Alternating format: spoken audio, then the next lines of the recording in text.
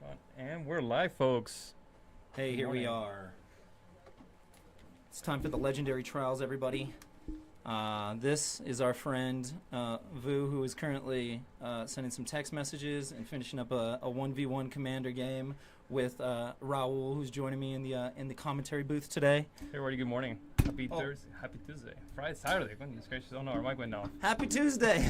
I have a lot of meetings on Tuesdays, so that's my thing. There you go. Well, that's okay. So now that I know that's a script for you, Happy Tuesday. You don't mean it. You don't mean it when you say Happy Tuesday. It's like, brain off. Happy Tuesday, everybody. Anyways. Yeah, we'll get the. Well, anyhow, the Legendary Trials is an event put on together between Advantage Games in Colorado and Thornton, and then Level 7 Games in Federal Heights and Denver. We're two card shops, and we decided to do collab tournaments where we took turns doing 1K tournaments of different varieties that all culminated in a draft invitational, which is happening today. We actually have the drafters. They're drafting right now, actually. It started at 11. So of the 16 people, we did have 12 people come through. It was a free event, so, 4 people sadly missed out, I guess. But I guess before you told me that, can you tell us all the formats that you guys hosted?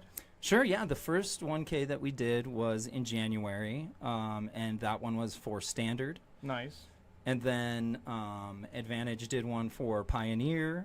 Then we did a CDH 1K. That was spicy. That was a pretty good one. That was a good one. And then Advantage ended up doing another 1K that I think was Pioneer as well. Okay, nice. Just because that's what was running at the same time. So originally we was going to be a 1v1 Commander tournament, but we kind of opted out of that. So it's been interesting. But here we are. Makes sense. It's draft day, everybody. It's draft day. Okay. And I guess we've got further to do for people that are playing today. Sure. Yeah. So the way that this tournament's going to work is it will be 2 pods of 6 drafting and then building decks for 50 minutes. And then they'll play 3 Swiss rounds. Pod 1 consists of Alex Baxter, Matthew Braun, our boy Bo Tai Ben, Joshua Walmsley, Nick Villapondo, and Daniel Kupperman. Pod 2 is Irving Quinto, Devin Saunders, Corey Zell, David Pellegrini, Hayden Hollis, and Nick DeRue. So those are all the participants. Good luck to everybody. I hope you pull all the bangers. So many Ulamogs. all the old dressy. Yeah. And then just make sure that you see the little guy. We're still figuring out a little bit of sound, so this is our warm-up before we actually start doing the commentary. So we're going to review the sound on this in a minute and see if... Make sure we sound okay. Yeah, we got to make sure we sound good. So what's the structure going to be like? Is it 3 rounds, single elimination, or what is it going to look like? So so it'll be draft, 50 minutes, Okay. 3 rounds of Swiss. Okay. Then it'll be cut top 8 from standings. Okay, so 4 from each pod? Essentially, yep. Okay. Yep, 4 from each pod. And then, so top 4 from each pod will then move into the second draft. Nice, okay. They'll redraft, and then it will be single elimination from there. Okay, so it'll be a whole different deck, a whole different set of cards that are being used. Exactly. Excellent, And excellent. with different pod members as well. So Okay. playing against different people. So Perfect. yeah, it's exciting. And yeah, I mean, I should have got a little key image ready for the middle, but you can see Vu's deck is beautiful. Like if you're just looking at the static, it's not even static. Like it's like a screensaver just watching Vu finick with his deck, just a little bit. I have the 1 ring down. Yeah, right now This he's game's losing, pretty- so you could tell This he's. game's pretty done. 1 ring's pretty good. I kind of want to see what's in his hand though. No, won't be able to be the 1 ring, but we'll see. 1 ring's pretty good, guys. Yeah, Close. but thanks again to Advantage Games. Thanks to MTG Basics for helping us get the stream good to go. You can check out MTG Basics for all your like CEDH specialty stuff. Raul helps me stream other events as well and plays in other formats, but CEDH is their specialty. So Perfect. definitely, go give them a follow, give them a like, check out some of that CEDH tech. They know what's going on. We have a really good tournament that we run every Saturday night here that starts at 5:30 that has gone pretty... Yeah, a lot of people Pretty come good. and play, and it's a really strong and friendly community. I think a lot of the regulars come a lot often. It's actually built a lot of good friendships, in my opinion. So, good community for everybody if you're looking to join a group of CDH players. Yeah, and then I think Advantage Games actually hosts their CEDH on Mondays. Oh, nice. Okay. So definitely check out their schedule. You can just Google Advantage Games Colorado, and you'll find them right away. So yeah, we're probably going to take a short break, go back to the little cutscene. If I got anything to say, I'll come back and holler at you. But for now, we're just going to wait for these participants to draft their decks and start building, and then we'll go from there. Alrighty, folks. We'll see you in a bed. All right.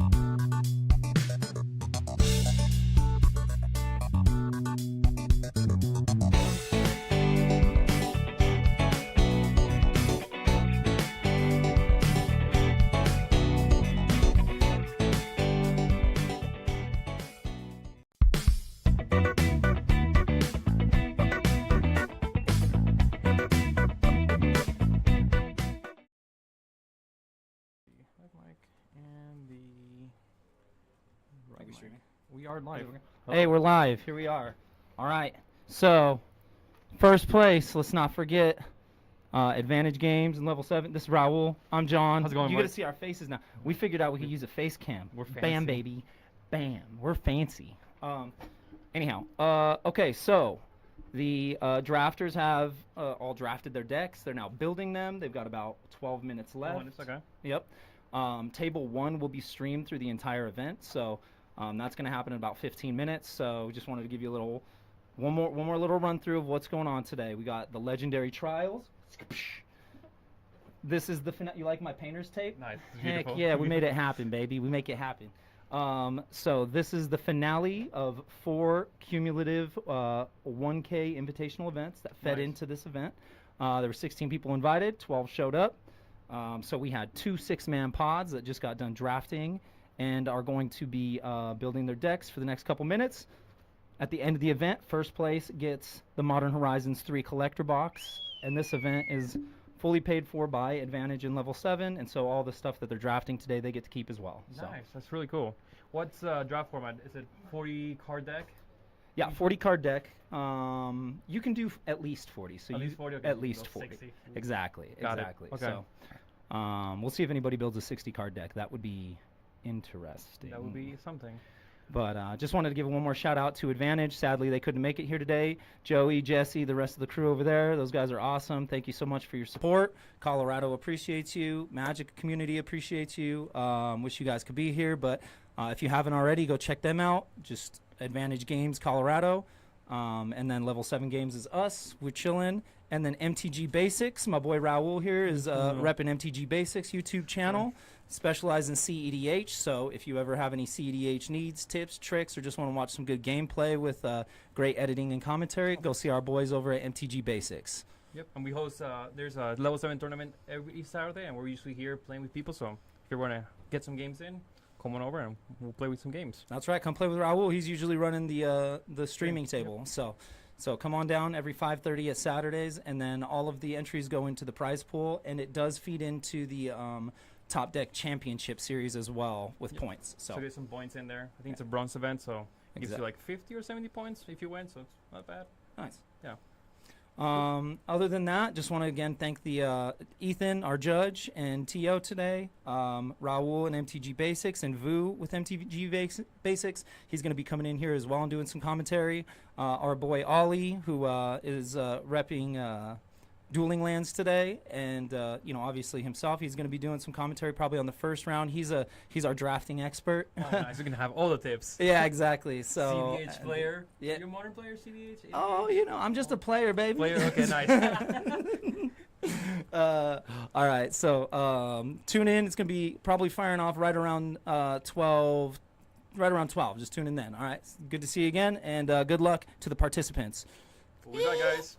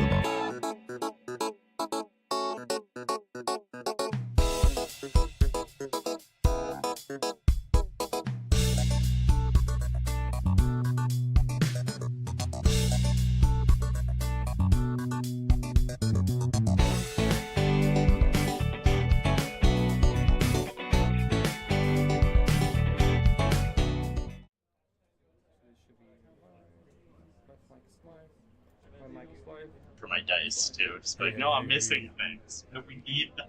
All right. We're set. We're ready. It begins. There was a little bit of a snafu because Exactly. somebody clicked the wrong button and accidentally did I just wanna cross-pod. go So over now art. Ethan has to figure it all out manually. But you know he's Understand. strong. He loves stuff like this. It's a challenge. In the booth here with my friend Ollie. Ollie, say what's up. Oh, hey, how's it going, guys? Ollie is a resident drafter and regular at level 7, and also repping Dueling Lands here. So shout out to those guys; they're awesome.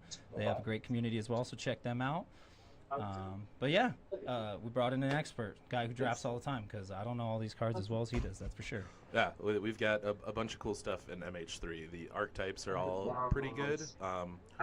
Strongest is going to be Red Green Eldrazi. I can see where the There lobby is going to be All right. energy, both You blue all ready? white and blue red. You could do That's 3 small. color. It looks like we've got someone Retro City running Trust Moderate. artifacts All right, it starts. I'll pass the turn. over And here. if you need to read any of my cards, feel free.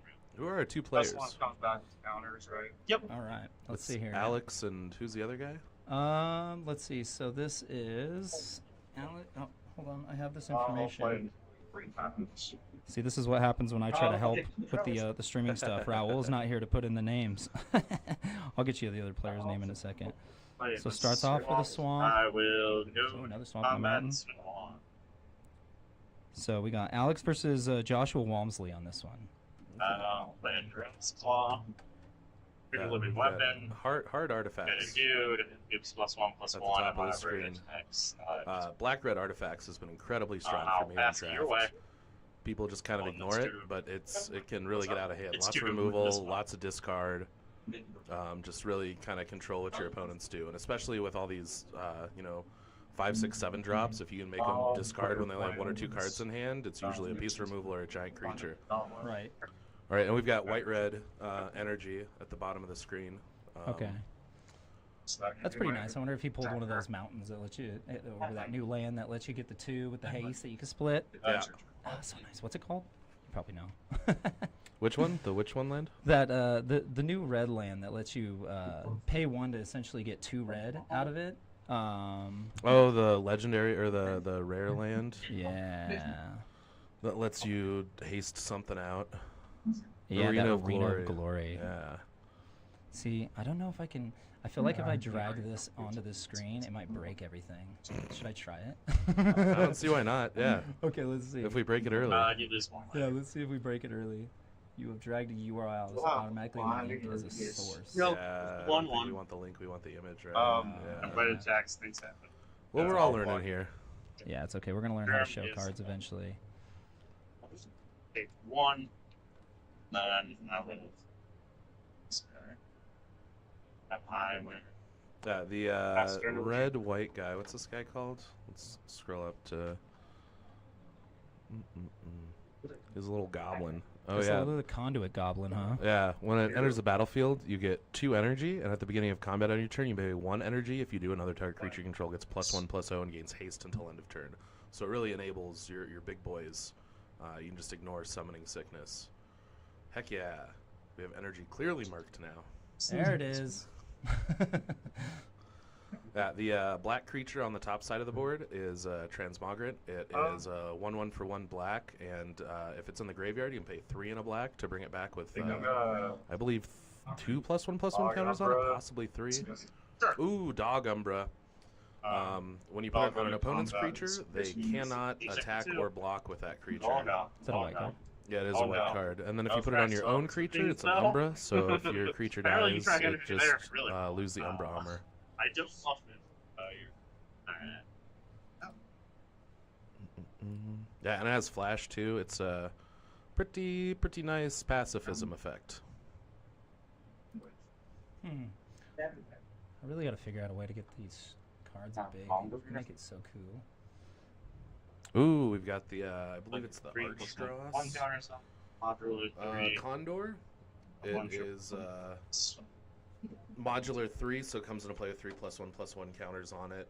If it would die, you can move the +1/+1 counters on it to a another artifact creature. Look up Condor. Yeah. That's and then gonna be whenever it you for play another me. I'll artifact, you pass can give a over to you. creature -1/-1 until end of turn. Arcbound Condor.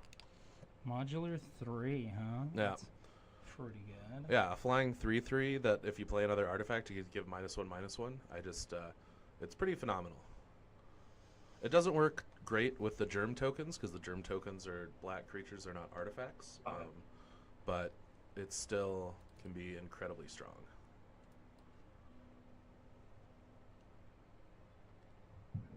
Do you go for a smelted or UTB, I I guess, think for Alex is the energy. top player, right? And when it attacks, pay an energy if I do. Back He's gonna hit me for doing that. I'm not gonna mess it up here. I'll make this invisible again. That's another right. Yeah, Top left. There we go. that also has. Yeah. So Here we go. We're gonna get this. We're gonna go to fixed, buddy. combat. There you go. Boom. We got So- names. I'm gonna pay the energy here. To give this +1/+0 and haste. Makes sense. And then when this attacks, I'll pay another one to get this +1/+0. Okay, so it's Ooh, he's got the bug. It's a artifact creature, 1/3 for 1 and a red. Comes into play, you get 2 energy, I believe. And then when it attacks, you can use an energy to give another creature +1/+0 and menace.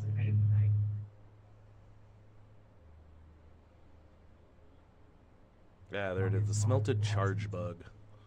It has menace itself, so it's Seems like energy is a pretty good archetype for once. Besides, you know what I mean, the Aether Revolt or something. yeah. They really gave a lot of support for energy because it was something that really didn't have a whole lot, especially in modern. There was just the Kaladesh block, and that was it. Okay, so 13-14, still kind of slow moving for now. Just a little board setup. Yeah. Just getting there, waiting for something big to hit. Yeah, they're just ships passing in the night because, Alex has the flyer and Josh has the menace on the board. So you just, neither of them can block. So it's going to be a bunch of punch and face until someone can slap at something else on the board. I wonder if I could do this. Um, No, it didn't work.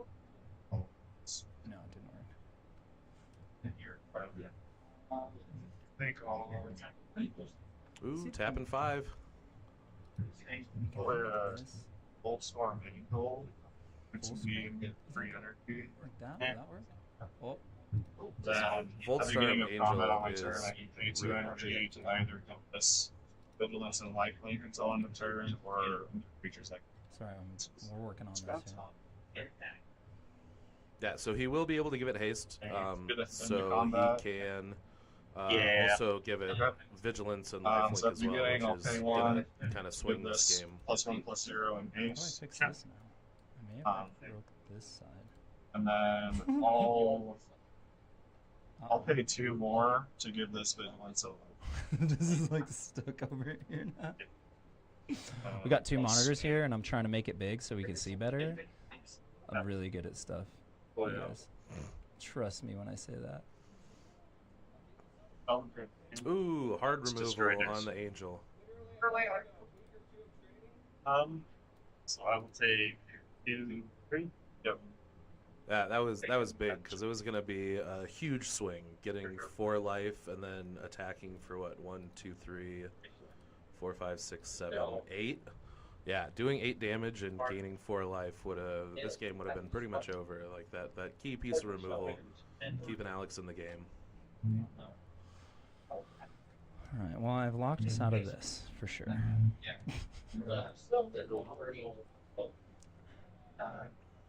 But we can see a little better now, Yeah. at least on this side. Oh, I wonder if I could do this. Hey, look at that. Boom, baby. Okay, we're back in business. Heck yeah. Now I can look up cards. Oh here. wow. Polluted Delta and a Bloodstained Mire. He at least got some of his money back. It was a free draft. Oh heck yeah! So he got just free money then. He's like, you know what? I'm walking away with this or something. Yeah. Okay, what do we got going on here? He is moving the Drossclaw to the Condor, so it will give the Condor +1/+1, and whenever he attacks with the Condor, it'll deal 1 damage.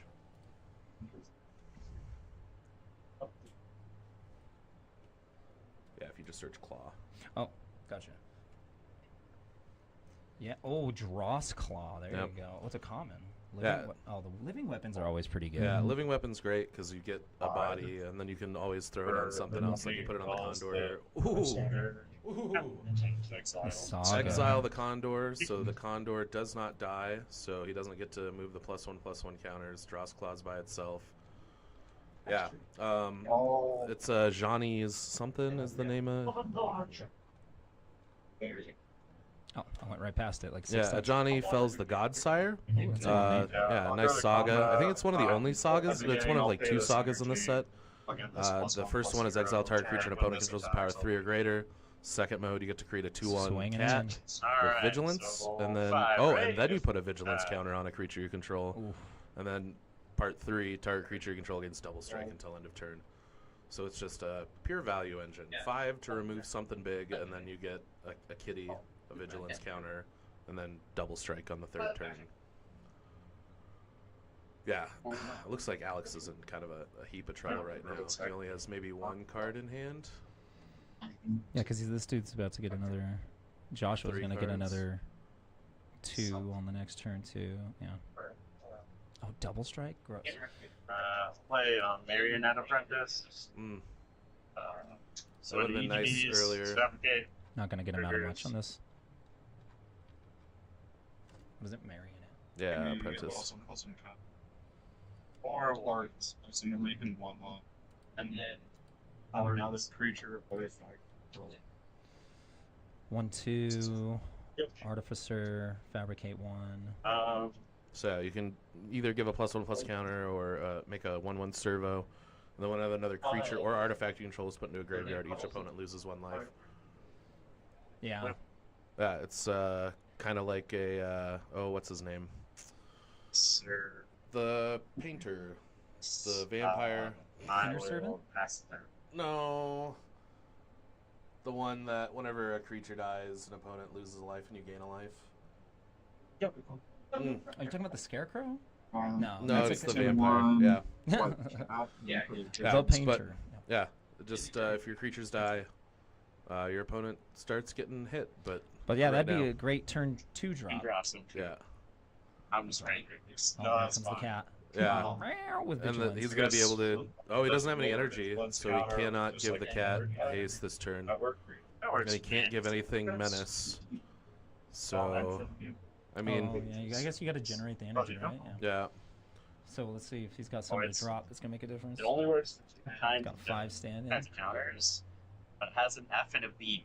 Final Fantasy days. I think I gave him those. Yeah. I've been using mine, the one that you gave me, the F for flying and the V for vigilance, so it works out really well. Heck yeah, Yeah. that's sick. Mammoth.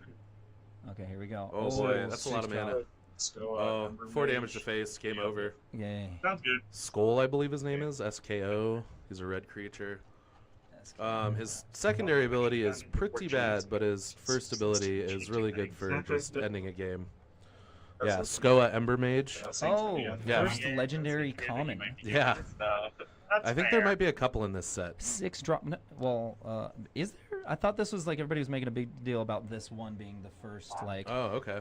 legendary common creature. I don't know. I could be wrong. There's so many cards in Magic. I'm gonna try this. I, Oh, it doesn't work that way. Oh, because we're on full screen view now. yeah, we can take it off of full screen. I've got a pretty decent idea on what the This most makes a cards big. are. This makes a big difference for me. Okay. Because I'm blind. All right. Well, game 1 over. That was a good one. That was a good one. But I want to try. Let's see here. We're gonna close this. I just want to try something here. Go for it. We're gonna go add image. Alright. Okay. And then. Oh, you See, need a I wish file. that there was a. Yeah, it's always got to be a Notice for file. import, There's yeah. got to be a way just to Yeah, drop The it rest of in, your though. cards are. You would think. Technically okay.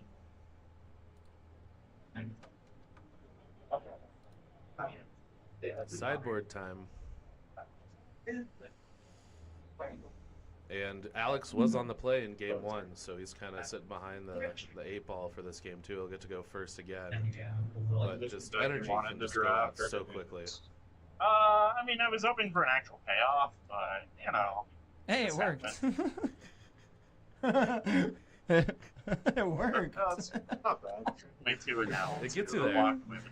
Wait, hold on. Somebody, Check this yeah, out. somebody passed, Open image in new what's his tab. name? Hold on, check this And out. then one of the Will it packs, take up the whole like, screen, though? my third pack, Yeah, just but didn't okay, have anything yeah. I cared about. And Let's then we talk about it real quick. Had, Okay. one Okay. of the It's just like, Okay, okay, we're well, working this on is something, easy. we're working on something. There isn't even a decision. Like some okay Yeah, so open card image for in my new deck. tab. Like, Okay, I so got a I'm like, system well, now, that guys. might I make got a it. system for showing you cards. Value. Check out this. Okay, this is what he won with Some last time. value. Yep. See, legendary. But Like, you you were can't see pretty my happy with mouse, what you but got? I'm using this it right was the now. deck I wanted to drop, so Excellent. Yeah, Hey, 4 might damage to not any be target really is just hard. insane. I've never seen anyone use the secondary ability where at Grandeur, discard Yeah, another it will card be. named Skoa Ember Mage, sacrifice 2 mountains, it does 4 damage to any target. Just a lot of resources to end a game, and you don't want to run 2 of these in a deck. It's a very good one of, just to punch someone in the face for 4, or you know, get rid of the one big blocker that they have. Other than that, you don't want. Yeah, you're 2 gonna of these. discard another card and sack 2 mountains for 4 damage. That's like not good. No, actively kind of bad. Yeah, I Yeah. mean, Because that's if you have 2 of crazy. them in hand, you're not going to be able to play it till turn 6. Like best case scenario, maybe turn 5, and then you're just sitting with another one in hand, and you have to sack 2 mountains to it. Like you've got to be mono red to do it. So it's bad in Commander. Oh yeah, I doubt it'll see any play in really anything. just make a meme commander out of it. That's all it's good for. Yeah. Just beat somebody with a common commander, just to be like, they did it. I did it. All right, we got a turn 1 Bloodstained Mire pass. You kind of want to have a 1-drop against energy because it can really pop off. Better way. Let's hope he's got a 2-drop.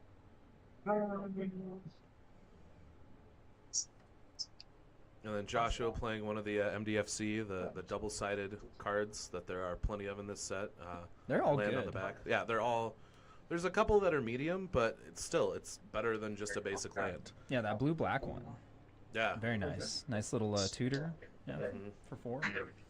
Go find whatever ants you need. Okay, we got Dross Claw back. It makes the germ. Oh, Dross Claw. Here we go. Yeah. I'm gonna show you this card. You guys just wait. I'm gonna go fucking. Oh, I'm not gonna cuss. Oh, check this out. Planes, scratching, plate, conduit, goblin. It took a long time, but that's a Dross Claw. We're gonna get quicker. Yeah, only costs 2 to equip. It's pretty good. I've had a lot of success with it. Oh, there's that little guy You again. can toss on a flyer. Oh man, Goblin. If you can create energy, you are going to be doing some silly stuff. Ooh, Junk Diver. We're moving quick, but we saw the I'll pass it your that goblin in the last game. Junk Diver's a 3-drop, 3 colorless for a 1/1 flyer. When it hits the graveyard, you can bring a artifact back from the graveyard. Here it is on the screen. It was from Urza's, the Urza's block originally. One of the bonus sheet cards in the Mage 3. I haven't been super impressed by it because a lot of the artifact stuff is going to be equipment. A lot of it doesn't hit the graveyard. Boy, Skitterbug again. Energy. The old Skitterbug. Yeah. Oh, is that what that is that he just dropped?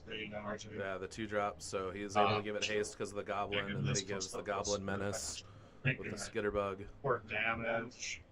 Oh, he's not going for the double block on the Goblin. I Not would've the, gone for the Charbug? Yeah, the Charbug. Charge Bug. maybe an additional soon. Give an additional. Ooh, and he flashed in the mace. Mace is a 1-drop equipment. When it comes to not that mace, other mace. Sorry, No, it's okay. is there only one mace? I don't know what this is called then. Okay. It's a 1-drop. Red? Yeah, red, but we're in the bonus sheet on this. It's part of the main set. It creates 2 energy when it comes into play. You auto-equip it to a creature, and it gives +2/+0. Bring that to your This one? Yeah, the Inventor's Axe. I don't know. I've been kind of afraid to run it just because it doesn't seem great because you have to use 2 energy to equip it. But it does have flash, so you can sneak in a couple damage here or there. You can use it as a combat trick.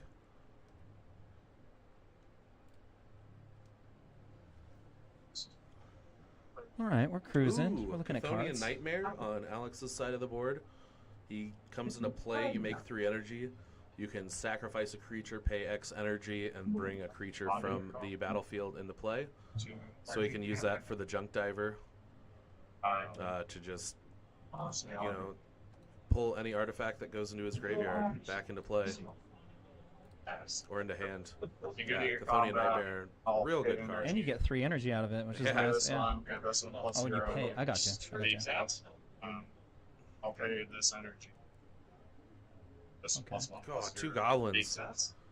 Joshua is going to be a problem all day with this just So much. aggro energy. Yeah, white-red. White red's just so mean in general. Yeah, it's just So, yeah. it's just Okay, so so fast. additional one. In most I was trying to draft make it formats, easy. like unless it's a real weird one, white red just so fast. Yeah, and the fact that you're adding energy, which allows it to do a bunch of silly stuff like give menace and before damage. oh, before damage, you get a kill spell.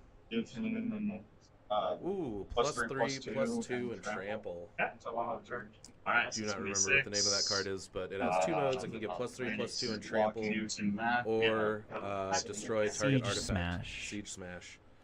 And it's got split second, so you cannot counter it. Yes. Yeah, that's Oh, he can get rid of the junk diver just outright. Yeah, but he did the plus three, plus two trample, so it'll kill both creatures and trample through. So yeah, Alex is down to one. That's all right. Alex is about to. You watch what's about to happen. No, this is it. This is it. This is. She's about unless to he has a drop board Ulamog. one. No, I'm just kidding. yeah, I'm not gonna cast it. Yeah, it's tough. He does have the sweet curved sleeves though from heavy play. Those things shuffle like a dream. Oh, they're beautiful.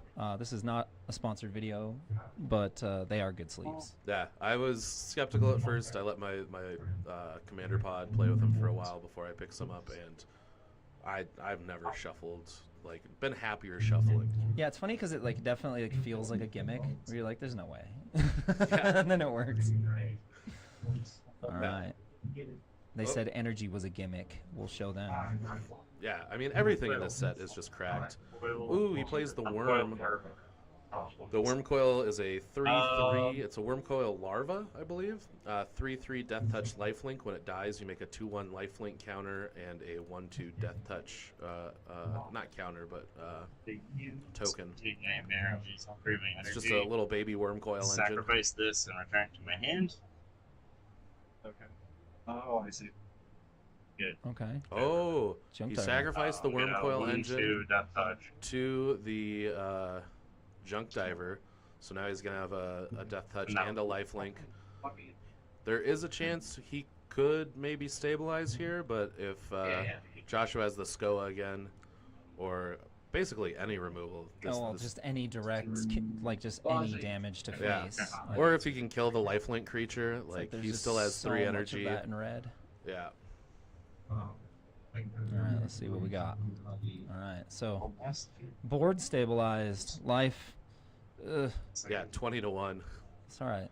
We'll I've seen see. worse. Yeah. I I mean, appreciate pretty much it. if he plays a creature, was he neat can for give the sure. creature haste. That was cool. The Chthonian Nightmare was very cool. Because he can play the Chthonian Nightmare again next turn. It's just hard. Sacrifice the junk diver, get the worm coil back. Yeah, if he wouldn't have been smacked so hard in the face with these goblins and the little bug. These gobos.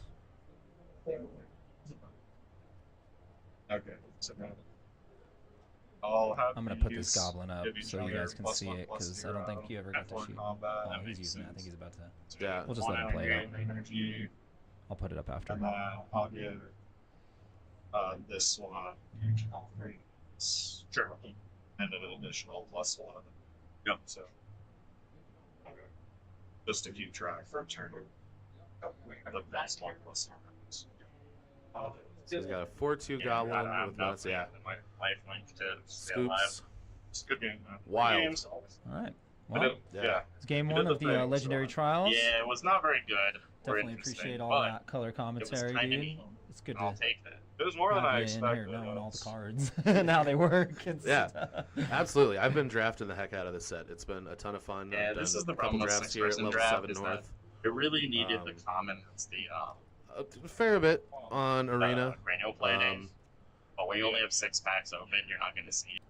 Yeah, they're talking about how I didn't get the cranial platings because that's something that's huge for Black Red. It is equipment that is living weapon. It gives +X/+1, where X is the number of artifacts you have in play, and it equips for 2. So, and these artifact decks, you can just, especially because there's some really good flyers Right. in Black Red, you can just juice them.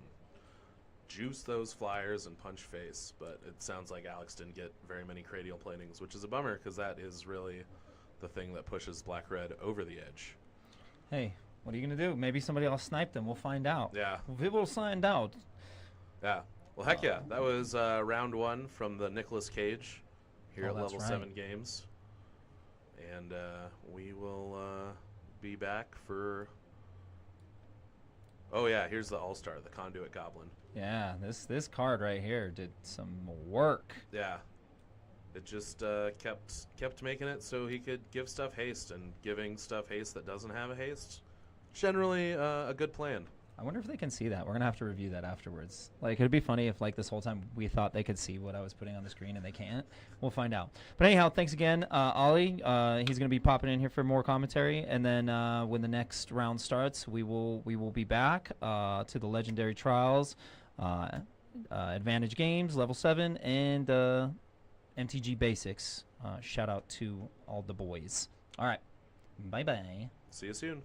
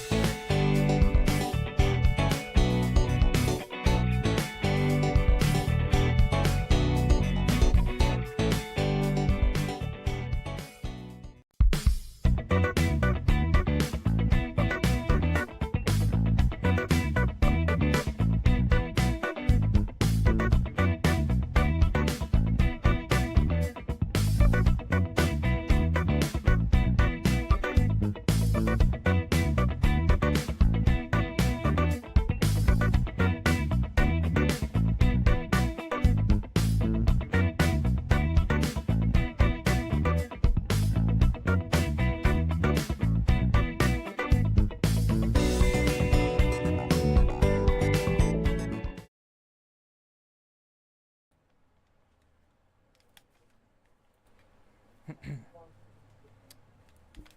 hello, hello, everybody. This is Raul. I'm joined by Vu. We're on round 2, so go ahead and update that number for everybody.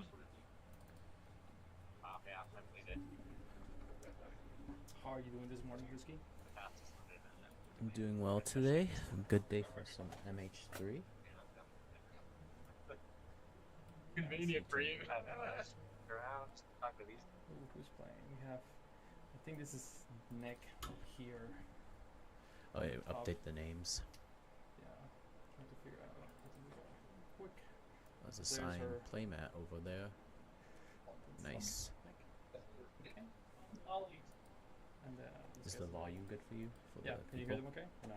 I can barely hear them, but that's alright. Okay. Guess we'll just be looking at the cards anyhow. So. Alright, yeah, I think we're just resolving mulligans. Soul mulligans. I think it's best of 3, right? Yep, that's the 3. 40 card decks, 2. minimum. I should have asked their names. Fine. Put this down next to you. I think Nick is the one on the top right. Yeah, and then I don't know this guy's name. Unfortunately, didn't ask. So forgive me, Alright. sir. I don't know your name. So I know that the guy that Nick is facing is playing Eldrazi. He's I got the D from Nick, and it sounds like Nick is playing absent counters or something that uses counters to keep creatures flying or energy or uses a bunch of tokens. And I only know that because he was asking for tokens and while we were talking. Looks like he's on blue. Are you sure it's Asban? Maybe. His name is Daniel. Thanks, man. Alright, Nick against Daniel. It looks like Nick is on blue, from what I can tell. And Daniel's going down probably the 6 cards, it looks like.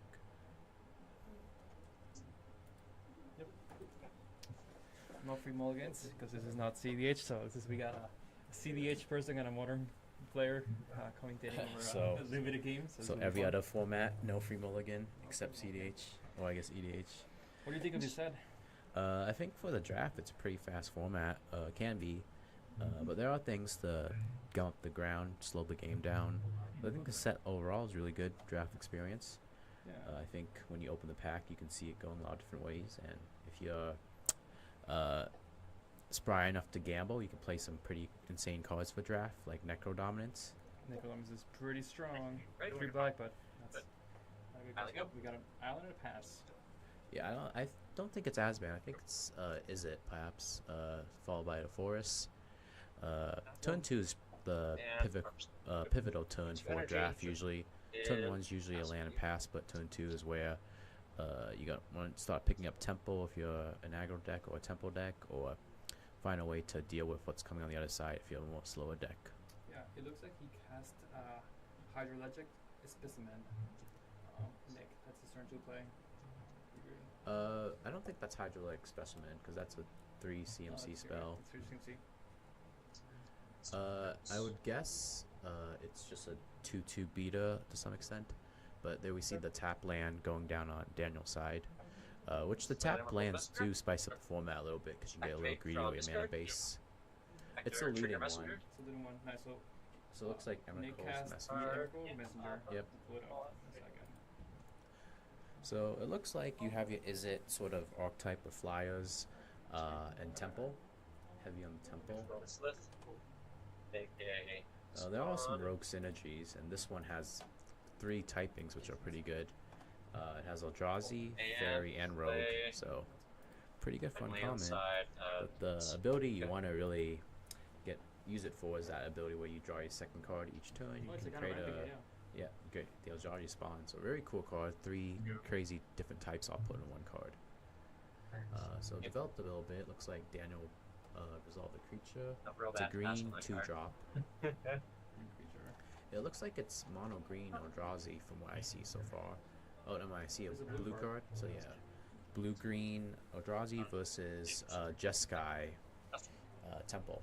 Looks like, and just their removal spell is probably a fight spell if I Yep, imagine. here's a fight spell. Let's see if I can pull it up for the audience to see so we can read it.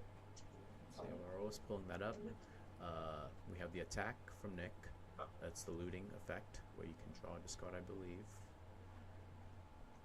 It looks like a counter spell just off the top, but can't tell. Discard the same card, so whatever creature that is discarded. Okay, here's a fight spell. Card, ancient energy. Yep. Horrific Assault. I mean, it's probably, it's the common, so you want to pick that.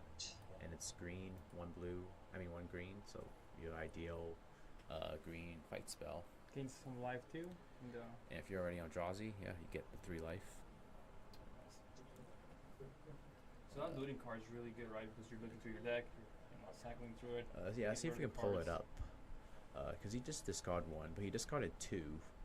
So it might be asymmetric. Spell. But that looks like some white targeting spell coming down. Some white removal. Let's see if we can find that as well. We are learning with you guys. You're watching how the cards are being casted. It gains them 2 life.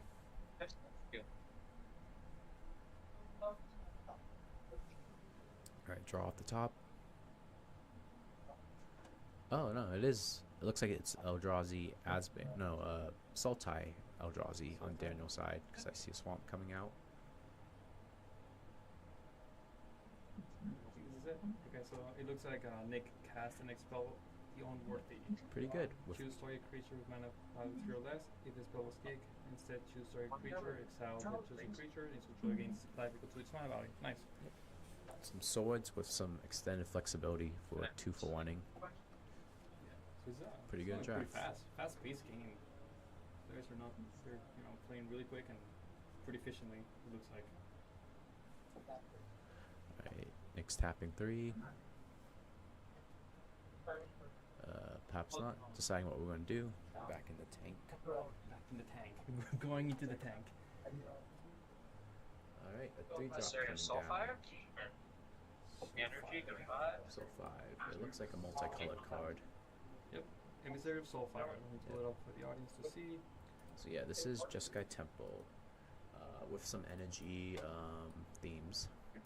So What this is that one, card read for us, Whiskey? yeah, so this one generates energy. You get 3 energy, and you can pay 2. Put an exalted counter on a target creature you control, but only activate as a sorcery. Salted counter. So in Jeskai Temple, I think the idea is since you're only attacking with 1 creature, 1 big strong creature, make that exalted to get him for more damage. And if you generate more energy, you can do it again. Yeah, it's really cool because you're giving it to the one that's flyer, that's looting you, it's taking damage. There's like a little value engine. Build your own really strong card. Yeah, and you just need 1 more energy to do another counter on it again. So, Here you go. and it's also 1 full blocker, Yeah. which is sometimes a struggle when you're in Temple on the swing back. The thing about Temple deck is that the ramp deck is just gonna ramp, right? And it's gonna cast 1 huge creature, right?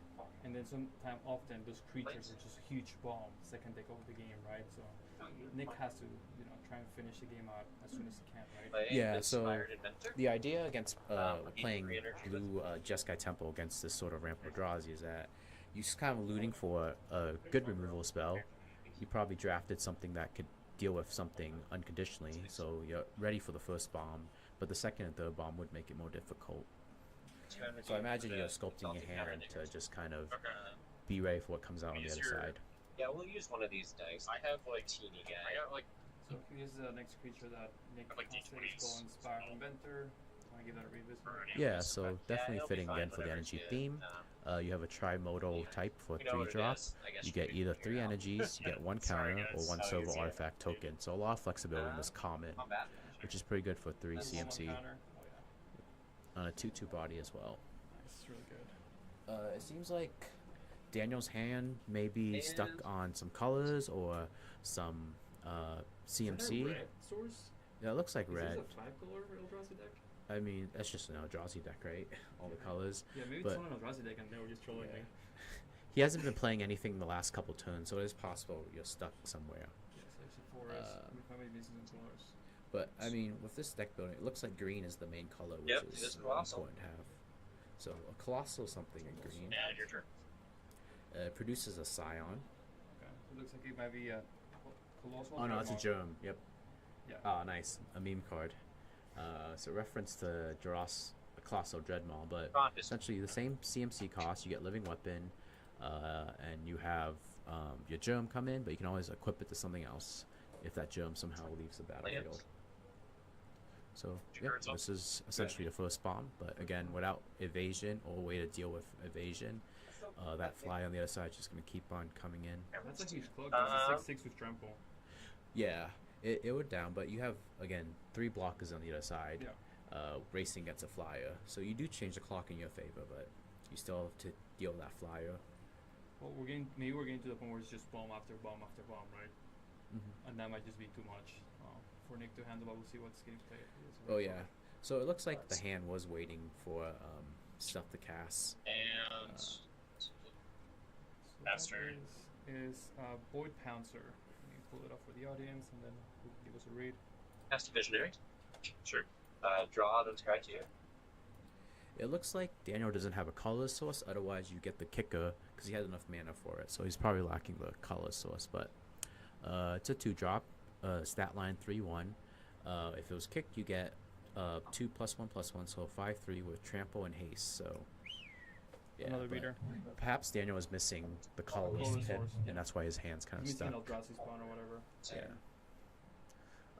Looks like Nick resolved something else. 3-drop. Missionary. Or something missionary. Yeah, or pulls it up.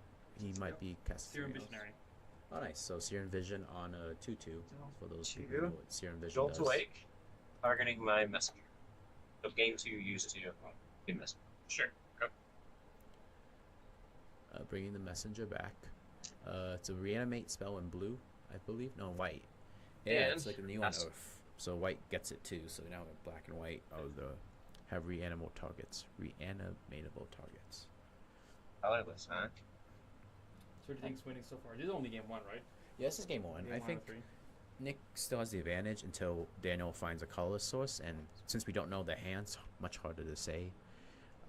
Because they're both at 6 lands, effectively, but I think Daniel, judging by the play pattern, has been stuck on some cards in his hand. So another fight spell, draft a 2, Same which is one, pretty good. Spell 1 that we seen earlier today. I think it's just the best removal common in green, so easy to get and easy to put multiple copies in your deck. Horrific Assault. It's a common.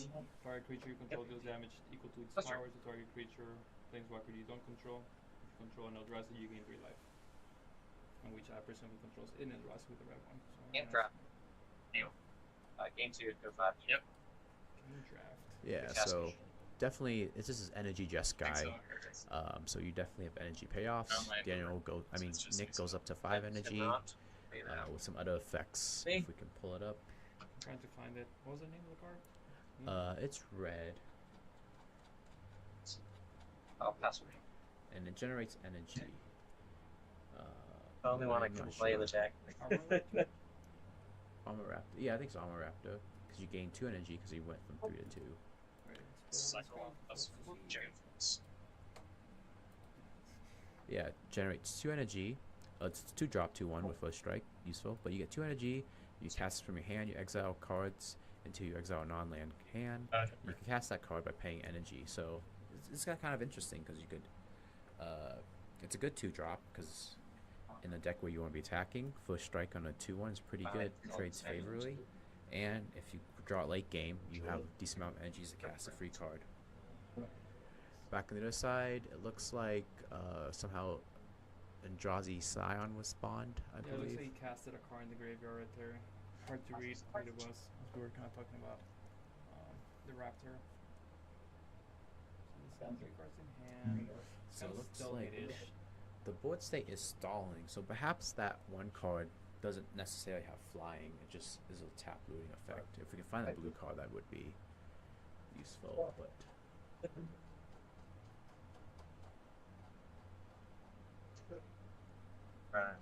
And it's it has a looting effect. This one. good. Yeah, Exalted that's counter. To no flying. On It's just an to my energy Visionary. filter. Got it. Okay. So Black he needs card. energies to be doing that. Yeah. Okay. And looks like he has 3 not enemy bad. counters. That's right. 6. Plus 3. There's 5, right? Looks like somehow I'm not Nick sick is of it. giving Pass away. plus power, or was giving plus With the power exhaust to the triggers, dinosaur, yeah. yeah, but not anymore, no attacks. So yeah, now we have sort of this phase that happens sometimes in limited where you just have stall board states. Not really too advantageous where you feel confident or comfortable attacking or making an Ooh. initiative play, but something's big's coming down. It's the same card that was resolved last turn. It looks like colorless, devoid Eldrazi perhaps, which is a pretty fun sub team to play in this draft when you always have devoid or colorless or type that can stand by itself. Well, technically colorless, but you know, in different colors. That's correct. It's fun to I'm play. gonna respond to that trigger actually, The cast trigger. So, let's see if we and pull it I'm up. gonna spike it. Yeah, gain 2, pay 1. Oh, looks like casting a spike. Counter unless you pay 1. I think essentially it's the equivalent of mana leak, where you just pay energy, and then that if they don't pay the corresponding amount, it gets countered. Still trying to find the Eldrazi that's being casted. It looks like it's colorless. Yeah, if you go to this one, so if I color it might be easier. Cast a Stormdrake. Oh, here it is. It came 4 to 8. Tuska, 7 A drop, 7. reach. Or gain control of your Tusk. Oh, nice. Volatile Stormdrake. Oh, well, build a That's Drake the- at home. So you're at 4. Was that In 4? some cases, some situations may even be better, but this is definitely, it could be a first pick for Nick because it's the rare. It's coming out now. I mean, this kind of pushes you to the energy sub theme, So that because the downside of the energy sub theme, and then well, that's you don't get, since you're in the energy sub theme, you don't get the downside where you have to sack it, where you just get that creature. You get the general, creature, yep. yeah. So, getting the 7/7, I think, or what was it? Yep, the 7/7 reach. So pretty powerful. Just giving them. it is. 3/2. It's also as a it pretty does good the stat song. line. 3/2 for 2 mana.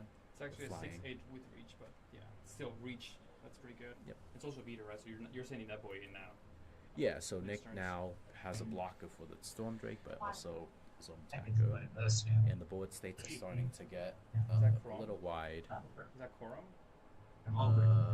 It could be. I would pull it up. Yeah, it looks like it's Corum. Korup is in the main set, right? It's. I think it's part of. It's a commander set. So you won't be able End to of draft my Korup. turn. Or Yeah, end they of can- your they can turn. be So on the X. I'm gonna Oh, return they can that still to its show owner. X. Yeah. What is it Corum doing? Yeah, it's Corum.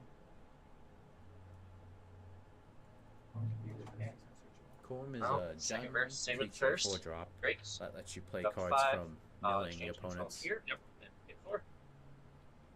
Oh, what is happening? Is he bouncing? It's good combat. Is there 2 Gildrakes or what's going on? Swing for 9. I'm unsure what just happened.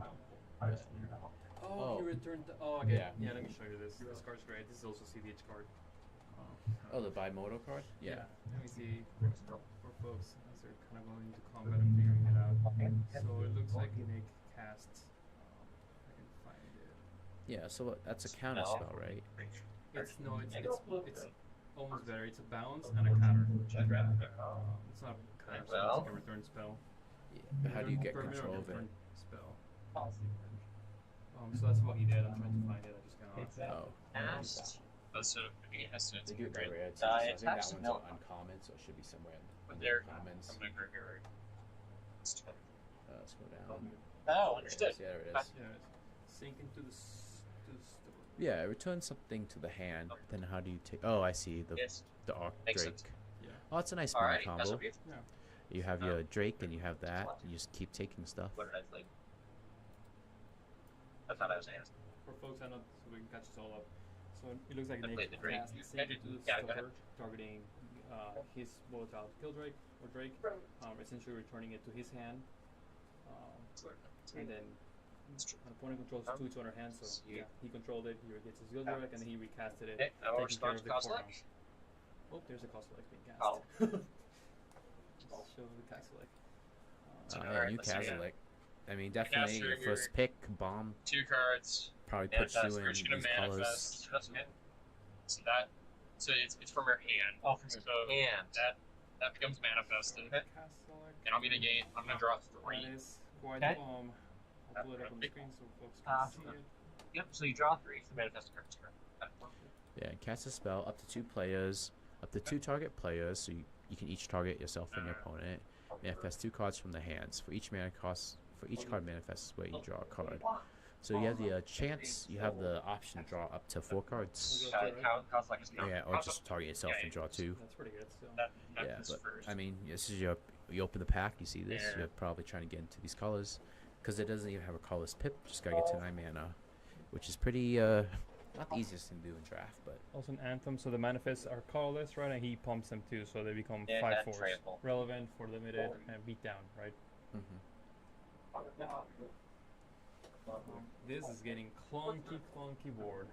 yeah. So we're sort of at a stalled state right now, where both again don't feel advantageous enough to start swinging or taking initiative. So kind this of is just a stalling out, 2/2 developing. forever now. Like it doesn't morph, right? You can flip it back up. For its So yeah, So I it guess has to be they're if it's a discussing the same creature. thing. It So has to be- manifest if it's a creatures, you can turn them face up if it's a creature card. It's Otherwise, not. it is not. Yeah, you That's just a gotta pay the 2/2 forever CMC, now. or the not CMC, the actual mana costs. Yeah, which I imagine for the Yeah. next tempo deck is not Do you still get ATB effects? I don't know. Because Guess we'll cross that bridge if that comes up, but I don't imagine because it's already in the battlefield, right? right, but it's not that Yeah. card necessarily. For 5. But Looks like we they will went to see. come up with a bird for 5. Yeah, I mean, in stall board states, this is when flying really matters, or some sort of evasion, because you just, get those incremental damages, and if the board state doesn't change on the ground, then the flyer just punches through. Yeah.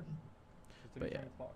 But now Daniel's checking the manifest cards to see if anything's worth turning up, and it might be spending some time reading it and looking at it, but still also got other options in hand. I think a land was drawn for the turn, and it looks like he's gonna play the land, or perhaps wait. I think just deciding on the sequence of either playing that land and then manifesting, or perhaps just jamming something else from the hand. What would you be doing in this position? Obviously, we don't know what's in the hand, but they put a cycle land where you can kind of, it's like a better evolving wilds almost. Get a pip color, or you can cycle it. Yeah, the hard part from Daniel's part is that since Nick took control of the 7/9 or the 6/8, it's hard to start swinging with your big creatures. And you want to leave the Gilded Drake back to block the other flyer, it seems like, so you're just hoping to draw something else that's another bomb in your deck and go from there, because without trample and stuff, Nick's board is pretty wide and it's hard to get any damage through without, losing anything back, and you also have 9 or 6 life The behind, 9 so beat that guy, you're right? different, disadvantageous right now. Yeah. Actually, did. So we're just kind of just in the tank as our friends. Combat? Friends, For 12. role Yeah, models. our friends. Cedric and what's that guy's name? Cedric and Patrick. Patrick. It is Crom. I didn't know you can open him in a regular Yeah. pack. So you can get him in the tank. So yeah, he mills each everyone, and you can cast 1 land and 1 spell per mill cycle. Does not have. Pronounce Crom. Oh, it's a troll. 12. Figure it out. He's not gonna have It's a Chrome. 12. Yeah, you probably have to look in the commando set to find the card, not in the main set. Could be wrong. Well, these are the draft cards, so it should be here. Draft cards. Oh no, I closed it. Yeah, it's true. There you go. So let's get find Chrome here. So players just, I think, thinking, not sure if there's anything that's been. Block with this dude. Yeah. Oh. Yeah.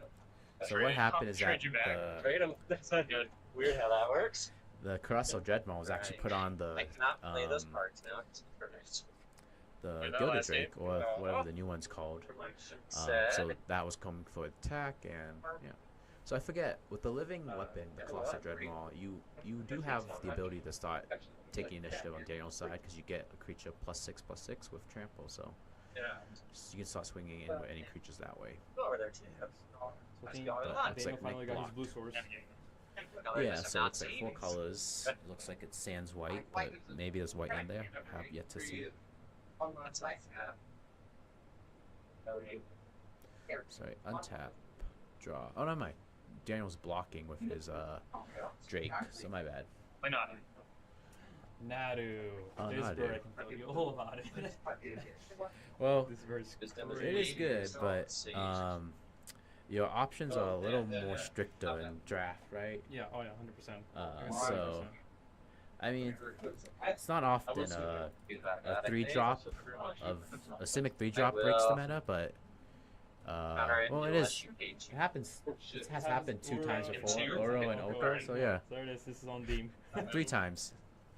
I mean, yeah, but in context of draft, I'm not sure. You can look up the equipment, but Daniel is able to get value with his Colossal Dreadmass. So yeah, see right there. Yeah, there you go. There's the engine online. And if you open that in a pack, you're definitely picking it, right? Oh no, 100%. You're not? It's an equipment. No, yeah. Oh no, yeah. It's a 3/4 with flying. Yeah, it's a first It's pick. his value. Yeah. Yeah. It's all creatures, so it's not. If he had like a way to move his equipment, cheaper. Oh yeah, he does. But yeah, it's slower, but it's also insane stats, right? If you remove the abilities, it's a 3-drop with a 3/4 flying, which is insane stats for limited. So definitely a first round pick. And again, this slows down the flying plan on Nick's side. I'm liking Nick's. I'm liking Demon's Kostalik and Nadu Yeah. as the bumps. Kozilek was counted, I believe, or removed. But now Nadu with the Dreadmass is online. I will put a counter onto the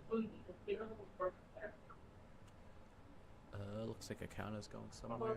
Yep, an energy counter, and I think that Yes, energy counter is getting used for Yeah. exhaust We'll put it on counter. Soul Fired Sword.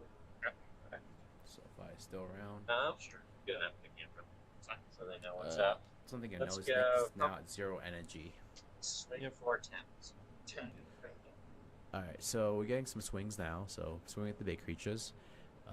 I guess Daniel's checking to see if anything's worth blocking. Chump block, it looks like. And turn. So it looks like both players are still starting to make some swings and starting to hopefully close out the game before another stalled state. Nick has to be scared of just losing to the value from Nadu, because each turn you're able to at least move the Dreadmass one time. So that could be relevant, but he might not, because that would leave up. It would change the math for Nick and perhaps leave him open because he can't move it back. Ooh, this is the Lord. Makes your Eldrazi cost 2 less, 1 less, and then he pumps them +1/+1 call his spells. Call his It's creatures. uncommon, right? Yeah, it's a common. Yeah, it's uncommon. not a bad pick for the deck. Eldrazi, I was expecting. There's this land is straight through the. So yeah, it looks like Daniel's playing an Eldrazi and also getting the copy effect right away. It looks like. Yep, so it's called Eat the Heralds, and then. Yep. So everything costs 1 less to cast, and then casting a green creature looks like. Pull up the green creature. That would help. But yeah, so everything's a little cheaper now. Oh, is that So only 7 mana or more Yeah, are yeah. cheaper. So it's spoke there. combos with the Kozilek? Yeah. Do you know what this card is? Looks like Sylvan Safekeeper. Oh, is it? Okay, yeah. 6 mana? Is that 6 mana? Uh, It's usually 1 mana. oh, okay. Daniel tapped out 6 mana for it, but I could be Find a wrong. green creature that's 6 mana. Miserable. So yeah, I thought it was Sylvan Safekeeper. It looks like Sylvan Oh yeah, Safekeeper too. it might be so. It's Which is Safekeeper. pretty crazy because this, if you start sacrificing your lands, you can start triggering Nadu quite a bit, right? Oh, it targets Gives it a Nadu. shot. Yep. Yep. So some oh yeah, So some that's a really good good deck value right building there. around Nadu for draft. It looks like he tapped out to That's cast it? another Sure. Husk. Oh, I see the Huss. Yeah, Yeah. Sylvan Safety and Huss. So I think Daniel's almost hellbent. Just 1 card left in hand. Well, I like his word state. It's pretty good. He can potentially draw 1, 2, 3, 4, 5, 6. Yeah, I mean, depending what you're looking for in your deck, right? You might just be thinking I can just start trying to get in with my Nadu and Jedmal instead of moving around and targeting. But extra cards some help. Well, I'm saying the Sylvan Safekeeper can draw him Yeah, cards that's if he needs to Yeah. by sacrificing some lands, which he has plenty of. Because you sacrifice a land, you target your creature that triggers Nadu, draws a card, or puts it into your hand, which is stronger than drawing. Checking that manifest again. Oh, I think looks like Daniel manifested the that 6/8. So it looks like he has a he almost has a playset in there, so pretty good. It's a common, so it's probably high chance of, but you know, if you're building around this archetype, having a playset, anything's good. Looks like another Manufest or Morph, or whatever you want to call it, coming out. Looks like red devoid of Eldrazi. That's a 3-drop. Okay. It's also only attacking, right? Let's remember how red it works. Looks like a common. Can attack someone. Take a look. Yeah, squirrel. So let's do this. Move to Kafka. Sure. Target Nadu with Line Breaker. Trigger Nadu. Let's see what we get a bigger. Nadu gets one. There's some Nadu activations as we look for this card that got morphed up. Yeah, we'll listen in real quick while Ola looks. Yeah. Oh, yeah. We found it. Line Breaker. And this one helps, you know, get out of those stall states. So casting this is pretty good when you have all these big creatures. So if we bring that up real quick. You can also probably do it with the other website, but begin of combat each turn, so wait until next or even this combat, target creature gets haste, which triggers Nadu, and X1 plus X plus 0 to enter turn with X amount of draws you control. So not a common, but a rare. Yeah, it's pretty good though. How many draws does he have? He's got 1 with the draws to spawn, 2 with a herald to the dance, 3 with a husk, 4. So he's got plus 4 plus 0. Which is not bad. Yeah, so I think what Daniel's thinking is that I can put him on a 2-turn clock by just swinging with Nadu each turn because it has invasion, Nick can't deal with that. So as long as you don't die in the swing back, Daniel's got it next turn because that leaves Nick at 6 and Nadu can swing for 9 next turn. And Nadu has trample, right? Yeah, so even with a flying blocker, you can get in. So it looks like Daniel's moving the mass somewhere else for helps with blocks and gets you another Nadu trigger. Yep.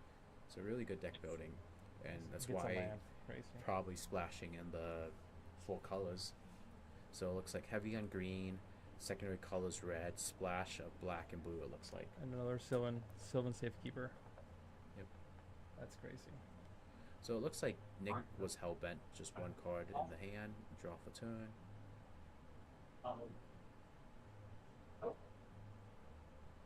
Getting to the point where game 2. Yep, game 2. All right, that's crazy. That's like you said, that's some. Right. Also, we have That's to some reveal again. We crazy. have to reveal the manifest card. And you flip both ears. I did these. Yep, just cleaning up. Looks like Daniel saw the play, and it's just, you know, you're not you Colossal Dreadmass from earlier, you just got to swing in. Because the thing on Daniel's side is that you don't need to swing in with a whole team of draws. You just got to get 1-2 hits with a big creature, and that's, you know, 20 life. And I guess for this set, right, your sideboard is the other cards you grab too, right? Yeah, so you have options Attention to sideboard. to change out what you do. So I imagine what Daniel's looking for is maybe if he runs more of those 1 green mana fight cards, just to get rid of any pesky evasion things that come out real quick. And with Nick, Jeskai, it's removal is a little harder in those colors, or at least more permanent removals. But white has pretty good, solid, unconditional removal. Red and blue is what's going to be lacking. So what do you think of the first game? I guess what do you think? Who's favorite for game 2? I mean, after seeing the decks, I mean, on the play, it does matter a lot, and I think if Nick can come out quick, then Daniel's slow to catch up. And even that game, he stumbled on resources, right? So he didn't have the right pips right away or something. Yeah. So there was a couple of turns where Daniel's inactive, so Nick can just grab it real quick again. Or not again, but for this time, bringing it to round 3. Right. But Daniel, you just want to keep a hand where you have So there's a resources pair you need now. to That's get what stuff happened out right now, early and right? survive the There- early game essentially. 1, Because those bombs, like Pair I said, down are just really hard to wins. deal with. And Like if you the could just person who mulligan got for paired Nadu down, and the higher seed some kind of equip, wins. then that can We're all get already going too. Winners from last round Depending on how guarantee. many Nadus It's or hard equipments doing you're running, this. right? It's hard to Yeah, spot. I If think they only run one. we saw Dreadmass and we Just saw draft again. Shroud, and we also see these kind of target So effects, as long right? It doesn't as have we're to not just be bottom two, equipment. Yeah. Oh, And it's you don't like have you've to already have a won one. repeatable effect. So you So you can't think about go a draft, once, even if you get 1 trigger get less per than pair down card, this round. that's essentially a net 0, So, right? like, you spent a I card and you got a believe card the back. pair That down puts you way is ahead in the draft. guy you just and he's We can already listen standing. into what they're saying for a bit while we take a So break and His get deck's round 2. very good, and he's a good. He is a good one. The other guy's eggs and olives. Okay. Ben, how'd it go? Did you win? I did too well. Joe, okay, then so that means good that for- we know that's bad. That is bad for us. That is he Now it's is correct. he was X2 that the girl already in already. I would presume Nick goes in the play. Right. Yeah, I usually want to take the play Sounds good. in draft in most formats. Yeah, it looked but like you guys were both doing. I'm sure easy there's stuff. very I'll take the uh, play on That's something. what I'm doing. rare cases Good luck. where you decide to draw, but we will see. Looks like next hand I see 3 islands. I think Oh, this perhaps, maybe that's a mountain instead. So 2 islands, 1 mountain, 2 white cards, and 2 blue cards, I believe, which makes the hand a little more difficult to keep because if you don't have access to white, it's hard. It's essentially more difficult keeping with those white cards in your hand. But yeah. we don't Sometimes know we're for gonna sure. land We're it's just all seeing our what we're hand is seeing, all so lands. it could be a better hand. Way to do it. The team event the Looks other like our week, friend right? Daniel. Not last going week. for the Oh, first okay. roll again, going down to I 6. played all Good of them draw. except Not for too bad. that. Right, we're going up Not to bad. 7 pretty quickly. We drew last game too. I always and end was up being on the the one in draw. charge of Ended up everyone. winning, It so sucks. So I'm just like, unless Doesn't you guys feel want to that put it bad. together, I'm not taking control of anything. I already run the level 7 to run some teams. Alright, draw the 7. I just like playing Legacy, so you Talking about legacy. play. Land not in recommend. That's what I played in the event. Okay, This is let me go. fun, and You play you know, this is just a at-home version of Jeskai Delver, so a very at-home version. But I mean, there's some cards. There's if you want to pull up it's a uncommon. It's like an Holy Heat, except a little better. Oh, the galvanic one. Yeah, Galvanic Blast. You Also get stop 3 that. energy, and you can spend how much energy to whatever. So Did Daniel mull down? Was there a free mull in limited? no, I think that maybe was his first hand. I like If we missed it. No, no, he mulled. Gain 100%. 2 energy, Oh, so it's then wrong. you're back. But yeah, Galvanic Blast, if you four right, you have a total of 12 damage throughout the game to spread, however. So if you need to kill 1 drop with it, it doesn't feel bad because when you draw the next one, you have 5 energy. So Nice. Yeah, it's like the. Some So- are calling it the new firebolt, the new Unholy Heat, lightning bolt. Lightning bolt. I don't know if it beats on Lightning Bolt, but I run 8 of Swell for 2. Lightning Bolt and that in combination. Yeah. Target Planeswalkers too. The only way it would be better is that you just target player as well. But yeah, common, They land. pretty good value. It cast this. But this is what I was talking Angel. about. Nick might not want to see these because if you are lacking in energy, right, getting rid of the 6/8 with that is just sort of very difficult to do. So you really need to stockpile your energy if you want to see that and get rid of something big. But it is possible you could get to 8 energy. Lightning Bolt, essentially one of the big Eldrazi creatures. Or just lightning bolt face. For 8 hit mana. For 8 Yeah. spawn. Right? Because you get 8 energies, you can. It's a smart. Yeah, you Oh, could. it's like creature or planeswalker. Never mind. Yeah. I thought it could do No, that. if it was player, that'd be That would insane. be insane. That's what you're like looking at me like, what are you talking about, bro? But yeah, I'm saying it's one of these questions where do you keep this in, take it out for this matchup? Because drawing off the top feels bad, but if you have energy stored, then well, you can get rid of these bigger creatures on Daniel's side. But on Daniel's side, coming out, you see green and red, so I think those are your 2 colors, and it looks like that's a dual land with blue, so you're already 3 out of your 4 colors. Yeah, that's one of the elbow beam wilds will get you a land, so Yep. it'll probably get you blue or black. I think it can get you Yeah. black as well. We didn't see something pay for black last game, but we might see it this Play game. this But inventor. the colors are all there. Going to trigger. Another event. The 1/1 counter here. And then I'm gonna put one counter there. Yep, I mean, Nick's got a pretty ideal start where essentially played something every turn and 5. generating value. The problem is that creature may not be strong enough to come out and attack the other side yet without worrying about dying, but Negative combat. we will see. But it looks like we are going to combat. Attack. Oh, generates energy when attack, so that's useful. Do you chump with the Scion? Get your friend. But talk with this. Oh, block with that attack. Understood. Yep. Alright, so it seems like Sacrifice. Sack. Putting a 1 counter on it. Okay. block, sack, gets value somewhere else. So yeah, saving your life, but making your creature better. Although those generate mana, right? Yeah. I You have to mean, sacrifice. yeah. Save it. Yeah, I don't know Daniel's hand, so I mean he's definitely the better pilot, but it might be worth saying that to cast something more expensive earlier. But it looks like he did the math anyways, and he's cashing it in now, so maybe he didn't even need it. Oh, fight spell, yep. By mechanic. Yep, got it. So yep, this card's just been proving to be what you need early game against Nick to stop getting ran Rain over. removal. Yeah. So yeah, just throwing out the Jeskai Energy Tempo deck and just getting to your big stuff, big threats they can't deal with. Ooh. But something big's coming down. Oh, just removal on the other side. And the kicker. This is the one we saw the kicker of. Yep, so we can read the kicker cost and see what you can get. It is a white uncommon, I believe. I believe you can also drag the image from this website too. And I'm gonna have to take it back 20.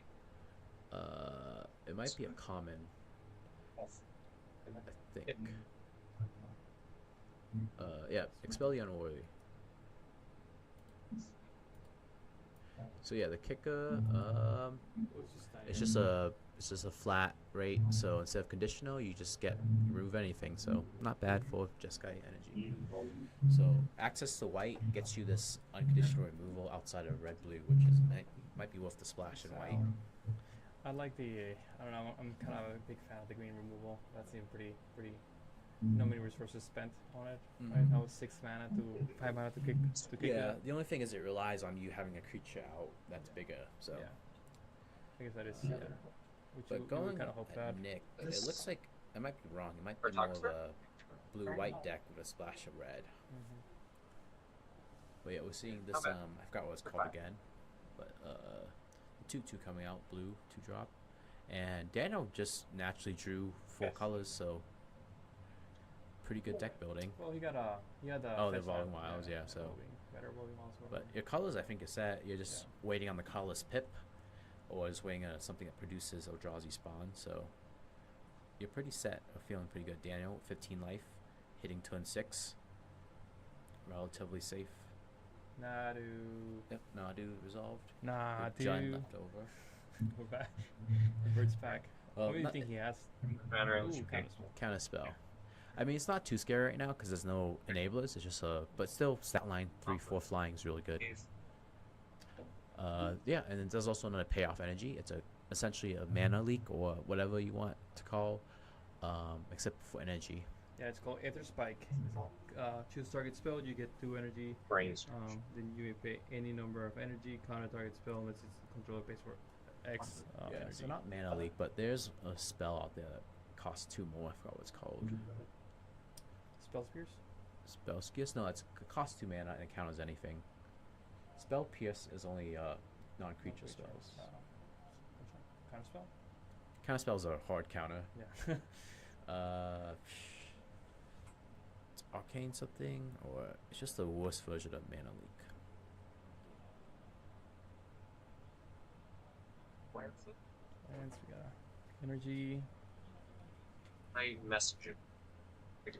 Alright, Messenger again. Some more energy. The Fairy Eldrazi And Rogue, I believe. So, Nick, you're feeling good. You're getting the beatdowns in.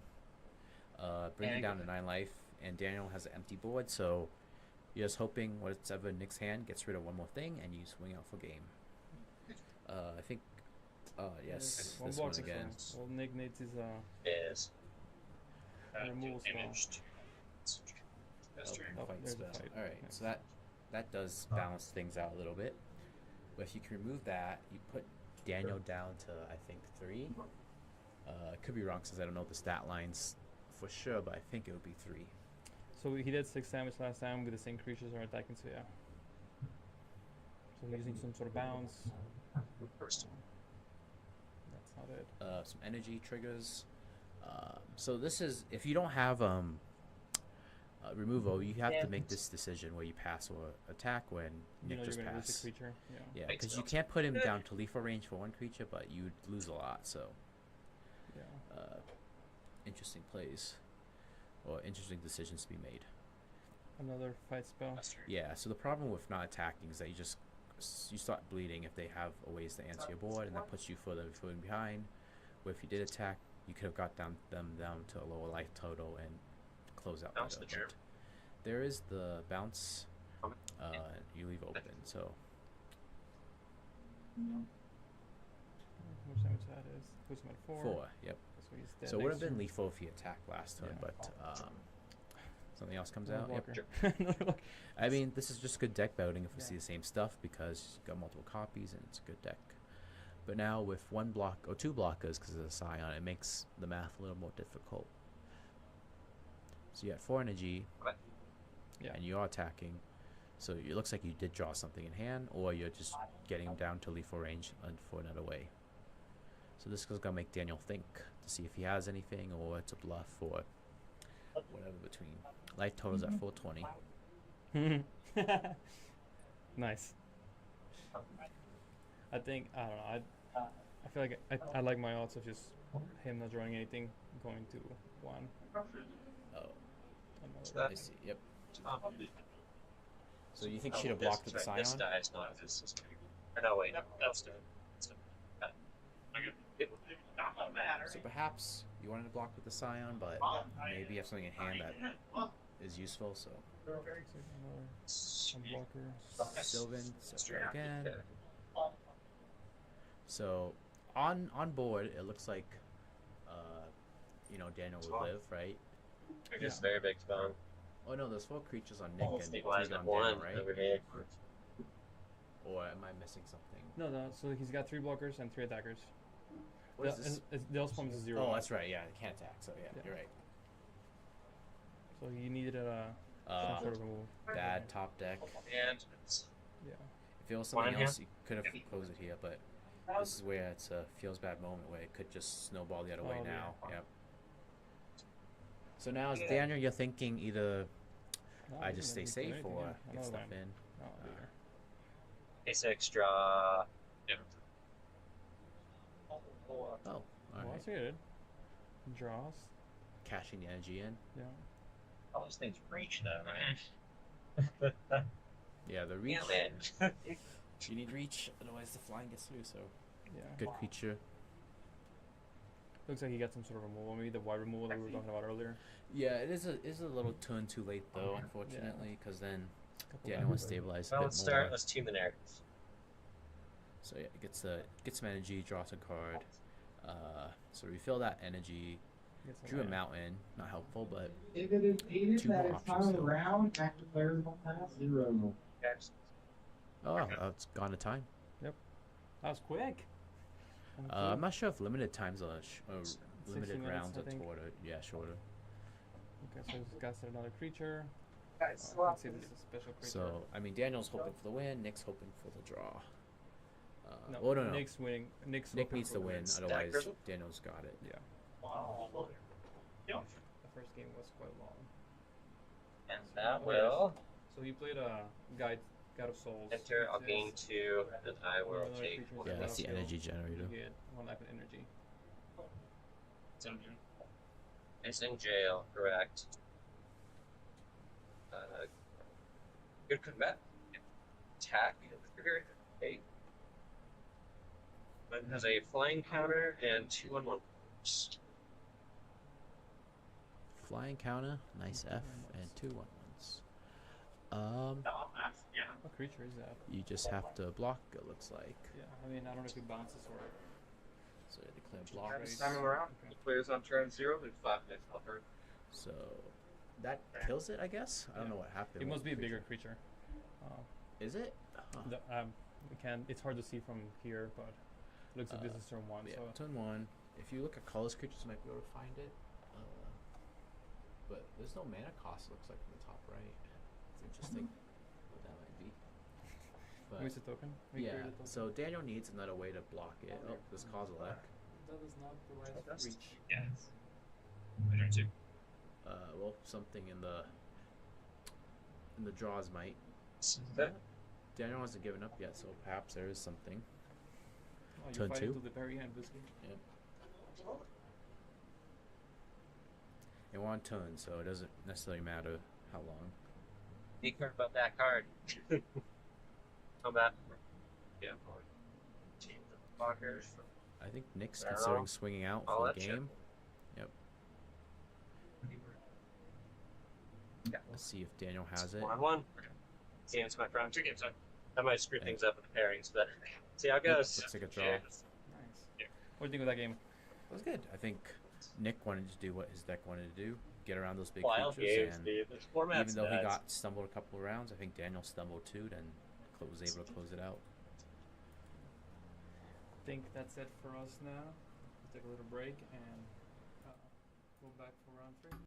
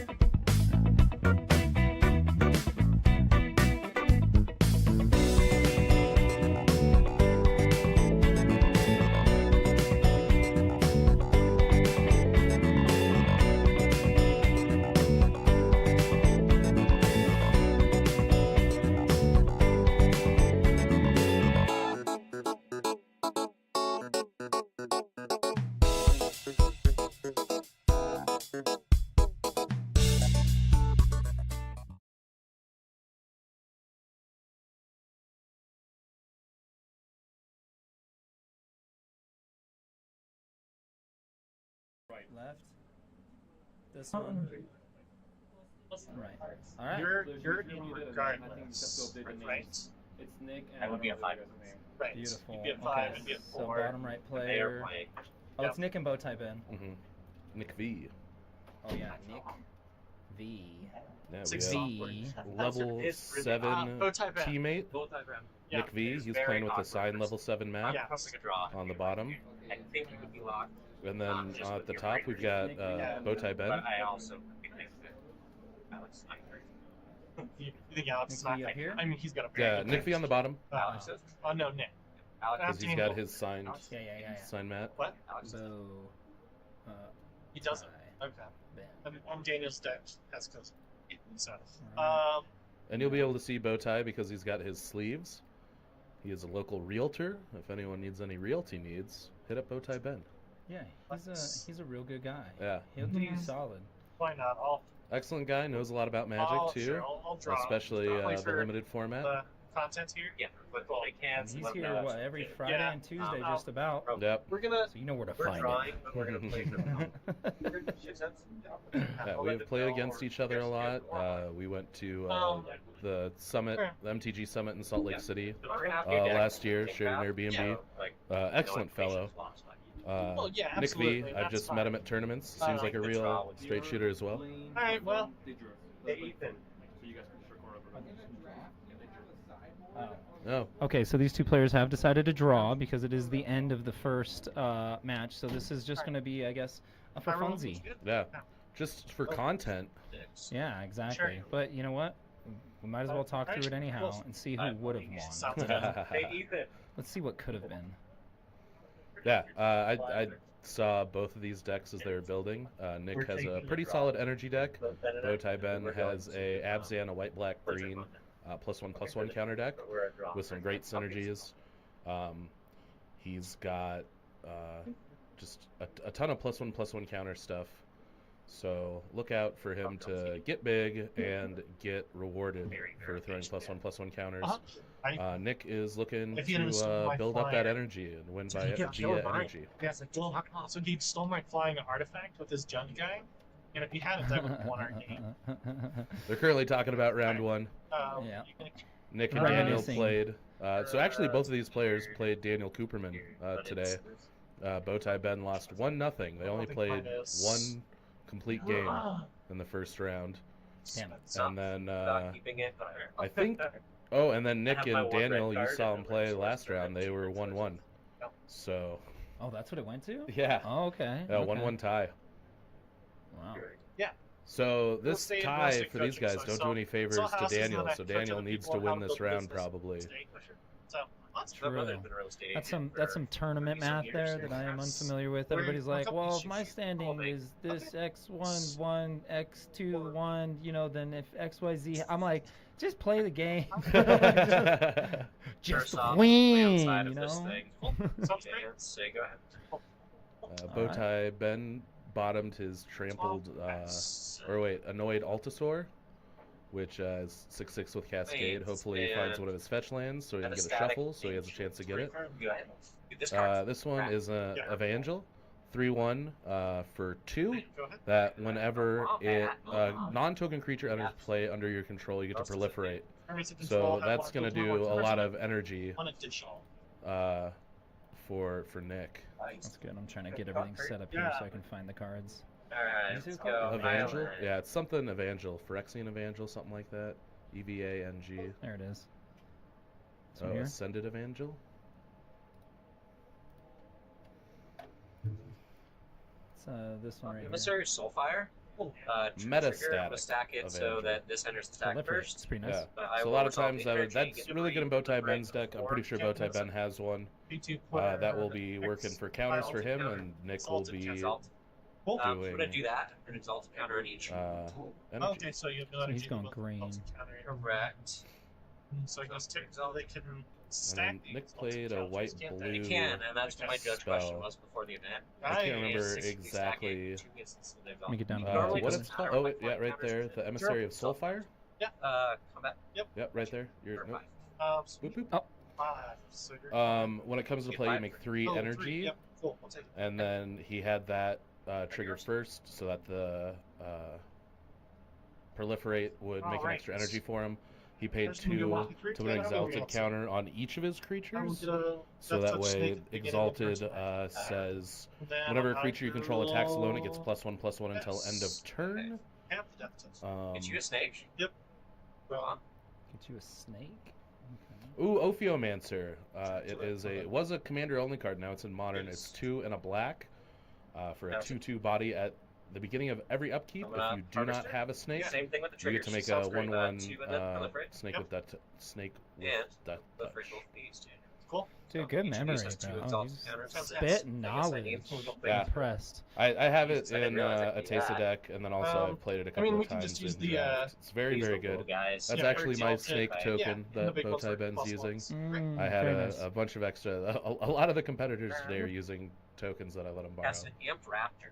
Just because I Oh, like there's them the prepared. Raptor. Ooh, Amped Raptor's really good when it comes to play. You make 2 energy, and then you exile until you hit a non-land. You may cast a spell, exile this way with energy. So he has 6 energy right now. Jolted awake that I would choose not to cast. And a first strike on a 2/1 for 2 that also gets to play stuff is pretty crazy. So you can't up Two to up 2/1. So I just gain energy. technically you gain 2, right? No, because I have to pay 1 energy to cast it. Ah, got it. Right. Perfect. So now I'm back. Then I'm up to 7. Not 2 energy, so Yes. Okay, 15-18 And I seems will. pretty evenly matched so far in this 5. for fun Yep. game. But Yeah. you know they care. You know they care. Yeah, absolutely. Neither one of them wants to lose this, even this for fun game. I'm Yeah, also they're both out of competitive Lex. players. They don't like losing. I'm the rat boss, right? 100%. I put it there. The creature on Bowtie Ben's board in the middle, I can't remember exactly what it's called. It's like a wombat or a that's wolverine Is it or a something. multicolor? Is it like Yeah, a- it's black-green. What it does is whenever a creature you control would get a +1/+1 counter, it gets an additional 1 as well. It's a wombat, you said? I don't remember what it is. No, scroll back up. Oh, too far. Man, the exalted counters though is hot. it's great. It's beautiful. Past you. They're gonna kill my stuff. I don't see it. Go back up again. I'll Is it see this one? No, it's not that one. It's a black-green one. This one? It's getting Oh, nuts, but I that can't one. get my girl. First wombat. Oh, there it is. My You were right. It was a have my wombat. thing. I can remember some stuff. And then I will pass. So 2/3, you can adapt it for 2 a black and a green. It gets 2 counters. Control no and then snakes. also it would get an additional Yeah. It's one. also a doubling No. season. So Thank you. I only get a snake if I control none. I guess. But Not a doubling season, Parallel but lives. it's just you get an extra, you get an extra one. It's scary and not insanely. Like, not quite, buddy. Yeah, close, Not close. quite. It's still real good. It is a little. A1 drop. Yeah. Which one does just +1/+1 counters? Is it the parallel lives? Is it that one? That's the one that doubles. Yeah, parallel lives. I think is in the set. Oh, is it? Yeah, it was on the bonus sheet, Oh, so it'd be down. yeah. But yeah, I've had some silly games with parallel Blue in lives. the deck. Too far. Too far. Yeah, I don't know the order of this, obviously. So yeah, this is the bonus sheet. Yeah. Oh, branching evolution. Sorry, Oh, yeah, not that one's parallel sweet. lives. Sure. It doubles the +1/+1 counters. That's right. Parallel lives is just for tokens. We did it. We did it, team. Yeah. There's only several thousand cards in Magic the Gathering. All right, we're still 15-18, so there's some. We got a board state. Let's see if somebody can crack through and do something. Oh wow! And a synergy that I didn't even think of is the exalted tokens that are on these creatures from the blue-white feller there in the middle on Nick's side of the board can be, oh my goodness, proliferated. So Oh, so much exhaustion. yeah, crazy amount of exalted out right now. We can't really see the dice on Nick's stuff because he's not using the big white ones. Why is this hard? Oh, yeah, he's No not. hard. Womp That's right. womp. That's it. Well, I guess it's just for funsies, so it doesn't matter. But this is the card we're talking about. Yeah. So, yeah, put an exalted counter, and then he can proliferate those. Yeah, that's pretty gross. He's going to be attacking with a big creature. Once he has a flyer down, BTB is in trouble. It looks like Ben also has the creature that all creatures with +1/+1 counters you control have lifelink. And I'm gonna proliferate all my things. Yep. That is a merfolk. It's 1 in a blue. That And I am it so is exalted. when it comes into whenever a land comes into play, you make an energy and you can tap it, pay 6. Not that one. It's the other merfolk. Right there, the Royal Cartographer from Zendikar. Million. Okay. I'm tapping your guy. Landfall, whenever land enters the battlefield under your control, you get an energy. You can tap it, pay 6, draw 3 cards. Great Okay. engine for Nick. Yeah, that landfall is Yeah. big time. Landfall has got the proliferate. He's making energy left and right. He's gonna get card advantage, Bowtie needs board wipe. which he does not have. I know for a fact, Oh. does not have a board wipe in deck. Okay, it's going He's got wider. menace We're when just it going. deals Yeah, damage. you I gotta- have move counters. Well, luckily Ben has the Death Touch Snake, Okay. so that's stopping the Exalted from doing much because he can block with the Exalted. I mean, Nick can attack with the first strike Raptor, but it's still just gonna kill the snake, and then Ben gets another snake at the next upkeep. Yeah. We'll see if I draw my land. Right? So you know what you're drawing. Snake. Badger. Okay. That was a. I'm just always thinking Metal Gear. Had the Japanese demo for Metal Gear at the end when you would die, or if you died, it'd be like Snaku, Snaku, Snaku. No, this is a different one. That's that's a different hilarious. side. Do you guys have that in This is stock the here at creature, level 7? This is the return of We probably have Great, Metal thank you. Gear and Metal Gear 2. Okay. Peace Walker and 3 are hard to find. It's Okay. worth knowing, right? But Sons of Liberty combat, is a badass game. Dude comes in. Even it's if you not gotta be middle rated. round, He's just first strike ahead. Okay, first strike. Snake. Yep. There we go. So he did exactly I what I feel was like saying. this He would attacks save with the this. first strike guy. that'd be Because that beats fine. out the Death No Touch, shooting right? the hell It beats the Death Touch This because dude- it has first strike, but Right. Ben still gets the snake the next upkeep. I'm going to Uh-oh. go with Caster. What did I There's. Not much be able to Ooh. What do we got? Sphinx? That's Is that what it that's Ben just got his And knight I'll countered Trigger proliferator. by an Eldrazi. That's a real pain in the butt. The knight that he played I think would I have just let him kill you in the connive. air. Actually, you might just kill me right now. Right? How many? It's a blue 5, one, so it's gonna 10, be up. 16 18. Or actually, it's gonna be down. You're right. No, I get it. lanes. Right. It's not that one. Yeah, you were It's kind that, of It's this one. Yeah, the Hope Ender Quaddle. I have Counter moved spell all unless they this pay turn. 1. The Quaddle. Oh, You have did to Ben remove the scoop? coddle there, right? Yeah, I mean, I have to Counter remove targets that, now. but I at least have. I mean, Oh, my yep. first 2 targets were going to be this and that. Oh, Because as long as I had the snake, I was fine. Yeah. Yeah. I had removal, I just didn't have the right mana in my hand. Alright, I'll take Oof. first on game 2. You got it. That seemed. That's, That was interesting. I don't know. That was didn't seem solved. I've never Didn't seem assembled that. done. Nick had the flyer. That Proliferating. Hope Ender Quaddle that targeted the Hey, we'll see spell, if I can that get or it. you know countered the spell, has flying. No, that was great. And then Nick had all of seeing the Exalted. exalted I don't think I've just ever about to seen go counters, so Exalted he would have counters. attacked for Honestly, never probably seen lethal. anything that Writing was on the Wow. wall. But That's it what you're saying. works. The writing was on the wall. Because it Yeah. definitely, Yeah. definitely works. And these games are for fun, so Ben was like, you know what, let's just go to the next one. I've got removal in my hand, but so I can't took cast the it. Fieldmancer So over the one I could green pray and white hope thing that I because kill this my one modified thing, creatures but- +X. I like But this that's big how whale, by the way. Oh man, the Dreamtide Well, it whale's didn't have great sick. removal, Just throw it up on the right? I was screen like, for right now. Fieldmancer's just This card is Not hilarious. removals. I've had people I play it still against got me it. incorrectly. They drop it on turn 3. Yeah, I don't cast 2 So, spells. They don't I cast think- 2 I still spells. It think the dies. Fieldmancer was the It's right something you want to pick in play that later, because when it you was can either follow that it up. or the, Like the blue black mana deck dork that that has can card have draw 4 mana. is really where you want to play Sure, this. it was like 'cause you 4 have a higher different cards. That was the chance one that took me like of, 5 minutes to pick. Of being able to cast 2 spells on the next turn, because every time you cast a second spell, you proliferate. So you add more vanishing counters to this. You add +1/+1 counters. Seems It's- great in Commander. Yeah, it looks like a lot of fun. It's a 7/5 body for 'Cause 3. everybody's casting 2 spells. Yeah, a turn. it's basically preventing people from casting 2 spells, 15. Yeah. 16, 7. Okay. No. which turns out people want to do that.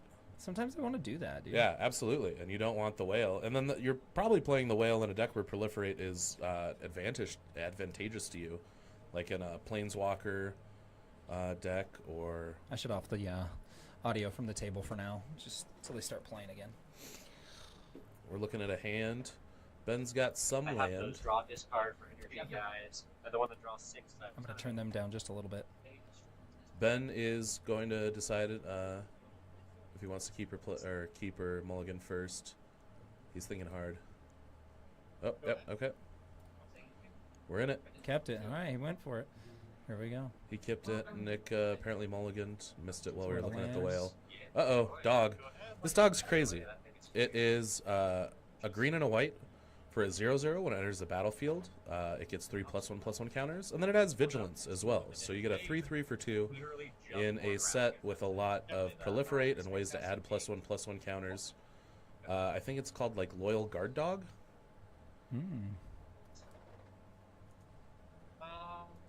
Just type dog. That'll get us there. And then there's the next one. Faithful Watchdog. Real close. You were close, dude. Samsonite. Yeah. Samsonite. 3+1/+1 counters? That's not bad, Yeah, dude. yeah. 2 for a 3/3 with vigilance. Dude, It's that might insane. go in Oboon. That's nice. Yeah. Not really, but it's cool. And for this, it's good. Yeah, it's excellent for this. If Ben gets ways to proliferate or move counters around, he's got a real big vigilance. And we got that Emicrol, like, rogue that Oh, makes yeah. Creatures One out of the there. things you were most excited for in this set, I It went remember. it went into Anawan right away, for sure. Just drawing those Ooh, cards. Static and- Prison. Okay, so... Ooh, he done ate the Ophiomancer. Oh, Ophiomancer just got oofed. Ophiomancer, you know what I'm saying? I did notice Nick forgot the trigger on the static. On the rogue? No, on the static guy. The enchantment that he just imprisoned the Ophiomancer with. He forgot that trigger in round 2 against Daniel. But the game was pretty much over. It wouldn't have made a difference. Nick did have the 1 energy to burn. I guess I won't put that up right now. Yeah, static. Oh, he's going more aggressive? Nice, I like it. He says, I'm gonna kill that rogue. Ooh. Bowtie Ben bestowed his dog with a unicorn that gives +2/+2 and mentor. So he's letting his snake get bigger. Big snake. Yeah. Big snaku. Cool thing about the bestow is if the creature it is an aura on dies, it just comes into play as the creature. It stays in play as the creature. So. It's a nice looking unicorn you got there. Yeah. Where'd you find it? Nice horn. Is What's this that? the Mana Dork? Oh no, this is the Volatile Storm Drake. The poor man's Gilded Drake. Gilded Drake, yeah. Yeah. Yeah, he's able to trade. Oof. Stole the dog. Gave Ben a 3/2 flyer. Does he get the enchantment too? So the aura is still attached, but Ben still owns it and controls it. So if the dog dies, then the unicorn will go back to Ben. They're making a judge call right now, but that is the way it works. Yeah, Volatile Storm Drake is pretty good, especially in this set. You don't want to use it early, but especially if you have ways to make energy. You can steal someone's Eldrazi and give them a 3/2. Where does the bestowed creature go once he's okay? Because you don't You control get this. He still then controls sacrifice the that creature correct. unless you pay in Like, equal this to is its like mana something value. Mm-hmm. Which is the battlefield exchange control. If it becomes a creature Okay. again, Okay. I see Wow, it. so you can just steal someone's creature and sacrifice it instead of paying energy. That's way better than I thought it was. Thank you, I appreciate it. Yep. That is if it dies. Yeah, you can steal someone's commander and then give them a 3/2 Drake instead if you don't have the energy to pay for it, which you probably will. Decks And that then you run this. Then it just dies. Yeah, yeah. So it's a blue kill spell. Oh, I have not done that yet. That gives them a 3/2 Drake. Huh, A that's lot fun. going on over here. Nick's got some answers in this deck. Yeah. Interesting too. Like it, just a lot going on. Yeah, I got to see Nick build his deck. He sat across from me after the. So he doesn't have haste. Because when it changes battlefield state. It's like definitely like not all control, but definitely good mid range stuff to keep doing some. I mean, he's down 10 right now, but his board's looking nice. I'll give him Yeah, that. he did get hit with a dog a couple of times, but Yeah, now that dog. he has that dog, and Ben needs some answers for that. Dog go boom, but he's got the Death Toucher again. Ben's got a Death Touch snake again, right? Yeah, he still has the Death Touch snake. It's So- just been sitting around, but if he does lose it, he loses it for good. And Nick's got the Flyer with the the Eldrazi Rogue. Yeah, a little fairy Eldrazi. That's a cool card too. I really like that card, man. Let's see if I can pull it up. Where you at? Right here. Ooh, looks like Ben has a Thraben Charm in hand. Has a couple of fun modes on it. Let's see what he's gonna put down first. Yeah, he's playing that Wombat again. Wombat's back. Oh yeah, you guys saw the Wombat already. One mana untapped. One untapped. Technically two. I'm gonna try and deal 6 damage to this. Ooh. Oh, he's gonna kill the dog. Pay one. Unless I pay 1. Or sorry, yeah, 2. Okay, so Oh, I say it's did he save it? Yeah, he just Ether Denial. have to try, you know? It is a counter spell that when you cast it, you make 2 energy, and then you can counter spell unless opponent pays X, where X is the number of energy that you use with the So, Aether like Denial. Aether. That? Second. Aether Spike. I was close. Sorry, because I got the Flare of Denial. I think Yeah. that's what you were. But the Yeah. Aether Spike. Oh, nice. Yeah, great for energy decks. I've had a lot of fun with that card because it's just really however much they have untapped. Ben had 2 untaps or 1 untapped. So Nick, oh, here comes the Exalted Boy. It's happening. It is. This is what Nick wants to happen a little sooner. Yeah, but still, if you don't have a response to it and you're using the energy, which it doesn't look like he's going to right now because he's attacking Alright. with 2 creatures, he gets the guaranteed flyer. Why did he get a +1/+1 counter? So I'm gonna take. Oh, this triggered a land. I'm trying to think. Like he hasn't made any spawns. Oh, he attacked with the unicorn that gave the dog bestow. It's not the good one. So, or the bestow, he gave it mentor. So when you attack with the dog, you get to put a +1/+1 counter on a creature with lesser power. Right. Yeah. And this is I'm just gonna show it now. This is that Eldrazi Fairy Rogue I keep talking about. Super cool. Yeah. If you're drawing cards, it's only gonna help you out. Yeah. Get those Eldrazi And it's got spawn. flying, Yeah. which is nice. Ooh, Nick's down to 5. He doesn't have any way to gain life in this. Oh, he actually does. There is a white-blue gargoyle. So is the Drake what's getting him now? Because he has a flyer, but he decided to swing in with the flyer he to was avoid hoping the that snake. Ben was going to block the flyer. Yeah. But Ben didn't take the bait, attacked with his own flyer, so now Nick probably isn't going to attack with a flyer this time. Yeah, you got to keep it standing. Yeah, And because then otherwise... if he can poke that and then somehow make it bigger. Yeah, for Nick to win, he needs to remove the flyer. Because otherwise, he's just not going to be able to attack. I mean, he's going to be able to attack if you with the can dog get rid of the every Death turn. Toucher. I mean, I don't know. I feel like he should just swing out just to make him make the decision and kill something off. But he doesn't want to give him back the unicorn. Yep. So that would be what he would take back for Yep, sure. absolutely. He would throw the Death Touch in front of the dog to get a unicorn. Get the little trade. And then does he get a snake every upkeep? Is that what it is? No, the Snake Maker is underneath the Oh, yeah, the that's prison. right. Prisoned it. The static field or whatever it's called. All right. Hard decisions here. Counter onto this. Okay. So use the little dice and a big dice. Oh, to That signify the Exalted, yeah. 4. Ooh. Oh, he did it again. Take 4. Well, I guess he doesn't think the Drake's got enough teeth. So, Yeah, because if he gets Ben low enough, he'll be able to swing out. But Ben's- still, that's a risky move. That is a risky move. I probably would have left that standing, but Yeah. I mean, it's for fun. Just for fun.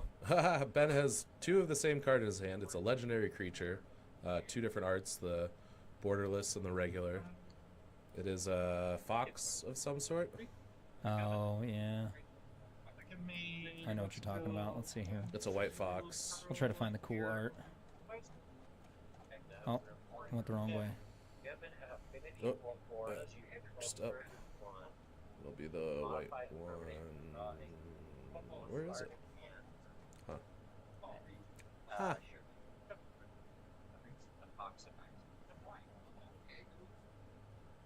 Oh, There it is. I got it. Pearl Ear. There's too many different types of cards. Like every time you're looking for something, you gotta. Yeah. So, lifelink, which is nice. And chance to have affinity for. Okay. Cool. It doesn't. Yeah.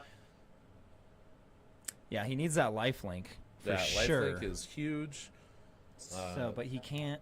I mean, it doesn't have flying, and that's what's gonna. Yeah. Do him in at this point. So he did end up attacking with the Drake. Yeah, got Nick down to 2. So now that Bowtie Ben has that lifelink guy, Nick has to think a little bit harder if he's going to attack with Eldrazi this turn, with the rogue fairy. He can't. Yeah. You just can't. He loses if he does. I don't know if he has any cards in hand. The way his hand is... And now Ben's about to stabilize, especially if he drops another one of those as a blocker. Well, they're legendary, so he can't. Oh, true. Yeah. True. So he's just going to... So no matter what, he just blocks with it just to get the life. Or maybe even attacks with it to yeah. make Nick think that he has a combat trick in hand or something just to gain the life and then play another one. Yep. That wouldn't be the best play, but it's something that you can do. I mean, if he doesn't draw anything else, it's kind of one of the only things, right? Like, if he's... Just drop one of the same. I always hate that when my opponent does that. Just takes out the one thing I don't want them to have and then drops another one. It's like, oh, your combat trick was just to do it again.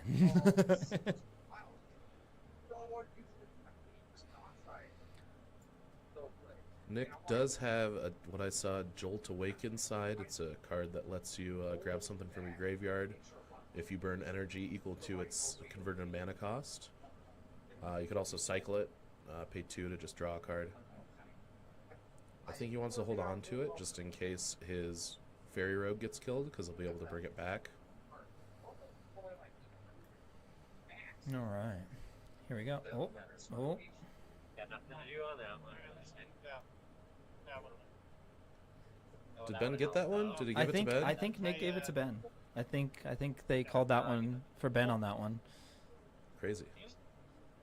Yeah, I feel like Nick had to have something going on, but I guess not. Like, No, he just had a way to bring a creature back. Once Ben had the lifelink on the board, it was just kind of, it was like too big of a swing to answer, especially if he has another one. Yeah. So, all right, well, I mean. So that was a 1-1, right? So they're going to game 3? Yeah, I guess they're going to do it. Let's follow it through. Now we'll know. Oh, yeah. It might actually just be a real draw. That'd be kind of funny. Oh, Ben was trying to start at 21 life. Yep, that sounds about right. That's why he's so good. You know, you got. He thinks outside the box. He does. One thing, so most drafters will put 17 lands in their deck. That's kind of, there's even a website called 17 Lands that aggregates draft data from Arena. And that's just kind of the thing. Ben refuses to do that. He only runs 16 lands every time. It might be a little bit different because there are the double-sided lands in this deck. It's where it's a spell on the front, land on the back. So I'm not sure if he's counting those as a full land when he's cutting lands, but yeah. Well, I mean, and there's so many. Would you the modular lands or whatever in this set that it's like, man, you can really start making some interesting decisions with your land cuts too if you pull some of those. So there was one, I think, Tuesday here. I drafted a really fun red, white, blue, black deck. Yeah. It was 4-color. That's I only crazy. had like 2 spells with blue in it, so I ran 1 island, 1 mountain, like 3 plains, and no, it was 1 swamp, 1 island, 4 plains, 3 mountains, and that's it for basic lands. Okay. I had a bunch of the fetch lands, I had some of the double-sided stuff, and just ran into a perfect curve of the Eldrazi stuff against me, where he had a lot of removal in round 1, so he beat me game 3, and then the next 2 I frustrated my opponents to no end because it was just a bunch of synergy. It was fun. Going 4 colors is fun. It's not always advisable. Don't go hard 4 colors. Just splash a couple of them. Yeah, there you go. Yeah, just like maybe we'll see. Yeah. We'll see. Yeah, I'm a 3-color at most guy. I limit myself. I'm not good enough to do that in an effective way. So yeah, definitely, like, I'll splash a 3rd color, but I try to stick to 2. That's kind of my I have to do that. Yeah. Otherwise, I get real wild and I try to put together a deck, and I'm like, oh no, what have I done? Yeah, absolutely. You I need to have pivoted 7 times. yeah, you need to have tons of fixing if you're running more than 2 colors, and just it has to be synergistic. Yep. One thing that helped make me better at drafting was learning that the cuts you should make are the ones that don't synergize with your deck. Right. Just because it's a good card in another synergistic deck doesn't mean it's going to work in yours. So you want to have just the most synergy going on. You kind of see that from Ben for the most part. It's mostly +1/+1 counter stuff. You see that with Nick. It's mostly energy stuff. There are a couple things that are like draw cards that are just pure value pieces, but their decks are very synergistic. All right, we're in. Playing one of the landscapes in this cycle, they are 3 color lands. You can either play it, comes to play untapped for a colorless, and then you can sacrifice it to go search for one of the 3 colors that it represents, one of the basic lands, or you can cycle it from your hand. So say it's a white, blue, black is what you can search for. You can cycle it. Yeah, we'll just throw one of these up on the board real quick. Yeah, and then also just while we have a moment, I'm thinking about it. After this round, there's going to be a little bit longer of an intermission because we will be redrafting. So we're going to be cutting top 4 from the 2 pods and then redrafting for a single elimination 3-round finale to this. So again, thanks to Advantage, thanks to Ollie for coming out, and the How many of those do you have? MTG Basic guys for helping us set up the stream, get everything set up and good to go. Raul, Vu, you guys are awesome. Ethan, the judge, and obviously all the players and stuff. So we'll get back at it. I just want to make sure to give our little shout outs here and there. All right, man. Nick's already into the Exalted guy. There he is again, that blue-white. Yeah. Yeah, he almost thought about not playing it today because he didn't realize how good it is. You're like, do it. Okay, here we got Fox on the board. Oh, 3/4 for 3 with lifelink. Do a barrel roll. That's a big. Fox. I knew your father, Fox. Yeah, sorry. I'll start Star Fox reference. You play video games? No. Okay. No. Okay, that's what I thought. Do a barrel roll. Yeah. That's the best. That's the one, right? Do a barrel roll. Okay, what's this? We haven't seen this one yet. That is a Slith. Slith were creatures from the original Mirrodin block. There was one of each color. There's only 2 in this set. This is the Hexgold. The Hexgold Slith. All the Slith have, whenever it deals combat damage to a player, it gets a +1/+1 counter. But they all have different abilities besides that. This one gives 2 energy, and then when it attacks you, may pay 2 energy if you do it against first strike until end of turn. Okay, that's kind of expensive energy cost Yeah, to do that. But you don't do it too often. If it's the only way to get around Death Touch, then it might be worth it. Yeah, because we've seen how much one snake can mess up a really good board on Nick's side. Like that one snake, man. Like that's what I was saying earlier on. He should have just swung out at some. Just you gotta just get the blood before he gets something to fix himself. Yeah. But that's always scary to do too, because you don't want to give him back the unicorn. But yeah, and Nick could have drawn into removal. All he needed was like a bounce spell or something that exiles, and he's in business. But yeah, Snake plus lifelink just was game over for him. Oop. Whoa, I think Ben's fighting the wrong creature here. He fought the landfall guy that lets him Nick draw 3 cards. I think the Exalted guy is much more of a problem in the long run. So yeah, Ben's creature got +2/+2 and fought the what? 2/1 the Royal Cartographer or whatever it was called, and then attacked. So Ben ended up gaining 10 life total. Oh, it's back? Yeah, he just jolted awake it. No, I'm fine with that. I have to kill it. I can't draw another 3 immediately. Jolted awake. It's nice because you can just cycle it if you don't need it, or you can bring something back for 1 white. Turn it to the battlefield. Yeah. Not too bad. Yeah, and an energy shell, it's mwah. And then What is this blue card we're looking at here that Nick has? What's this one? The Royal something. Royal Cartographer? Cartographer? ROIL. Oh, I gotcha. Yeah. Oh, that's right. There it is. Because it's a rogue. I should know this. I'm sorry. It's my bad. So this is the one that's that Nick just lost and then brought back. So, Yeah. so sadly, it seems that Bowtie kind of wasted a little bit of removal on this one. Yeah. But we'll see. He's up on life, but now what? Oh, he took Fox. Fox is dead. Yeah, How did Fox is die? dead. He took it. Oh. Yeah, look, he got the. He imprisoned it. Imprisoned again.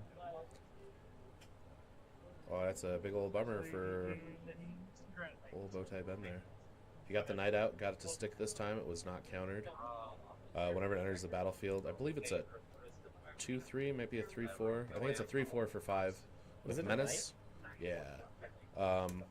When it enters the battlefield and whenever it attacks, it connives. Conniving is you draw a card and discard a card. If you discard a non-land, is it not a Knight? This one here? Yeah, it has to be a Knight. Let's go look up. It's just a black card.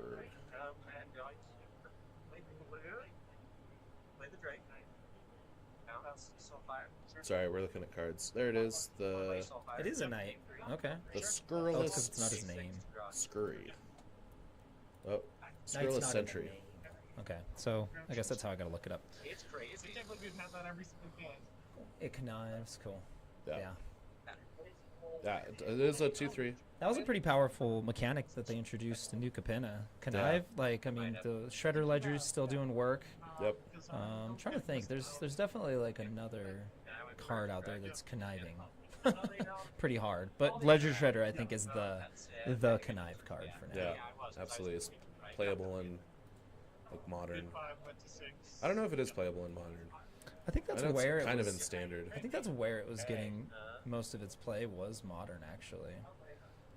Yeah, I we'll don't see know, what modern looks like after this shakeup. Modern Horizon 3 added a ton of just absurdly powerful cards. This wasn't power creep, this was power jump this set. All of the commons are just ridiculous. They introduced a bunch of cards that weren't in modern, that were in other formats that are now modern legal. Like that Drake. Kalia. Yeah. Kalia in modern. Ophiomancer, which was a commander-only card, now in modern. Just a ton of stuff that is just bonkers powerful. So like, let's see what happens. Yeah.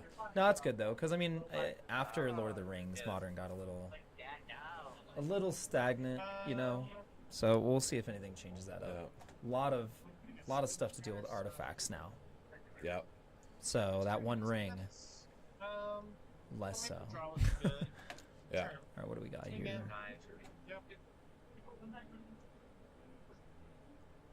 Boy. Nick has a pretty big board state, and Ben just has a dog and a knight. What are you looking for? I'm trying to see what this card is. Oh, it's the dog. Do I have the dog open already? Did we look at the dog?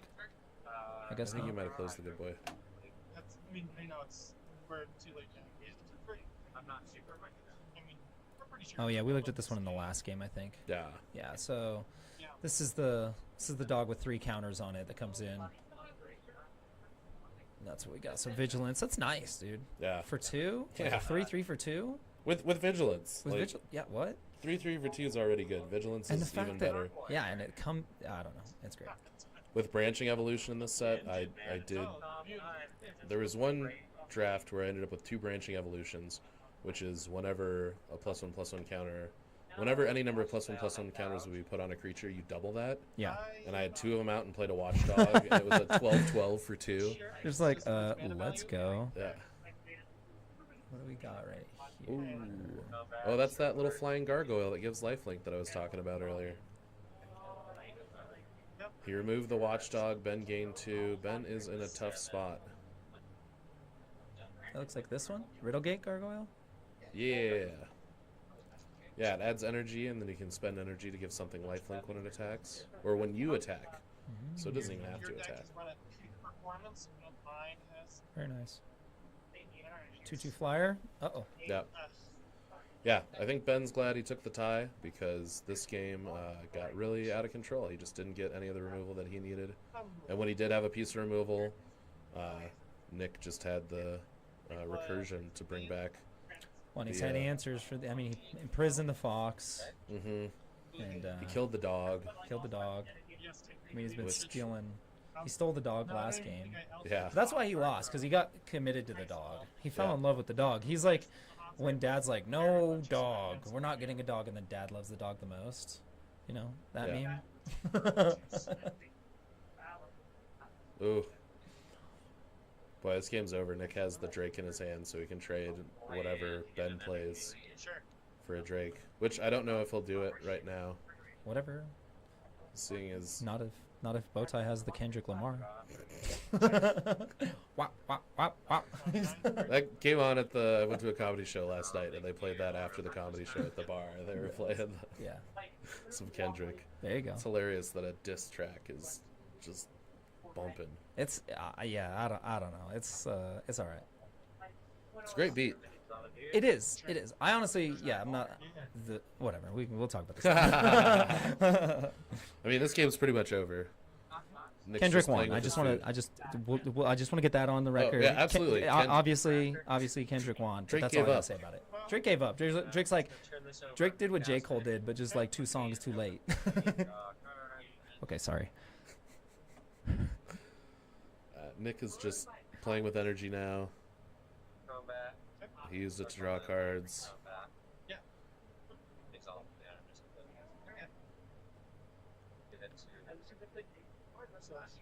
That's them. Dang, this is gross. Dude. Yeah, he's had a What is huge going board on? state. There's Close in life. I don't even think there is synergy here. I think he's just like, let's just get a bunch of cards and just play them all. Yeah, I mean, it's a ton of energy stuff. I guess that's true. There are some non-energy things, but just all the energy that he makes and all the card draw, it's just a value machine. Okay. All right. Let's see what we top deck here. Bowtie's not giving up. He's like, he's not happy with that. Not that so cool did not sound sincere. Nope, it was not sincere. He's attacking with his 2/3 so he can connive. Oh boy, he's got the fangs of something in his hand that puts a +1/+1 counter on a creature for 1 and a green, and then doubles all counters that player or that creature has. It's Fangs of K. Fangs of Colonia. Would have been. Colonia. It's It's really good with that dog. Because you put a. That's pretty good, actually. Yeah, and then it has overload, so you can do it for all your creatures. Okay. Yeah. I see you. I see you, Fangs of Colonia. So yeah, you just make your dog an 8/8 all of a sudden for 2 mana. Yeah, it's flying. What's this It's just one? a 3/3 flyer. And what's the other 2? I think it's kind of it. Ooh. Yeah, I hope can during bring this flying round, powers whoever across lost the board didn't with my, leave nesting with grounds. any So of my there. tokens. Alright. Oh, true. I was like, alright. That's all right. I got lots of tokens for you. I've Or do you supplied have like special ones. what? I said, do you have like special ones, or are they just? No, they're from the just. set? Oh, I like okay. having all the tokens for a set because I don't draft the same thing every time. It's nice to just have whatever I need. That's great. Trying to figure out what he's got on the board over there. Which one? This one? That's the Evangel.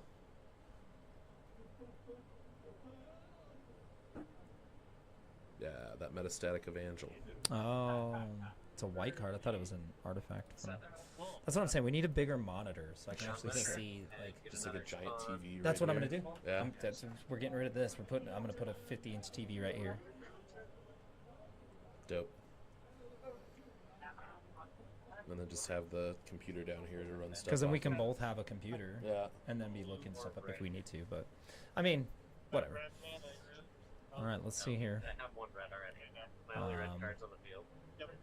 Sounds like we're gonna be doing the commentary for the I had splashed reds and stuff. snowy mountain. I can't remember what it's called. The big 5K. Commander tournament that's in July. I don't. Is it part of the? I don't know. It's not part of MMS. It's something else. Okay. But yeah, more details to come. We'll be doing more. If you like the streaming stuff, let us know. If you don't, please don't let us know. I'm very sensitive. I have a very fragile ego, but at least I know what I am. I'm just kidding. But this camera's really moving right now. Huh? How'd that do the thing? It's because they're moving. It's because Nick's got his elbow on the table, and he's probably like rocking his leg too. Yeah. Yeah, that's the one downside to having the camera attached to the table. It kind of gives you like a first-person view, or it's. Can you put anything into the ceiling to mount into the ceiling and just have like an arm? Probably, but then the setup's not portable as much. There's kind of a cage right there. Well, I know. Well, yes. Well, sorry, we'll talk about this off stream. So yeah, Ben loses. I think that's the math that he's doing right now. He's like, yeah, there's no way I can win. Yeah. GG. Yep. Yeah. All right. Well. So when I first was drafting, I was like, man, this is kind of hard tonight. Okay, that was a weird deck. I mean, it just dumped out onto the thing. And yeah. He had answers for just about everything in that. So. Yeah, that Royal Cartographer does a bunch of work, just drawing cards. Yeah. True. Well, all right. Well, we're gonna let these guys finish up picking up their cards and yapping. I'll cut off their mic for now, but definitely appreciate everybody who's watched and are watching the stream. We're gonna be back. It's probably gonna be a little while. I don't know how much longer is in this particular round, but after this round, we are going to do our top 8 cut, and then redraft, and then we'll be back. So it's probably gonna be at least an hour before we're back. So I might pop in the middle just to, I don't know, give another shout out or something, but until then. Yeah, and then if you let me run the computer, I can show you a bunch of cards for these archetypes. Yeah. That we might be seeing in the top 8 draft. There we go. Well, we could just go over it a little bit if you want. I don't know if you want to. Oh, we could do that. While they're drafting? While they're drafting. Yeah. There we go. Okay, yeah, we'll do that. It's going to be good. It's going to be good. Hell yeah. All right, so stay tuned and smooches.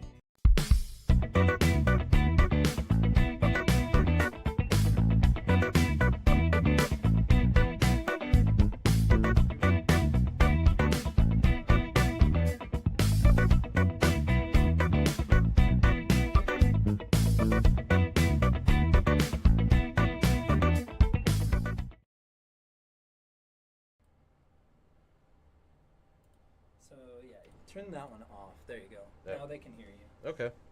Can you hear me? I mean, I can't hear you, but You I see won't your be- levels on here. Okay. Yeah. you I'm won't just be able double to- checking. We should set it up so we can hear each other. I can do that. Yeah. Here, let's see. Ooh. So Sorry for the technical stuff that we're doing right now. We will be going over archetypes. It's Ollie. I'm back, and joining me is our judge for today, Ethan. Ooh, that's me. That's him. monitor and output. Monitor and output. Try now. Okay. Oh, I love this. Yeah. But can you turn it off so I can't hear myself? No, No. because it's important that you hear yourself. That way you know you're talking at the same volume as him. Oh, You'll get used to it. Yeah. All right. that's wild. I might have to have it half and half, just real quick. What am I? I'm the right mic? I sound like I'm a little bit louder than you. Yeah. Test. Testing 1, 2, 3. Okay. Yeah, it sounds about right. Yeah. All right, we are gonna go. Oh yeah, there's the delay. I see why they have This turned off. off. Yeah. Okay. Is there a No. delay via like the? Do you hear a delay? Yeah, it's a huge delay. In my Okay. headphones. Okay. Well, then it probably won't be good then.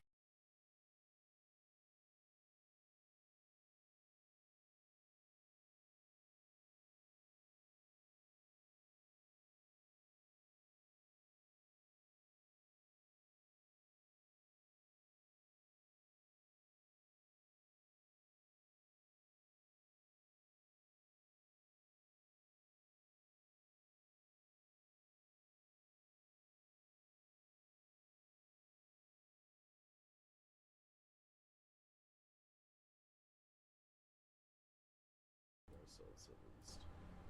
It is hard to talk while you hear yourself delayed. I thought it was just hard to hear myself in general. It is, but it's easier when it's live. Oh, okay. Yeah. Huh. Yeah, Because I you're know more that. focused on something else. No. Yeah, because if you hear yourself at the same time that you're talking, it just makes like it sounds weird, but you get used to it really quick. But this delay is wild. Okay. I feel like you'll learn how to talk over people a lot better once you learn this technique. How did he do this? Can we get 'Cause I'm John like- back? John.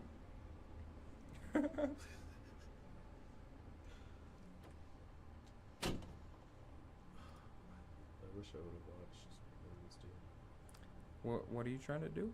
I'm trying to do it so he has it so we're muted so we can't hear each other. Ooh,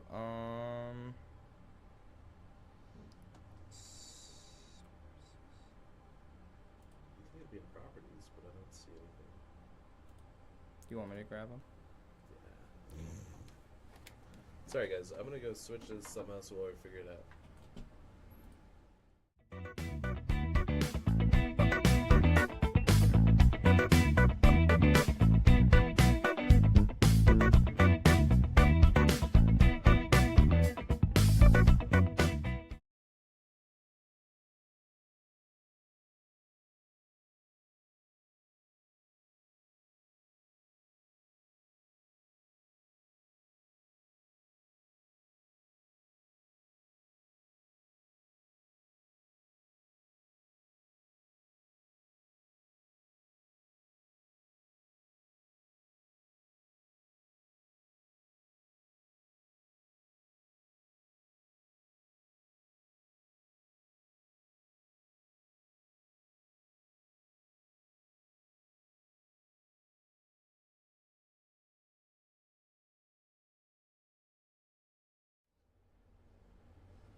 So this goes back to this.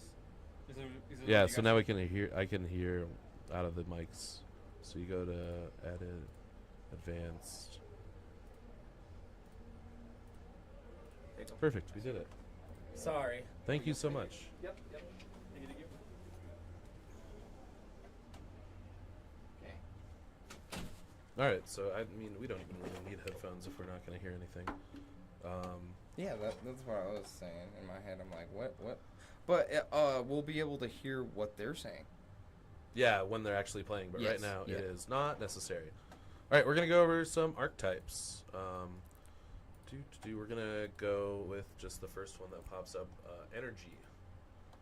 Energy is a archetype that is in red, white, and blue. And you create energy, and then you have payoffs, like this Conduit Goblin. When you have combat on your turn, you may pay an energy. If you do, another target creature you control gets +1/+0 and gains haste until end of turn. A lot of stuff like this is you can counter spells based off of energy. You can give stuff exalted counters. You can draw cards off of it. It's just a value engine. Okay. Is there any green or black cards that do energy too? There is one green card and one black card that do energy. The black is the Chthonian Nightmare. Okay. But there's not really too many in the set. Yeah, no, it's just one rare each for that. So there's Jeez. that.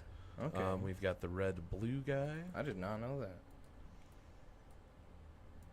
Yeah, so you've got the Cyclops Superconductor. This is the common for the red-blue.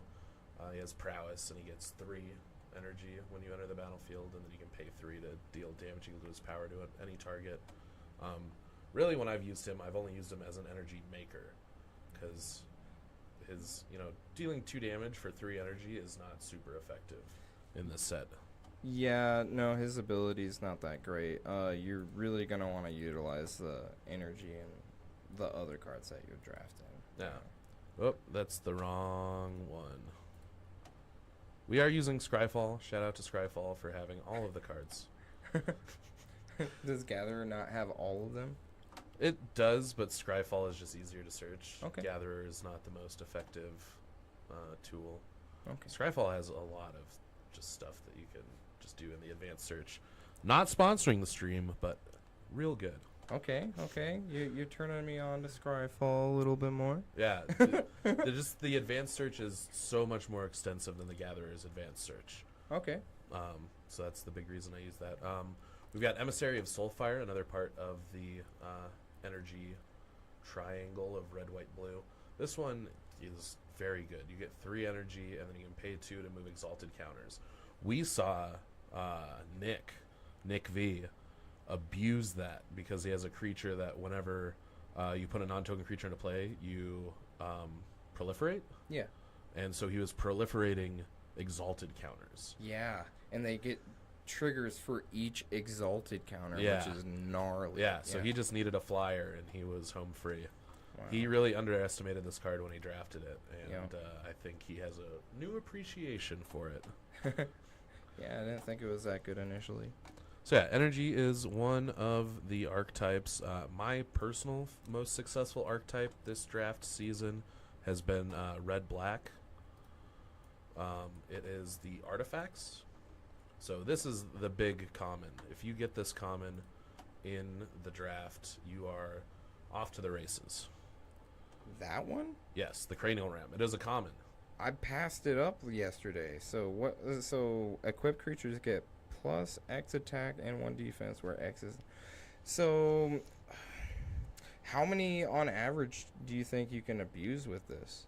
I mean, I've had 4 in a deck, and it's felt Oh great. my god! Okay, It's just a because common. it's a common. Yeah. Oh my god, I see what you're saying. Yeah, and there's a lot and of it's flyers. a living weapon, so it's immediately just a creature. Yeah. It's literally a It's creature. a 1/1. I see. at I the see very now. least. It's because of that living weapon. Yeah. I keep bypassing that. Yeah, the living weapon's really good. What's the blue-white energy flyer that gives lifelink?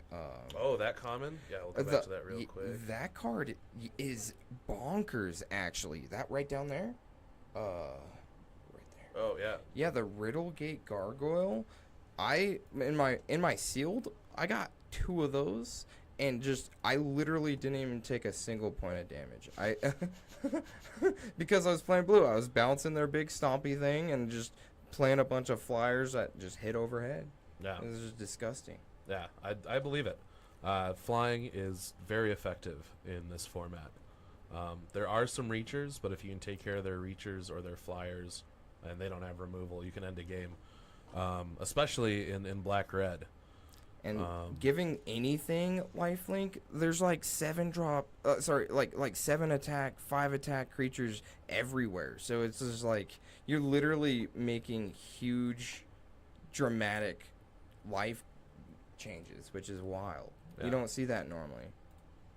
Yeah, this is another part of the energy. If you're really making a lot of energy and you're not using it, that's why that Cyclops is good. You can replicate by paying 3. There's one Dang. game I did in a draft where I had 22 energy just because I was using the Yeah. battle wagon Yeah. and is it Generatoriums, and I did 8 copies or 8 total. 2 for 2. Yeah. 2 for 1. Well, you yeah, can it's you 2 can for- replicate as many times as you want to. So Oh I my replicated God. it 7 Oh my- times. that's busted. Yeah, I Oh my- board wiped for what? 2 mana. Oh my god. Yeah. That Yeah. card is way more overpowered if you're running the energy Yeah.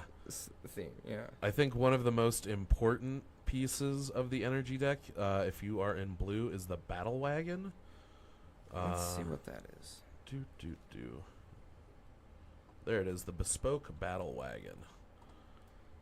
Oh wow, that's just an energy maker. Yeah, it has 5 activated abilities. The first one you get 2 energy. The second one you can use 2 energy to tap a creature. Third one, draw a card for 3 energy.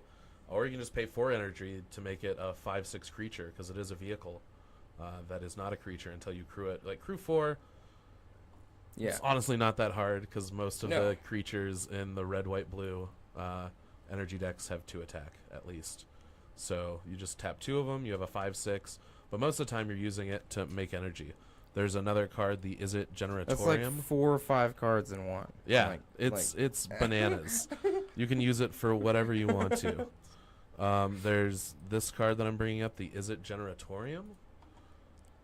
Blue and a red. If you would get 1 or more energy, you get another one. And then you can, if you use 4 or more energy in a turn or lose 4 or more energy in a turn, you can tap it to draw a card. I've had games where I get 2 of these out, and then I've got the Battle Wagon, so every time I tap the Battle Wagon, I make 4 energy, and then you can just use it for whatever you want to. That's how I got up to 22 energy. Oh my god. Yeah, they gave a lot of support to energy in this set. It was kind of underdrafted early on Arena. People have kind of figured out that it's really good. I don't think there's a ton of other crazy energy cards. It's just a bunch of value. It's a ton of value. What other themes do they got with this MH3? So I jumped to artifacts a little early. What about the dual faced like flip? The MDFC cards. MDFCs, yeah. They are spells on the front, and they are lands on the back, and every single color has has 2, 1 common and 1 uncommon. Right here we have the Razorgrass Ambush. So on the front side it is a spell, on the back side it is a land that taps for white, and it says when it comes into play you may it comes into play tapped, and you may pay 3 to untap it, 3 life. So a lot of times just turn 1 in a draft, you'll be just putting it into play tapped. Or you can hold on to it because late game it's better than a land. So if you draft like 3 to 5 of these in a draft, you could run, up to like 4 basic lands less. Yeah. And there's multicolor ones as well. They're all pretty good. None of them are absolutely worthless. I think they'll see a play in almost every format. I mean, they just literally take up a basic land slot instead. Like, you literally, the functionability for it is just better. It's like 2 cards in 1. Yeah, we've got Stump Stomp here. It's a sorcery for 2. Yeah, it's just a bite spell. Yeah, not even fight. It's just a straight bite. They don't get to deal damage back. It's not even a fight. Yeah. That's nasty. It's very silly. There's an Eldrazi one because why wouldn't we need more Eldrazi stuff in our lives? It's either a green-blue land that always comes into play tapped, or when you cast it, if you used colorless energy or colorless mana, you will create 2/0/1 Eldrazi spawn with it. So it's a 7/6 for 7 that brings 2 0/1s that can sacrifice for a colorless energy. Mainly you want to use them for blockers too, because it's just like, okay, I'll chump block and swing my big guy next turn. Or if you had to use a couple of them to play this guy, you have some more sitting around to play your next 7-drop Eldrazi, because they are pretty prevalent. I really like this red one, Sundering Eruption. 2 and a red for a sorcery. You get to destroy target land, so you could destroy one of your own lands if you wanted to. Its controller may search their library for a basic land card, put it onto the battlefield tapped, then shuffle. Creatures without flying can't block this turn. I like that because when you're mana screwed or mana flooded, like in the wrong color, it fixes it. Yeah, absolutely. So you can destroy one of your own lands, make it so creatures without flying can't block it a turn, and you can just swing out with lethal if you have lethal, or get them down to a point where you can kill them easily. Very, very good. Yeah. Yeah, these double face lands make it so much easier to run 3 colors in this set. Because also, there are all these landscapes as well. The landscapes are phenomenal. They are way better than a Terramorphic Expanse. They are way better than Anything is better than a terramorphic expense. Yeah, I mean, for the longest time there wasn't though. Now there is. Like that was just used to be the only thing that could fetch you lands besides like $30 fetch lands. You're right. Yeah, but these tranquil landscapes or these landscapes in general are great. This is just one example. All of them are going to be a triome of colors. 3 of them. So we've got the Bant one here, green, white, blue. Comes into play untapped. You can use it for colorless, so it's really good for Eldrazi. And then you can sacrifice it to search your library for a forest, plains, or island, put it on the battlefield tapped, then shuffle. So you really, really want these in your Eldrazi decks because there are a lot of creatures with colorless pips in their casting cost.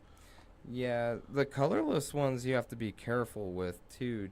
You definitely have to run this route if you're running an Eldrazi route, because if not, you're just gonna really bone yourself game 1 finding out like, oh, I can't actually cast any of these spells because I need a colorless pip instead of any of my normal basic lands. Yeah, no, like, you know, I made that realization just off of one draft pick. I was like, oh, wait, no, I can't do that. Like, Yeah. oh, no. Yeah, Like, if you're running the Eldrazi deck, you have to draft these highly. You want probably at least 6 of them in your deck. oh, wow, yeah. Especially They're if- commons, so you're going to be Yeah. able to get them. They're in every pack, so but they do get kind of picked highly. Like this guy is Yeah. fantastic, uncommon for the Eldrazi's.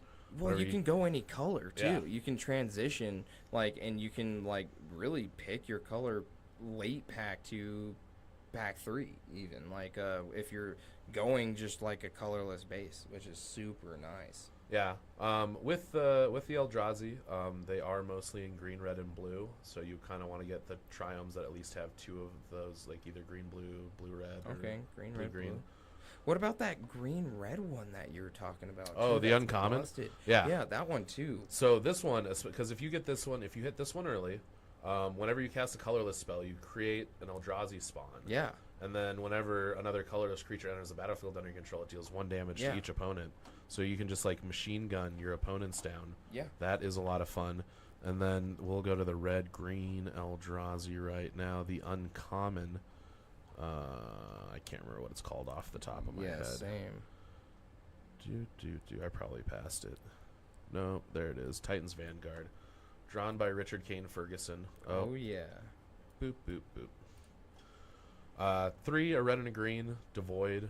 Whenever you cast a spell and whenever it attacks, put a +1/+1 counter on each colorless creature you control. What? It has Every trample. time? Yeah, yeah.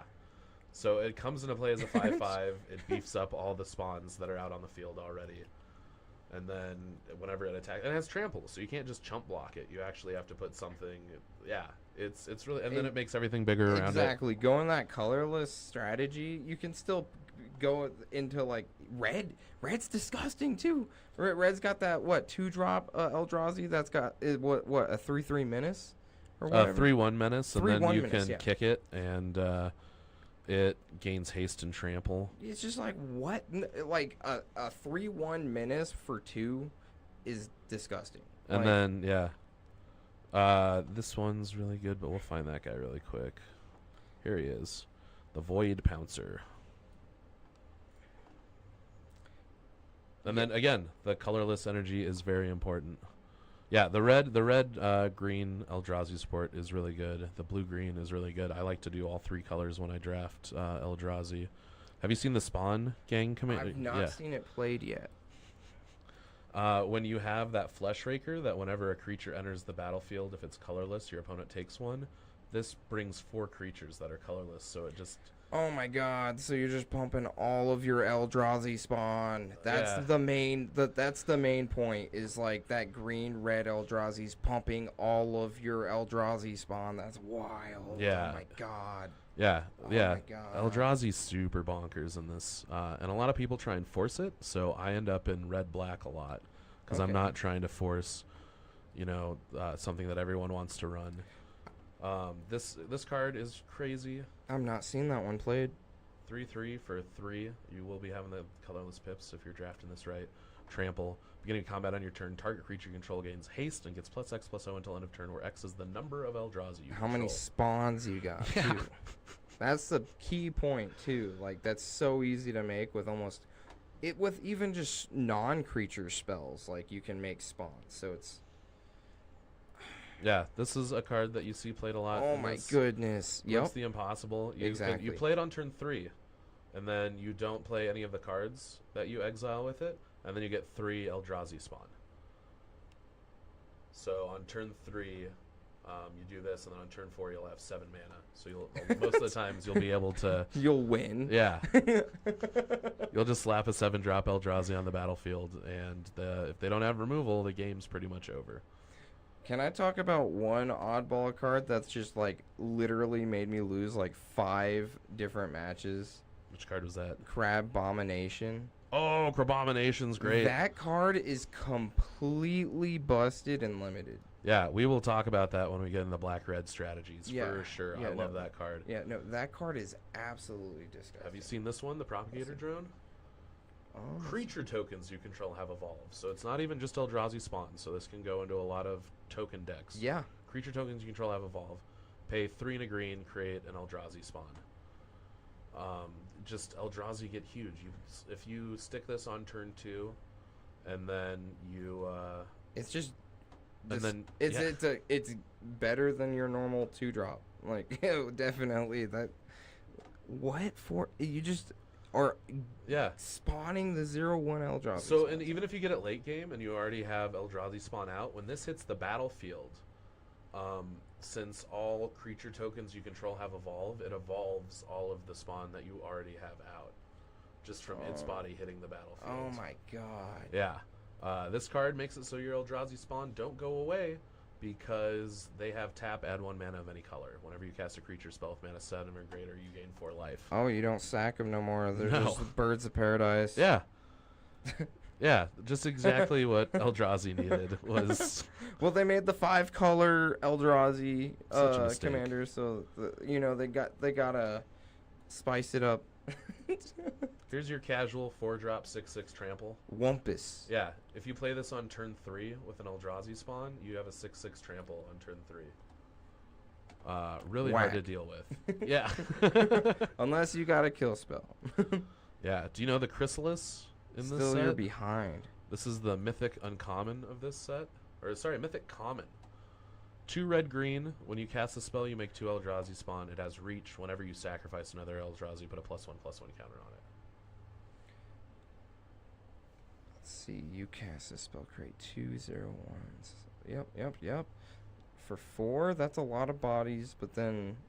Hey, you're just going to pump all your Eldrazi's whenever you block their big creatures, and you're just going to sack them in response to the blocks. Yep.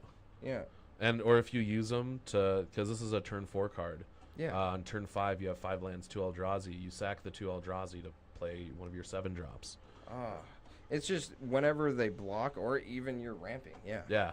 Yeah. Whenever you sacrifice any Eldrazi. There's also, let's actually get into those 7-drops, or some of the Titans, so you can see what kind of bonkers stuff they have. This is an uncommon. Which, when I saw it at first, I didn't think it was that great until we all realized that colorless. So when you cast a spell, you gain 1 life for each colorless permanent you control. Lands are colorless. Yeah. So you get 1 life for each land. So that's probably 8 mana sometimes. Yeah, 8 life. Yeah, and it has hexproof from each color and Annihilator too. So you can't remove it with any colored spells. You can't block it. Or you can block it, but it has hexproof from each color, and Annihilator 2 is just a backbreaker. Most of the kill spells are going to be monocolored.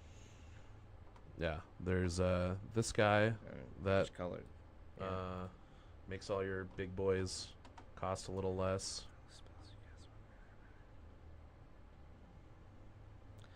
Man, that's just mainly good for the Lord effect. Yeah. Well, actually, because... How about we play this on turn 4 or turn 5, because we have 2 Eldrazi spawn out. Yes, yeah, it's just good all around. Yeah. In this strategy. Yeah, and then we'll show probably the best mythic for Eldrazi, Ulamog. 10-drop, when you cast it, target opponent exiles half their library rounded up. You have to sacrifice 2 permanents to target it. There's a battlefield with number +1/+1 counters on it equal to the greatest mana value among cards in exile.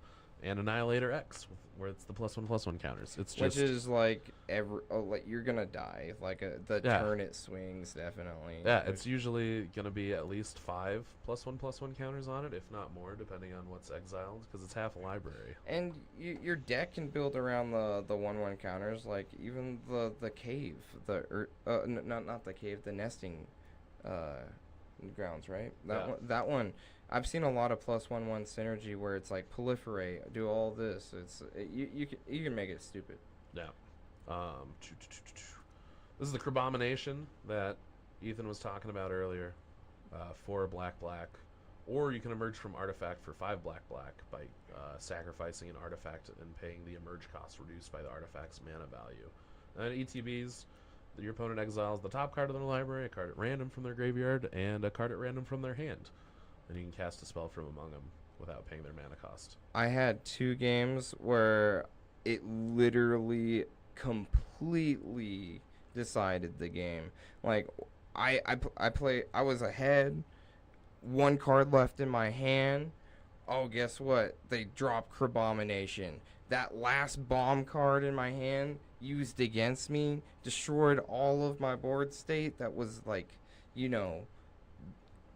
relevant, and play like what's that legendary common slow I can't think of the name, the slow ab, where if you have another copy of that card in your hand, you can discard it and sack 2 mountains to deal another 4 damage. Oh, Skoa. Yeah, that one. So someone Crabominated me with this card, Skoa. Yeah, Skoa right there. Yeah, that was the only card in my hand. Oh. Yeah, no, that is disgusting. So they just played it, they just dropped a 4/4 and then Killed my biggest creature, and then had a 5/5 and a 4/4 and a removal. That completely changed the game. I believe that 100%. Yeah, you can hit good cards with Crabomination. It makes them discard a card, exile a card, and they can play it. It's and all the Eldrazi's that are super big, like a free 7-drop Eldrazi. Yeah. Yeah, no, I've definitely abused that card. It's really good in the black-red archetype because there's stuff like the Discard Rat, this Refurbished Familiar. That card's good. Yeah, so this card has affinity for artifacts. So if you play Artifact on turn 1, Artifact on turn 2, you play it on turn 3 for, 2. Sometimes you play another Artifact on turn 3, and this only costs 1 black. And then you can Crabomination out of it, because it reduces Crabomination 7 by 4. So you can play a Crabomination for 3. Yeah. Yeah, I've done that a few times. It's a lot of fun.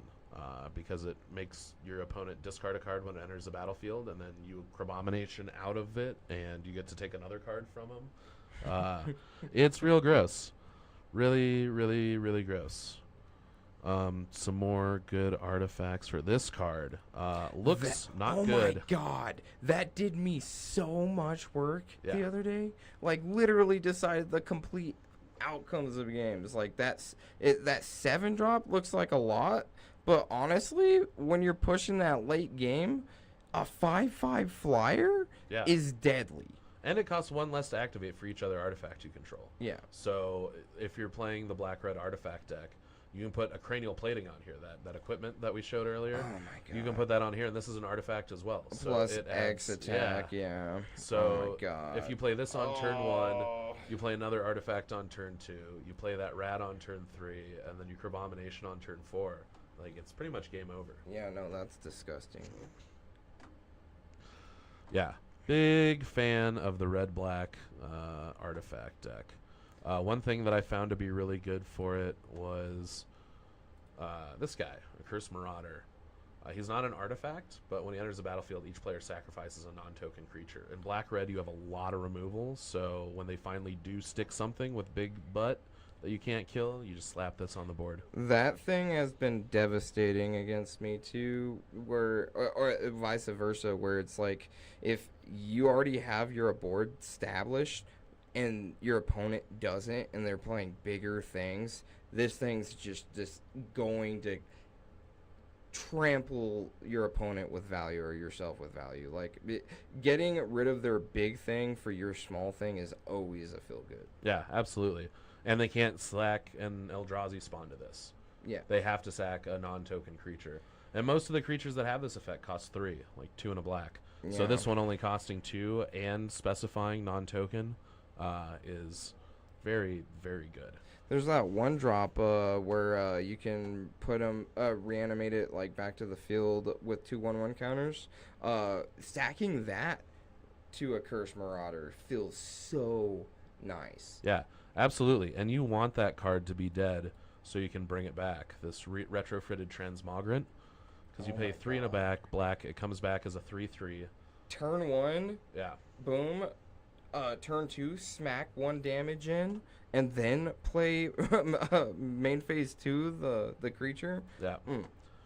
And they reprinted Victimize as well, which we'll go over in just a minute, but I would just want to highlight this Wormcoil larva real quick. It's a little baby Wormcoil engine. That's disgusting. Yeah. Death Touch Lifelink. Can you imagine Crabomination out of this? It only costs 2 black to cast Crabomination out of this. I've done that before. And you get 2 artifact creatures, 2 little tokens. Yeah, it's like they were meant to be. Yeah. Yeah. Absolutely bananas. We should probably go check on how much time is left. I started it at 3:15, so 45 minutes. I have about 4 more minutes, and it'll be 5 Okay. minutes. Yeah. Cool. Well, we will just really gloss over another archetype real quick. We did do Eldrazi. We did do Energy. We did do Artifacts. And we even did the flip MDFCs. Mm-hmm. Yeah. And there is +1/+1 counters is another big one in this set. I'm just looking at all the cards. This one is the uncommon. You can even just go over the 1/1 counters real quick. I'll just go out to make sure they're all correct. Yep. Sweet. Cool. Yeah. Ethan's going to go check on our competitors, see where they are in the deck build. Hasta la pasta. Thanks for dropping by. That was fun. We've got +1/+1 counters here. Cursed Wombat, black and a green. Pay 2 black, green, adapt 2.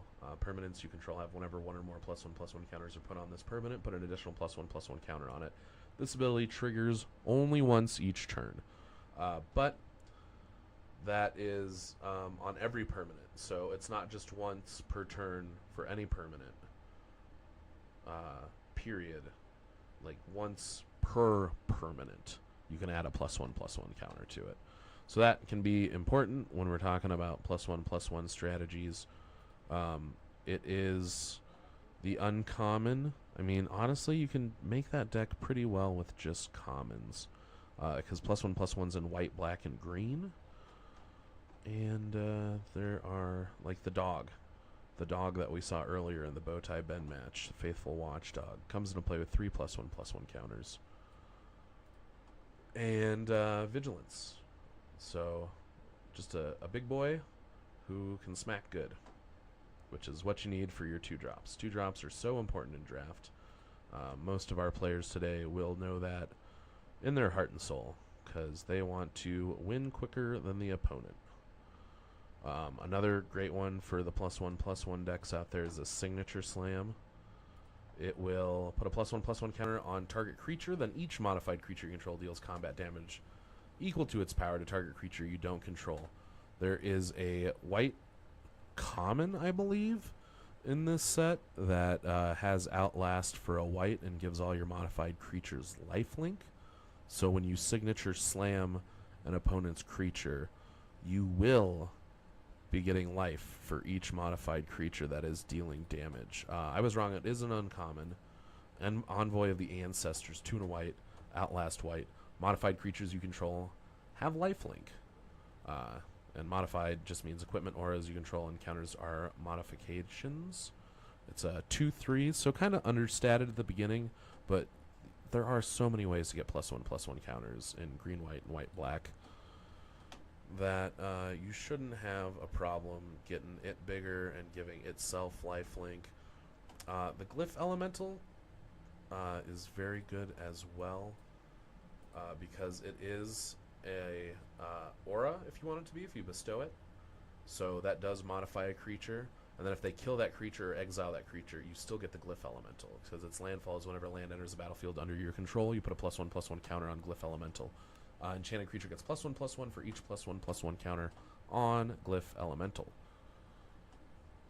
This Guide of Souls. Okay, so we were talking about +1/+1 counters. You can slide this one into a +1/+1 counter deck or an energy deck. This is Guide of Souls. Just 1 white. Whenever another creature enters the battlefield under your control, you gain 1 life and get an energy. Whenever you attack, you may pay 3. If you do, put 2 +1/+1 counters, and a flying counter on target attacking creature becomes an angel in addition to its other types. So you basically, whenever you play creatures, you get energy. There's all sorts of stuff that supports energy in white. So you can even have some of that just coincidentally in your +1/+1 counter deck. Like this Inspired Inventor. He honestly fills every white deck that you can have. The white-black tokens. You can have +1/+1 in either black-white or white-black-green or white-green. And then energy if you're in white-blue, white-red, white-blue-red.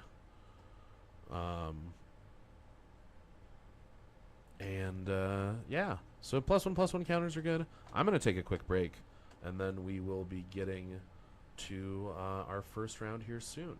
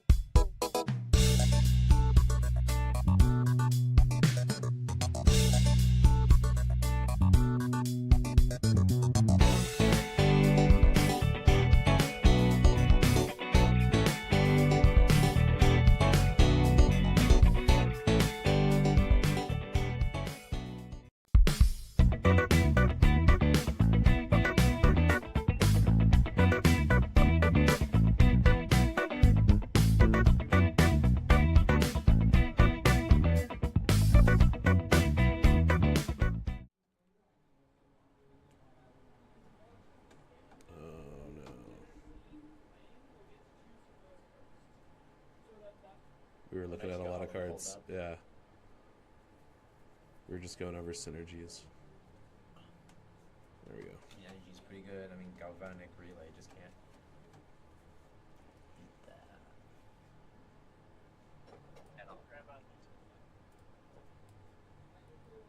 All right, and we are back. Welcome back. We've got, who are our pairings? I know Bowtie Ben. This is correct up here. You want me to check? Oh, that's Nick V. It's ready. Nick V. All right, yeah. Bowtie Ben in the top against Nick V on the bottom. Yeah, we got to see them in round 3. So we got to see what their decks were then. They've got brand new stuff now. I got to take a peek at Ben's. He was pretty confident about his. Nick, not so much in his. Thought it was a little bit weaker than his first deck. Okay, well, I mean, his first deck was the, what's it, blue-white energy? Yep. Splash of red. Yep. Yeah, just Jeskai energy. We got to see that round 3 as well. You guys got to see that round 2. It just, when he started proliferating the exalted counters. That's some crazy stuff. Yeah, that was some 3-head stuff, some 5-head stuff.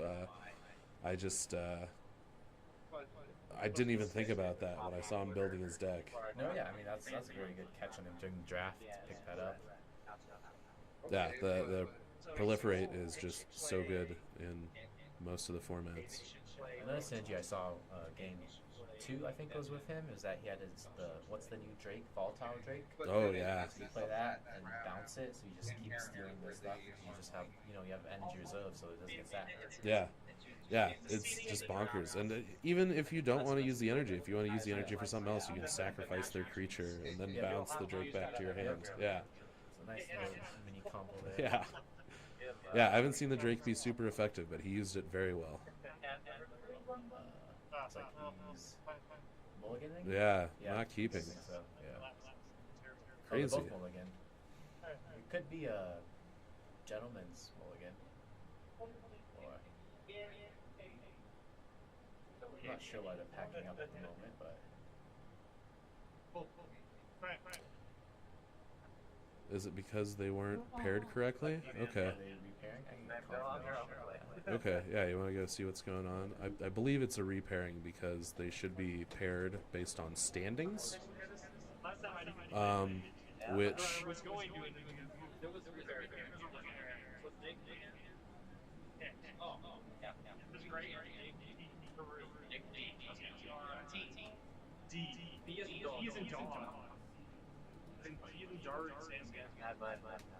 It's now Nick D.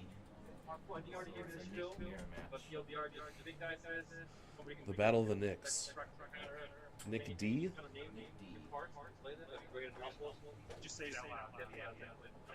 Right, we have Nick D versus Nick V. It won't be confusing at all. Nope. Swept referred to them by the decks. I did not get to see any of what Nick D put together, so Did you see what Nick V was on? No, I just saw the disappointment, and he told me how disappointed he was with it. So we'll see what it is. We did see some white cards that I was paying attention to when I was confused why he was showing all the. Well, it was a Nyxborn unicorn, which is more it's the bestow unicorn. It gives +2/+2, and when it attacks or the creature that's bestowed with it attacks, it has mentor. So your creature with lesser power +1/+1 counter. You can put it into play for 2 or bestow for 4, so the bestow's not fantastic, but if it makes your creature bigger than any of their creatures, it's a good way to go. Yeah, there's a lot of returning keywords in this set, right? There's something like 36 keywords in this set. That's crazy. Yeah, it's pretty wild. They're so the draft can get, I mean, like you were saying, the combination of the proliferating and the triggers, yeah. Yeah. You get to see some neat interactions, hopefully. Absolutely. You get to see just fun energy stuff that we haven't really seen since Kaladesh. But just juiced up. Everything in this set is so juiced. The commons are all good. The uncommons are all great. The rares and mythics. There are a few bad rares or mythics that don't really synergize with things, but are great for modern. Sure, yeah. But it's a very high power level setting. Yeah, we're actually doing a RCQ at the store I work at, Dueling Land, tomorrow. And it's going to be MH3 sealed, and then top 8 will draft. Yeah, and then it's a 2-seater. So they top 2 will be able to go to the next regional championship. Do you think the decks you go after change between sealed and limited?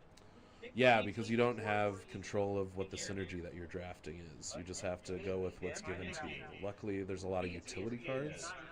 And there's all the landscapes that help you fix for colors, because you're probably not going to have to go more than 2 colors in sealed. Yeah.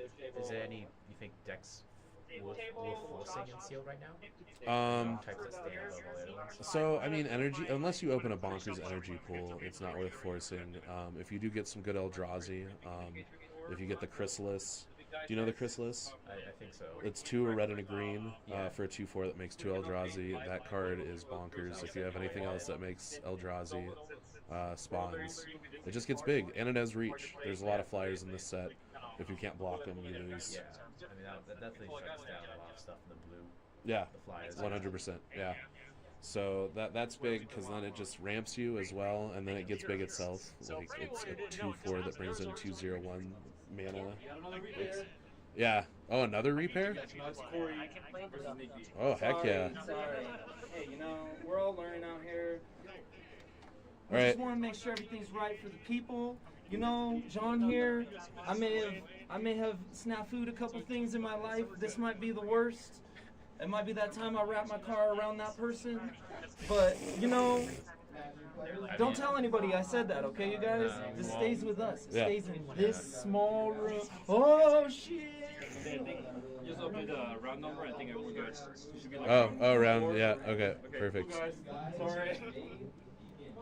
Do. Which one is? All right, just another repair. You heard.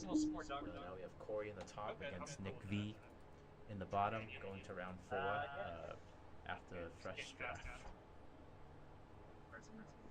Corey, I've personally played against in RCQs very good player. Whatever format he is. He doesn't even really practice. He's got a family. He's got a wife and kid. Maybe another one coming. Who knows? But he just goes and he qualifies. He's on level 7's team. Same with Nick. So these are actually 2 level 7 team players who qualified for this. Yeah. So one of them will go home.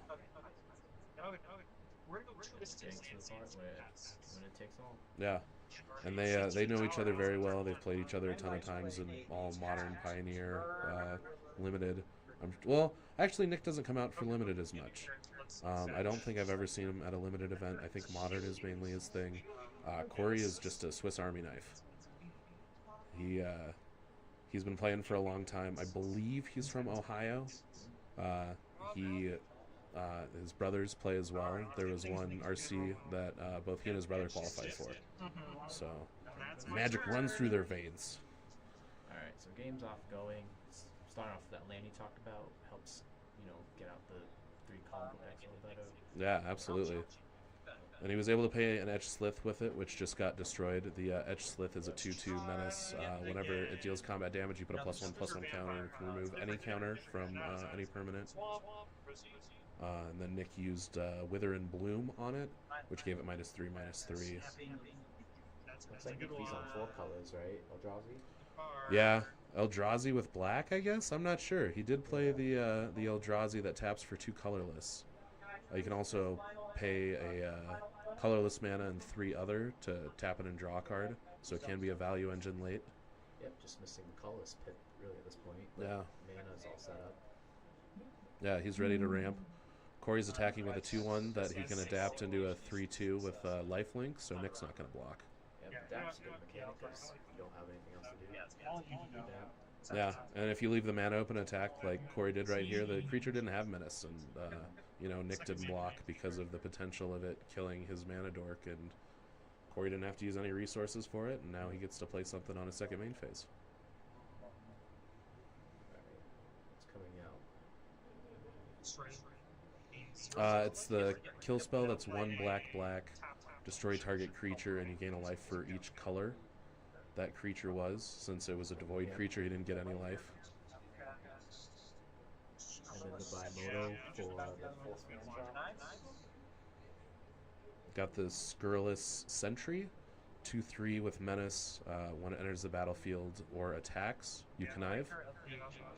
Yeah. And Nick discarded a giant Eldrazi. Yeah. Yeah, he was planning to play that with the mana dork, but Corey took care of it, so he couldn't play it. That Eldrazi, I believe, costs 6 colorless for an 8/4 that has hexproof from all colors.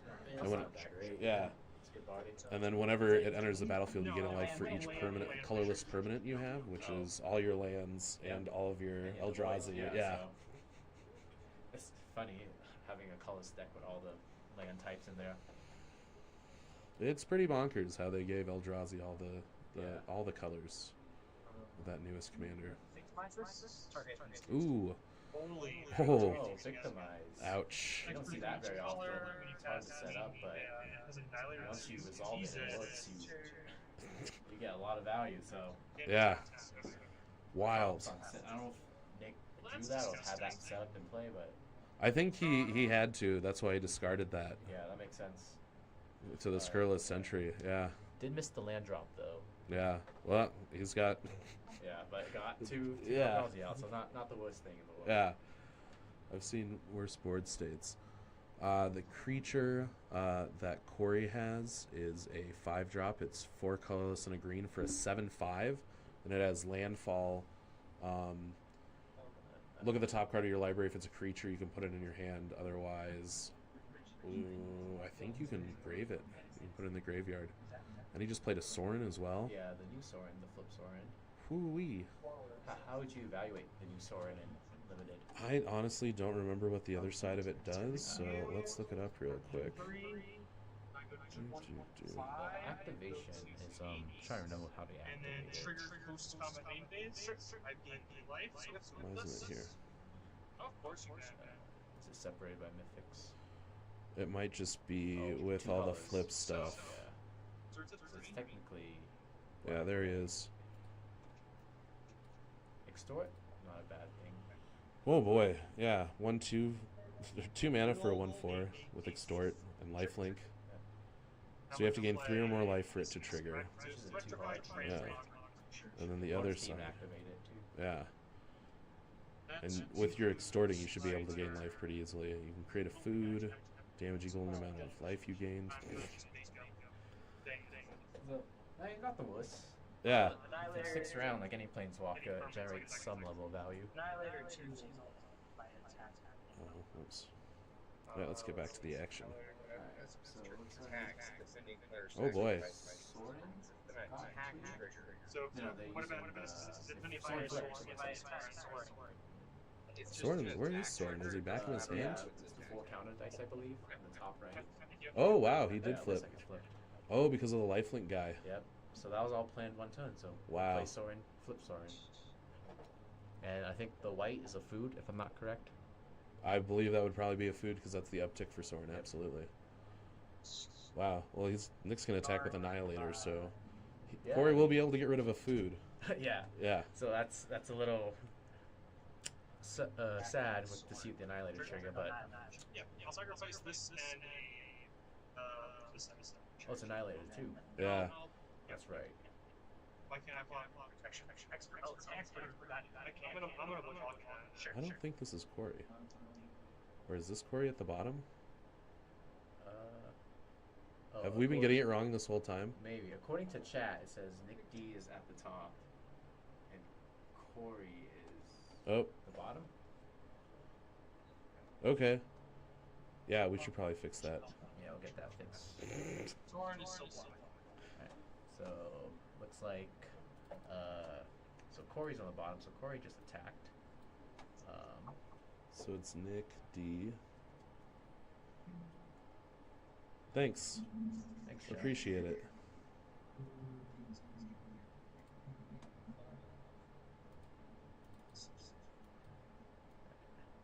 That makes more sense. So these are not teammates. There you go. We nailed it.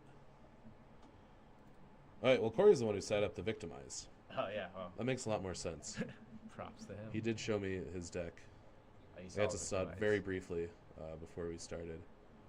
He also has a buried alive, so he can put 2 creatures into his graveyard and then victimize to get him back. If you're offered that in a pack, like towards the beginning, would you take it? Like, Which one, towards the victimize beginning? or? Victimize, yeah. Yeah, victimize absolutely. Especially like if it's pack 4 or pick 4 or 5. If you've seen that black is open and that's sitting there, that's a good sign that black is going to be wide open and you can slip. I mean, black-red has been really, really ignored in a lot of drafts that I've seen. They just don't value it as high as Eldrazi or +1/+1 counters or energy. And you can get away with drafting some really silly artifact decks just by getting the black-red stuff. And then And you're just I've playing the bombs, right, in black and red, because they just get passed. you get some bombs, but a lot of it are the commons, like the cranial plating. It's black and a red. Yeah, I've had 4 in a deck before because people just weren't drafting that, and And just hit for a lot. yeah, absolutely. And you can move it to flyers. There's a lot of good flyers in black and red, or menace, so you can take out 2 other creatures. I haven't seen one of those decks from any of our drafters today. We saw almost the mono black one in round 1 that had some red. But it was not the black red package. Apparently there weren't any cranial platings going around the table, so he didn't end up with any. Yeah, I don't think you can force in this format very hard. You have to see the lane that's open because a lot of people try and force Eldrazi and just leave something else. Just pick the best card probably for the first 5 picks because especially with play boosters, there could be 3 rares in a pack. Yep. So you don't want to take. If you see a rare in pack 3, there could have been 2 better rares in that pack. Yeah, I forgot play boosters with the new standard booster pack. Yeah. It's just changed draft quite a bit. A lot. And with the power level of all the commons and uncommons in the set specifically, it's just you don't want to you know, pick a bomb early and then just stick to it. So it's gonna get to 2 and then it's gonna double. Whew, boy. We've got 2+1/+1 counters. Put 3+1/+1 counters. Put on the Blood Drinker. So it's a 6-4 with Menace, and then there's a 7-5 coming in as well. I mean, the pressure's on for Corey being at Yeah. 10 life. And 2 big boys coming his way. He's gonna have to block with his Death Touch creature. What do you think Corey's looking for at this point? He wants to hit a piece of removal. He wants to be able to swing into the Sorin and take that off the field. Oh, yep. He knew he couldn't get there. Scooped. We're going to the next one. Yeah, flipping the Sorin in one game. Yeah. Or in one turn, you know. Yeah, I mean, it's definitely, you set it up, right? You know, you're getting, Some like, additional cost stack. bring up the Sorin. It's hard to use it. And even with Sorin as a planeswalker, having to extort, if the game, you know, stalls out, which some draft games do, extort probably makes a difference. Absolutely. If your opponent doesn't have life gain, they just get pinged and pinged and pinged, and you're gaining life, and it can really just make or break, like, especially if you have removal, because Black is kind of known for that, being able to take other creatures off the board. And you can kill a creature and extort it at the same time, so it's just net good. I think that's the only card with extort in this set, thankfully. Yeah. Because extort is very powerful. Sideboarding, is there anything Corey wants to bring in, do you think? It looks like he might be bringing in a flyer, just because it's a 2-drop to help stop that vampire Just to early. set the code back a little and try to survive to get to the later game. Yeah. See what he's going to be taking out here. Because, I mean, Nick's deck is just really just, you know, strong, black, green, kind of mid-range, kind of beat-down plan, so hard to sideboard around that, really. Yeah, just +1/+1 counter value. Which, the more value you can get out of your deck, the better things life can be. Oh. He got rid of a Marionette Apprentice. Okay. Doesn't really threaten that. Yeah. Doesn't need a life loss. Yeah, because his opponent has life gains, so that kind of negates that just 1 damage for creatures dying. Yeah, and that's probably better 2-drop going into the deck, 2/2. The Fabricate probably doesn't really do much. Yeah.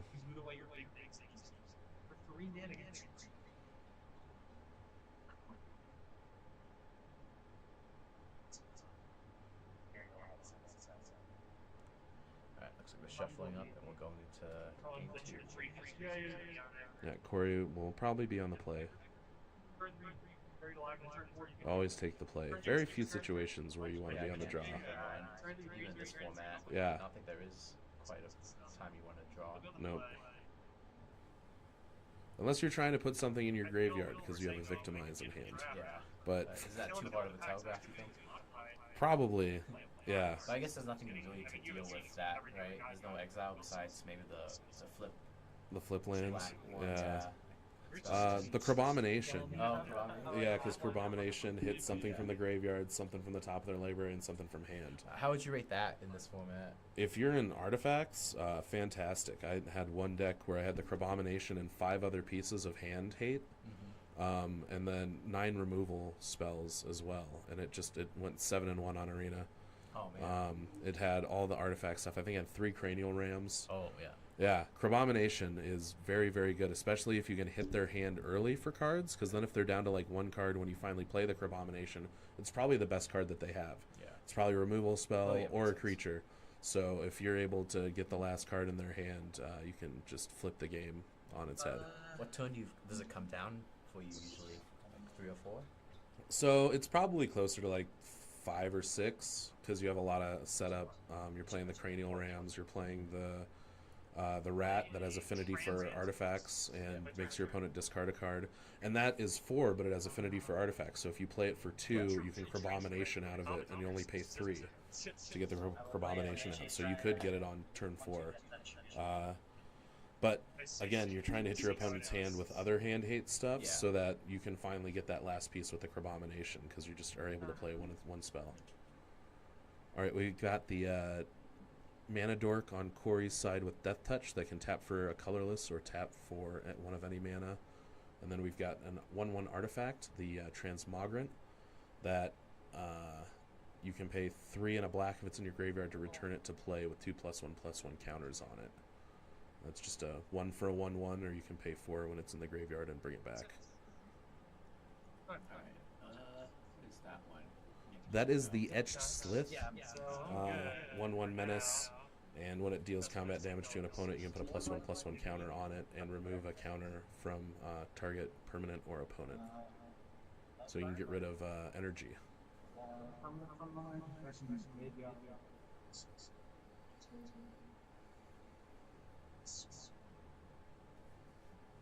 I just grabbed a land drop there. Yeah, that is the green. I can't remember if it's instant or a sorcery. That makes you a spawn when you look at the top 4. Makes you a spawn. Yeah, Malevolent Rumble, 1 and a green. Reveal the top 4. You can put a permanent into your hand and the rest into your graveyard. It's definitely Eldrazi rock type. Yeah, and it's just also just a mana accelerant as well. Like, you don't necessarily need to be an Eldrazi. You get a permanent, and you get a temporary mana dork. Do you think having that kind of 2-drop play is the best 2-drop on turn 2? If you're not aggro, if you're trying to ramp, so it is best in the Eldrazi. But again, Corey is playing with Victimize. Oh, that's right. Yeah. So he could put 3 big permanents into his graveyard, and then if he has 2 Victimizes or has somehow a way to get it back, all of a sudden they're on the battlefield. So he was definitely thinking how synergistic that was with his Victimize. He must have gotten it early. I don't think we saw any first picks in the last round, right? No cards stood out last game. Yeah, I didn't see any crazy rares or. Besides Sorin, I think. Yeah. But Sorin you think Sorin's a first pick? It depends what's on the pack. What's in the pack? I mean, you could grab it, but that's not going to force you into black. If black turns out to be open, you can just go that way. And it's also, I'm sure it's a planeswalker, so it's has some value. So you might just pick it for value, and if you're playing in cardboard. On Arena, I don't know if like I said, there's up to 3 rares, 4 rares in a pack. I mean, yeah. So yeah. Are there any must picks you think in this format? Like you open it, you see it, and you're forcing this no matter what. There's the red-green uncommon Eldrazi that is a 5/5 when it is cast, and whenever it attacks, it gives all your colorless creatures a +1/+1 counter. And there's just so many Eldrazi at common and uncommon that you don't even really need to hit any of the rares to make that work. So that's why a lot of people force Eldrazi, is because they see that, or some of the better Eldrazi pack 1, and if 3 people are trying to force it at your table. Yeah, I mean, if you see that, your game plan and your draft is pretty straightforward. Yeah. And then if you don't open it, but you see something later, and then it just dries up, you know that a ton of other people are in it, so you should just go another direction. All right, so let's see it again. What do we have updated? We've got the Evolution Witness. Oh, nice. 2 and a green for a 2/1. Pay 1 and a green, adapt 2, and then whenever a +1/+1 counter is put on it, you can return a permanent from your graveyard to hand. So it's like an Evolution Witness. That's now dead, because he didn't want Corey to be able to get something out of his graveyard. Yep. But he didn't attack. He doesn't want to attack into the Death Touch guy, it looks like. I don't know why. I guess Corey might have had... No, he didn't have mana open. I don't know why he didn't attack with the Slith. It has Menace. Corey couldn't have blocked with it. You think he's just leaving it back for... I have no idea. You think that was a I think it was a misplay. Yeah, because sometimes you're just playing quickly and you say pass after you kill something, and then you're like, I should have attacked. Yeah. I'm sure he's thinking that right now. Yeah, we'll see if that 1 damage matters, but it might not. Well, and it'd also be a +1/+1 counter on the Slith. Oh, that's right. Yep. Yeah, so that could be costly. Yeah. But it looks like Corey's missing his mana drop. He gets the Victimize. Yep. Run it back. Yeah. You think he has more than 1 copy? Maybe 2 copies of Victimize. I mean, I wouldn't be surprised. I've seen several of them going around a table, because it was an 8-pod instead of a 6-pod, like the first. Oh yeah. The that first definitely changes the set, dynamic, yeah. Right. So there's going to be more cards opened in general. Wild. So he got his Evolution Witness back, Yep. and he got his Ooze. The Ooze, when it attacks, you can put a +1/+1 counter on a modified creature you control. What's the modified keyword again? Just Uh, enchanted, right? It's +1/+1 counter, enchanted or equipped. Okay. Yeah. New keyword. Yeah, what was modified? Modified came out of Kamigawa? Was it way back then? I thought Yeah. it was Yeah, modified came out of Kamigawa because there were the equipment creatures. Oh yeah, and they brought it back to a Neon Dynasty. I think. Yeah, Neon Dynasty was the first modified. Choose you. Bring Yeah. it down. Nick D is swinging in, Soren's back out. This. And I remove a counter for nothing. This looks very similar to the last game. Another I guess okay if I had another. Oh, did he play the Wolverine? He played Soren the Wolverine, I believe. Or not, Wombat? It's a Wombat. It makes it so that if a +1/+1 counter would be put on a creature, an additional one's put on there as well. Oh, yeah. So, that means yeah, the Slith hit, type. and then it got 2 +1/+1 counters instead of just 1. Yep. Soren's a big body, 1/4. It's hard to attack into that. Yep. I think it looks like where he got the land. Oh, no, So, that was yeah. the last turn. So, But he's adapting right now. Ewit something back. What do you think the best target is? It's either the Mana Dork, which he needs the mana, I think that's what he's thinking about, or the Elk. The Elk, you can bestow on a creature, and it turns the creature into a 3/3 with Yep. no abilities, and then when the creature it's attached to dies, it just turns into a 3/3 Elk. Oh, okay. So pseudo removal. Yeah, so it's pseudo removal, and then if that creature ends up dying, you end up getting the Elk, because the bestow just kind of melts off. Right? He's attacking with Ooze, he gets up on a +1/+1 counter where he wants to, so he gets another, yeah. Oh, he's getting a land out of the graveyard. I'll hit the land. Yeah. Nice. So I think he'll slam that forest down. Yeah, and the Ooze is a 3/3 itself, so it having a +1/+1 counter means it's a 4 attack, so Yep, Soren's gets through not going to Soren, block, yeah. No, yeah. So he did miss a land drop last turn, so he's on 4 now. And then pass back to Nick. It's also notable that Corey's missing 2 colors. So it is possible his hand, I can't really see his hand, might be filled with those colored spells. Yeah, very, very possible. We know that he has the Elk. He does need a colorless mana for the, he does have that Eldrazi that gains you life equal to the colorless land, or the colorless permanents you control. What do you think the value of picking a fetch land from your pack is? Like the landscapes or the like old school fetch lands? Both. Okay. The old school fetch lands are okay in this format, just because they only let you access to 2 colors, so you need to be in a very specific color pair or use it for splashing.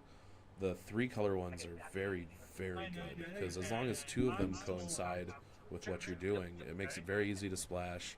For Eldrazi decks, it's especially important because there's so many colorless pips, and those landscapes can tap for colorless.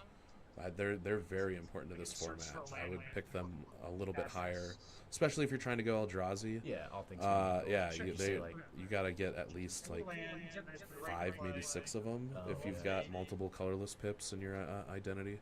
So like pick 6-ish.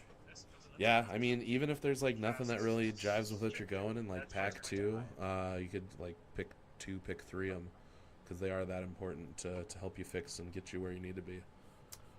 All right, Nick. Looks like resolved 2 more creatures, if I can tell. Yeah, he got. Is this one new? Yeah, so that one.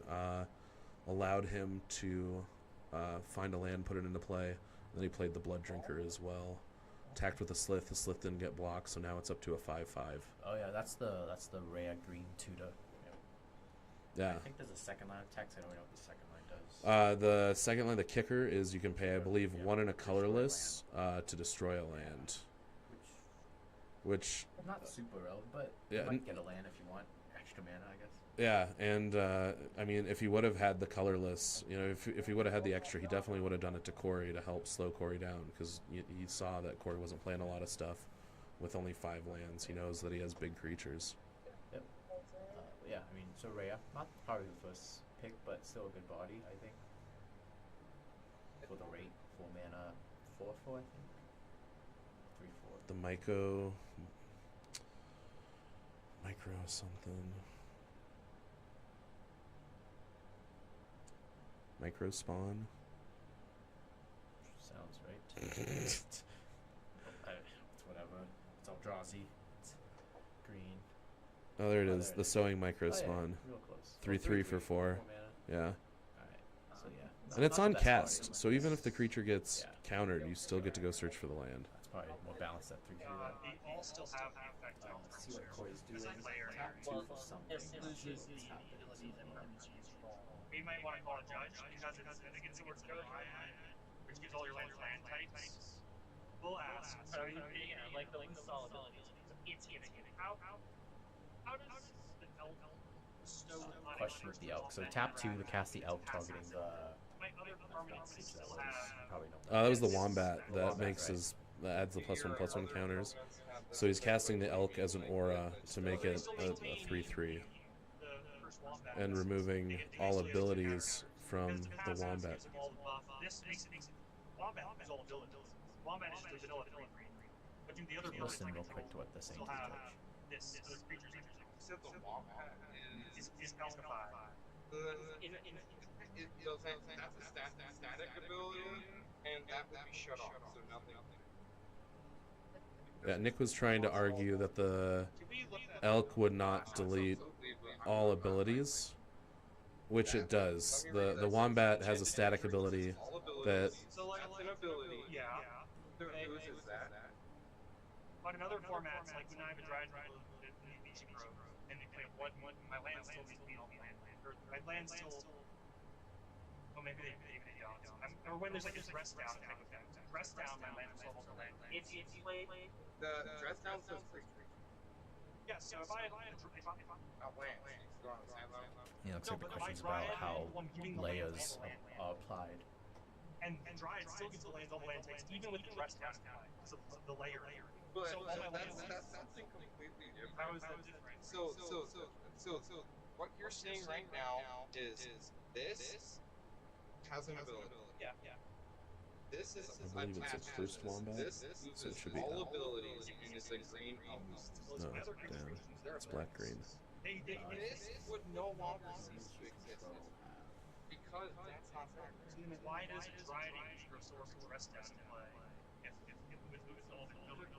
Is that how Dryad works? Do you know what Dryad does? I don't know Arbor why Dryad, you it's Not Arbor Dryad. It's like Ilzian Dryad of the Grove. Essentially makes all your lands tap one color. And then when you play Dress Down or Blood Moon, whatever, your lands lose or retain that ability. I think that's what Nick's saying. I think that they would lose all. They would cease to be all colors. I'm just like, why you're asking me to look up the two parts, how they interact completely different from these two right here. Yeah, the judge made a ruling and he's arguing with it.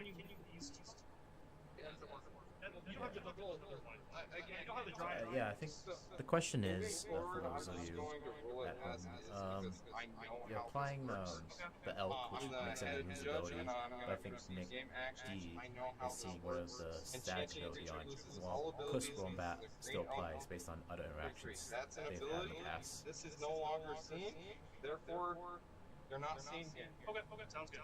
Great.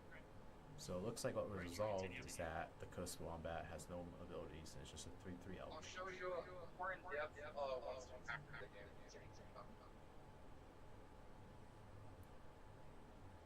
And it looks looks like we're going back to play. Yeah, they probably are going to get a few minute extension.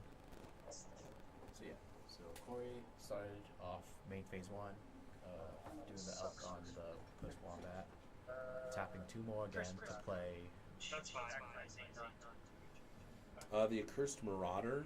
It's colorless and a black for a 2/1. When it enters the battlefield, each player sacrifices a non-token creature. That specifying on token actually helps quite a bit in this format. Yeah, because it gets around spawn. Most of the spells in Magic's history that does that are 3 cost. Yep. So it's a huge. I mean, it's great for Turgid decks and CDH. It's good for sacrifice. Yeah, common. Oh wow. For 1 and a black. There's some good common removal. Like this is the green one, the fight one. Which I mean, fights are like typically green, but this one just seems a little better than most. Well, most of them are punches or bites. They're Yeah. not even fights in green. It's there's the one fight that's the land on the other side, Yeah. but the other 2 are actual bites. Yeah, I do like the flip lands, makes deck building a little greedier, which is always fun to see. Absolutely, you can cut a bunch of basics if you focus on getting the ones for your colors. Looks like another removal spell. Yeah, we have to sacrifice a creature or Rights. artifact. Oh, yep. To destroy target creature, get rid of the Slith. Nice. Wombat's a 3/3. He does still have the Sorin and the Blood Drinker, Yeah, so still unbalanced, but cleared a lot of stuff, and I think once again missed the land drop and still stuck on green black for now. yeah. And Sorin's gonna flip this turn. Yeah. Because Nick's going to attack with the Blood Drinker, give it a +1/+1 counter with Adapt, and then it'll get Menace because it got a +1/+1 counter on it. Corey's not going to be able to block. That's 3 life to gain. Sorin flips. Yeah, and even though Sorin isn't most impactful right away, it's just, like you said, value each turn, and Yeah. that's how you win in Limited. Just Yeah. incremental gains. If you can outvalue your opponent. And it's another target that you have to worry about. Yep. Whereas you normally just go face, you have to worry about this other Yeah, thing. And 'cause, I mean, the game plan is just you got to beat them down, so. Yep. Reached a 10-point differential knife, so you got to be more conservative with your life if you're Corey now, because just 2 more rounds of hits and you're dead, right? Yeah. Because he's got the 3. He's got 2 3/3s and a 3/2. Yep, that's just 2 hits. Yeah. Yeah, he's got to draw into something. We know he has the Eldrazi in hand that he can't cast, so Yeah. that's a dead card in hand. So what do you think he wants to see here? A board wipe that he doesn't have. Toxic. Although that's probably wouldn't be running his deck. Did hit a land drop, and it looks like it's a... Oof. It's an enchantment that makes 2 spawn, I see. and then your spawn can tap. They become Birds of Paradise, basically. Oh. Yeah, it gives all your Eldrazi tap, add 1 mana of any color. So just a mini time walk for the moment, because I think they might just be used as blockers. Oh, absolutely. Yeah. So get to live another turn. That's, I mean, not bad, but looking for an answer. Yeah, it doesn't fix anything.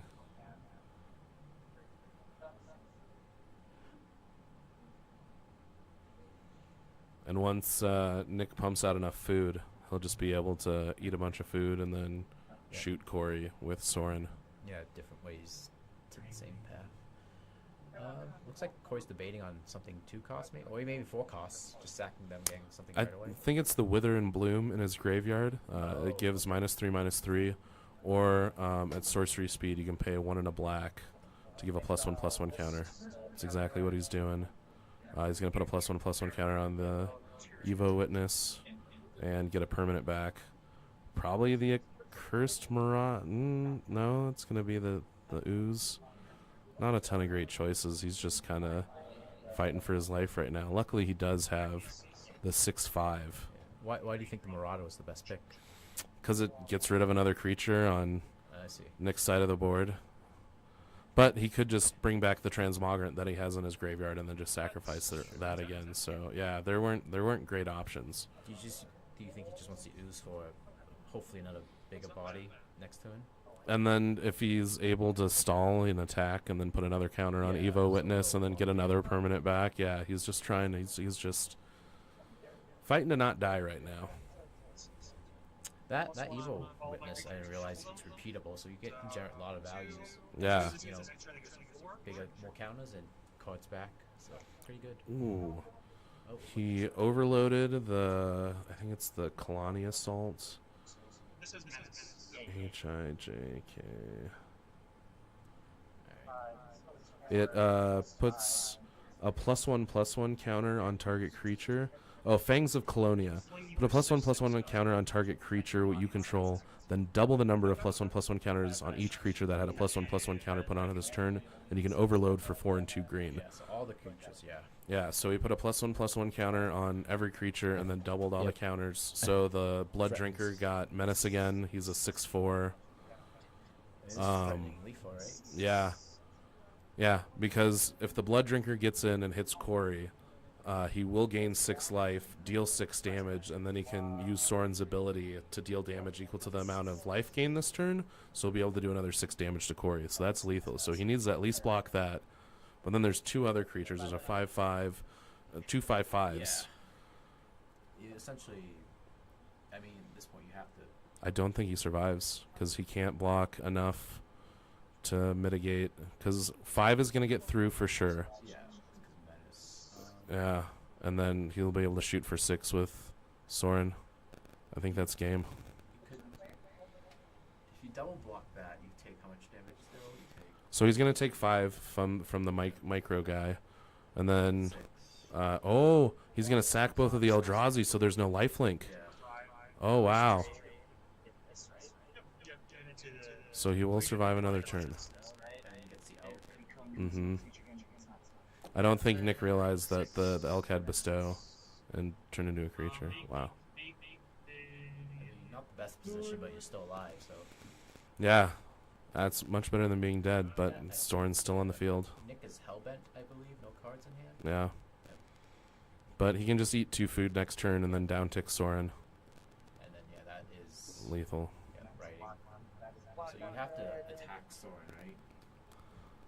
Yeah, he has to. Well, what's Soren's minus? How much? Because if it's not a lot to my, I think it was like a -3 maybe. Oh, it's a -1.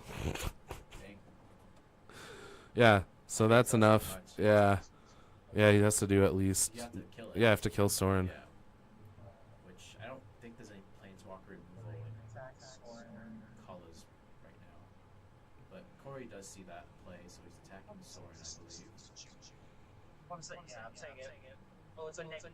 Yeah, it doesn't matter. Yeah, Corey just realized it's a -1 ability too. Yeah, that's scoop. Yeah.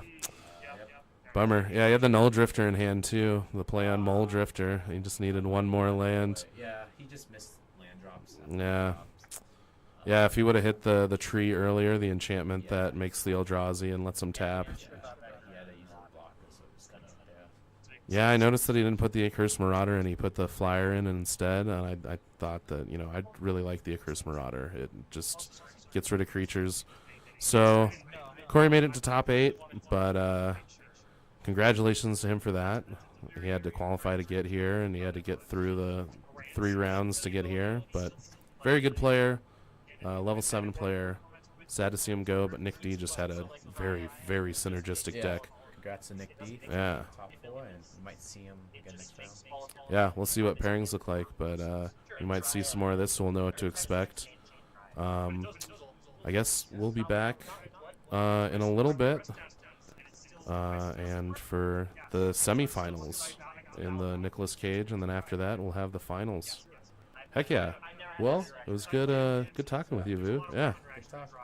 Learn a lot about draft.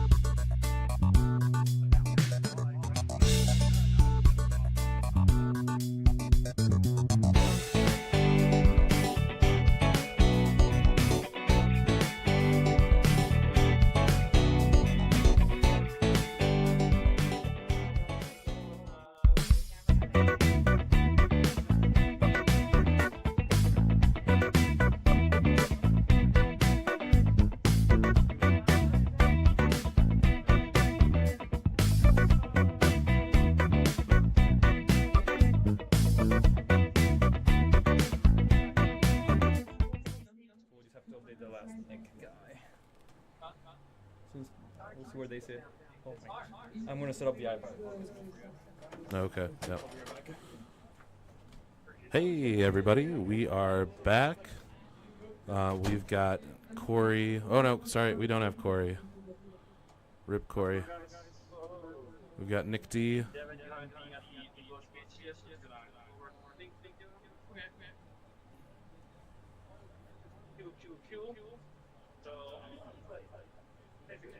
Hi, welcome. Congratulations making it this far. Goodness. Semifinals.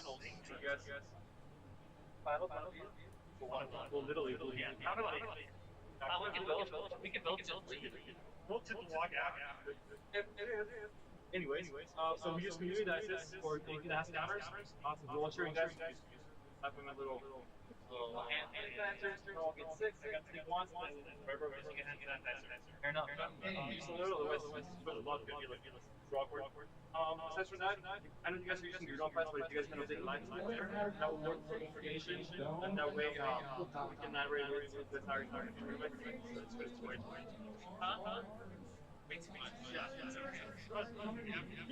We do have a CDH tournament running in the background. Starts at 6:30 every Saturday up here at the North Level 7 store. Very competitive, so if you really like CDH, this is a good place to check out on Saturdays. Meanwhile, these guys are setting up. Yeah, I got all the people, the squad watching, so yeah. Just sneakers off. Those ones I was doing, so. Yeah, which role those? None of my friends. Oh, you didn't message us? No, you're like, oh, what? To, yeah, I was like, oh. I'm ready. What's his name again? Devin. I'm literally playing to 7 people right now.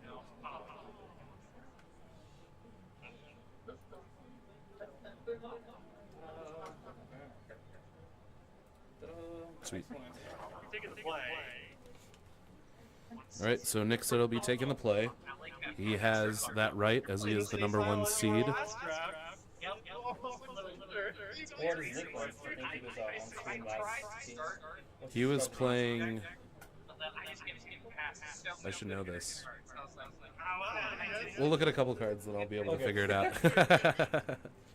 So I guess what do you think so far of the people you've watched play? What's the best strategy you've seen today, Ollie? I mean, the energy deck that Nick V had in which you guys saw that in round 3, right? Yeah, that thing, it can be a powerhouse. Yeah. Black green. That's what Nick D is on. He is running +1/+1 counter synergies. He's got a Sorin in the deck. Yeah, he's. Yes. Nice. He's got the Fangs of Caldonia. I can't remember what it's called. Fangs of Colonia. So this card, you put a +1/+1 counter on target creature you control, then double the number of +1/+1 counters on each creature that had a +1/+1 counter. Put it on this way, and you can overload it for 6. So yeah, he was able to use that for lethal. Sounds like it gets out of hand pretty well. Yeah. Yeah, and right now he's got a 1/1. That's an artifact that if it's in the graveyard, you can pay 3 and a black to bring it back to play tapped with 2 +1/+1 counters on it. And then the Etch Slith, which is a 1/1 with menace. Whenever it deals combat damage to a player, you can put a +1/+1 counter on it and remove a -1/-1 counter from target player or permanent. Wow, that's or a counter, so you can even get rid of energy. Yeah. Which, what I'm seeing from Devin so far, looks like he might be running energy. White-blue is typically energy strategy. I see he's got a counter spell in hand that uses energy. He's got, what's it called? Oh, you just played the 2/1. When it ETBs, you make 2 energy, and you can tap it to loot, and you pay 1 energy to draw a card, discard a card. That looting mechanic's pretty... I think it's pretty strong here in this kind of format, right? Absolutely. Cycle some bad cards to see what, find an answer or removal or big bomb. Yeah, 100%. Get the lands out of your hand. And also just producing 2 energy early and having a body on the board is good. Unfortunately, it only has a 1/, so he's not going to block the 1/1, and he can't block the menace. So the Slith did get a +1/+1 counter, and 1 energy was removed from Devin with the Slith. He's played a second Slith, which is real rough. Menace, when you don't have a ton of creatures on the board, can be deadly, and especially if you can take away energy at the same time. Yeah, I don't imagine the energy deck runs a lot of creatures, or does it run a good amount of creatures? It runs a lot of creatures produce energy. Yeah. Yeah, this Etch Slith is an uncommon, and Nick has 2 of them, which is pretty bonkers. That is crazy. Nobody was getting those cards. Yeah, it seemed like no one else was in black-red artifacts, because those are typically black-red artifact cards, because that can discount the affinity creatures that are in black-red. It makes cranial plating better, so the fact that someone didn't have that is it's kind of crazy. Oh, yeah, we are on the semifinals, right? Yes, sir. So I know it's usually too early to tell, but who do you think's kind of on the lead here? It's turn 3, we're going to turn 4. So Devin did just play the Rhino that creates 2 energy when it comes into play, and you can tap it and use an energy to tap a creature. It is a 2/3, so he does have a body to block these Sliths. But from what we saw from Nick, he just ran over his opponent in round 1. It was real steamroll. Corey had some nice plays in the last round, but Nick was just able to, he had removal at the right times and was just able to handle him pretty easily. So I guess we'll have to keep seeing how this game develops. Who's the aggressor in this game? Chris, who's always like, kind of the control in this matchup? Are they both archetypes more of aggressors and or control-y? So energy is a little more control-y. It can be very aggressive if you're in red-white, especially with the haste goblin, the conduit goblin, that can really take things out of hand. We saw that in the first round. The guy would play the goblin on turn 2 and then the charge bug on turn 3 that gives menace, and he'd attack with both, and yeah. And with menace too, right? Because yeah, it has menace itself. Yeah. It does like additional, right? Like you have flying, first strike, menace, right? Makes them so your combat. It's pretty easy because you just get through it all the time. Yeah, and especially if you're holding onto a piece of removal, if they're double blocking with menace, you can remove one of them and then just blow out the other creature. Yeah. Yeah, so he keeps increasing the number of counters like you were saying and getting rid of the energy. This is mostly this is bad news for Devin, because I saw he was in the match that went the longest last round. That's why we had the long break, because he was able to stall out the board with kind of control style and was able to swing out at the very end in game 3 and just barely got enough on his opponent, but his opponent had a scary board state. So this is definitely more of a control. Okay, he just used removal. That is exile, and his opponent gains life equal to the converted mana cost, so he just gained 2 life from the Slith. But there's still one out there, and he can't block it. Yeah. It's a good match so far. It doesn't seem like any of the players have missed any land drops. They're both kind of interacting with each other. It doesn't look like Nick is on the pedal right now, so he's kind of leading the tempo of the game, and Devin's more or less reacting to it. But at least so far, it's back and forth. Is not a one-sided match, which is good to watch. Oh yeah. I mean, it seems kind of one-sided. It's 12-22 right now, and Devin hasn't been a threat at all. All the energy that he would have had stored up has been removed. He's probably had like what, 5 energy removed at this point. More. Yeah, so that's just real big. And he's about to trade with a 1/1 that's going to get bigger when it comes into play. Like, he's in a really bad spot right now. He's got a counter spell in hand, a plains, maybe an island, and the utter insignificance, which is a piece removal.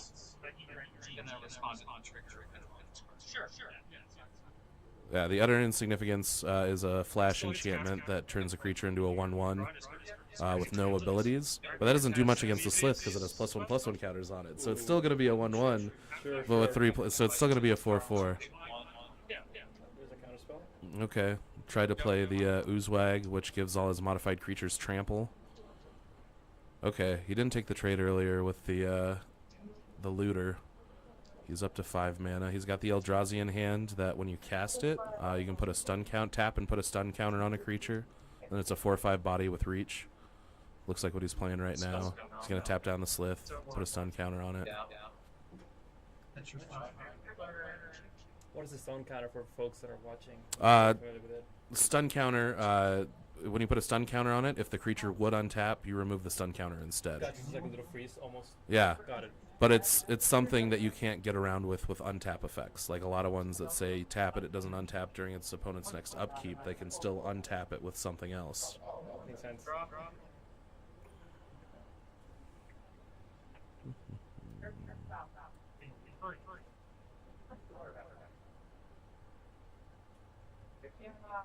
We're on Nick's turn's main phase, figuring out how to play land. Because I think he's missed a land drop, I think, most of the play. So drew that extra land, but you can see a forest.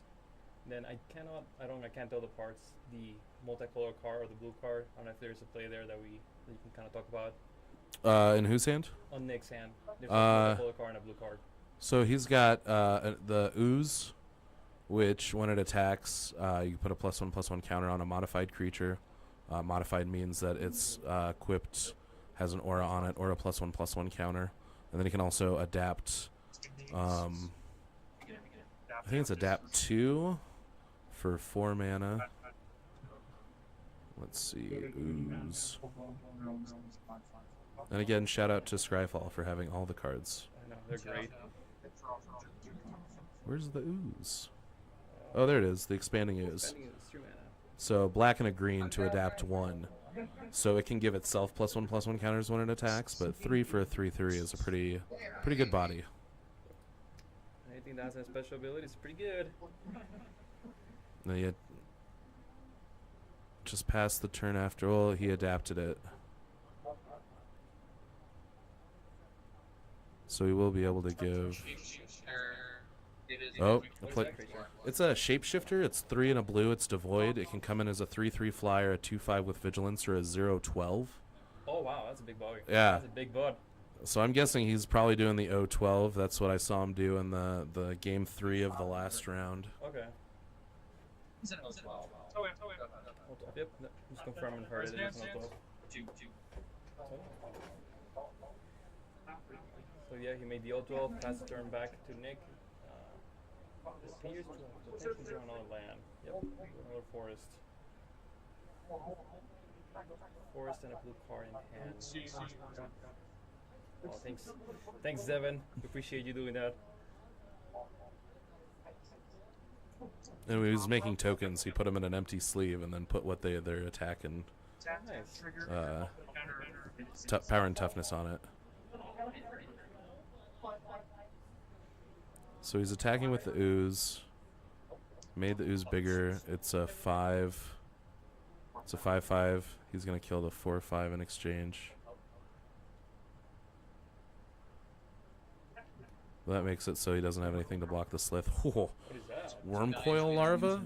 It's the baby worm coil engine. It's 3 black for a 3/3 lifelink death touch. When it dies, you make a 2/1 lifelink creature and a 1/2 death touch creature. Oh man. Yeah. That's pretty good. That takes care of the all 12 walls. Yeah. That is a good answer to a big wall. Do you think we're to the point that Devin might potentially have stabilized, or do you think he's still kind of bleeding out a little? I know the worm coil larva is a big hitter, but that does what, 3/3, so that's a 2-tone clock and some change. What are your thoughts, just based on how the game's developed a little? I mean, Devin needs to draw into something pretty substantial that deals with everything on the board, and I don't think he's running a board wipe. He did just play a artifact that he can tap to pay 3 energy to make a Phyrexian Golem, which he just did. Nice. And whenever you attack, you make an energy. And then he played a 2/2 flyer for a white and a blue that makes 3 energy when it comes into play. And whenever you attack, you can use 2 energy to give target creature lifelink. Nice. So it's a good way to stabilize. Right now, Nick doesn't have any flyers, so he could be gaining some life. I think Devin's hoping that if he has it in his deck, there is a white-blue uncommon that costs 1 a white and a blue for, I believe, a 1/4. And when it comes into play, you make 3 energy. You can use 2 energy to put an exalted counter on target creature. So you can start getting through with the flyers. They can get bigger with exalted, yeah. Is it Emissary of Soulfire? Is it this guy? Yeah, Emissary of Soulfire. Yeah, it is a 1/4. Perfect. Yeah, nailed it. I guess a good answer to the worm coil larva would be the exiled removal that we saw earlier, right? Yeah, if he was able to hold on to that, but he had to, deal with a creature. The Etch Slith was just bleeding his energy and his life total. You can't block 2 menace guys all the time. Right, he's going to double block the Slith with a 3/3 and the 2/2 flyer. He's going to stick the 2/1 in there as well. So 3, 4, 5, 6, 7 damage.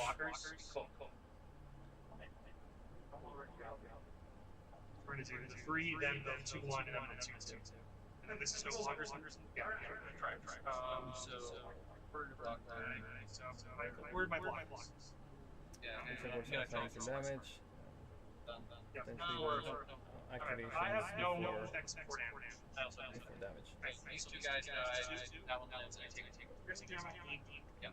Looks like after the dust settled, Devin's going to go to 5. And, oh no. Nick should be up to 25, right? From 20 to 23. Okay. Second main phase, we play this Regent Gargantuan. Oof. A Fetid Gargantuan.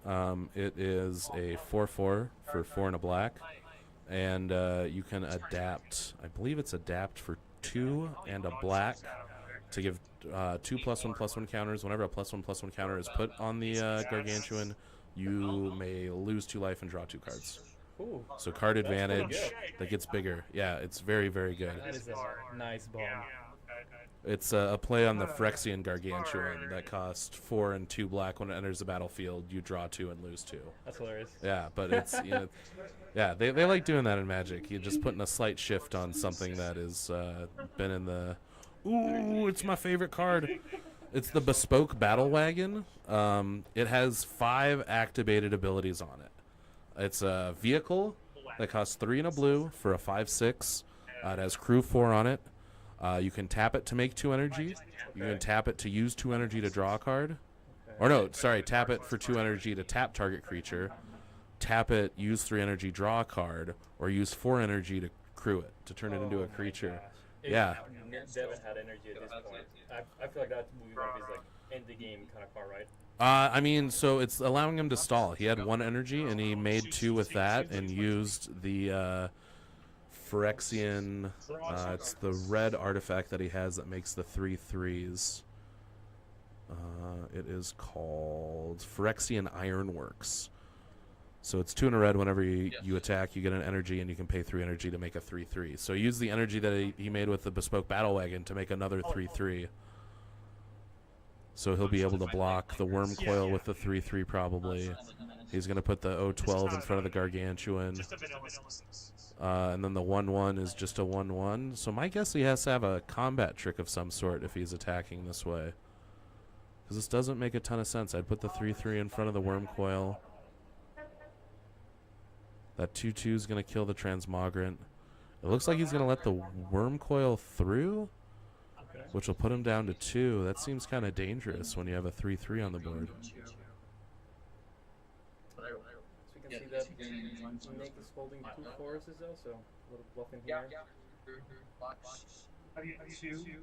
They had a forest and 2 swamps up, it looks like.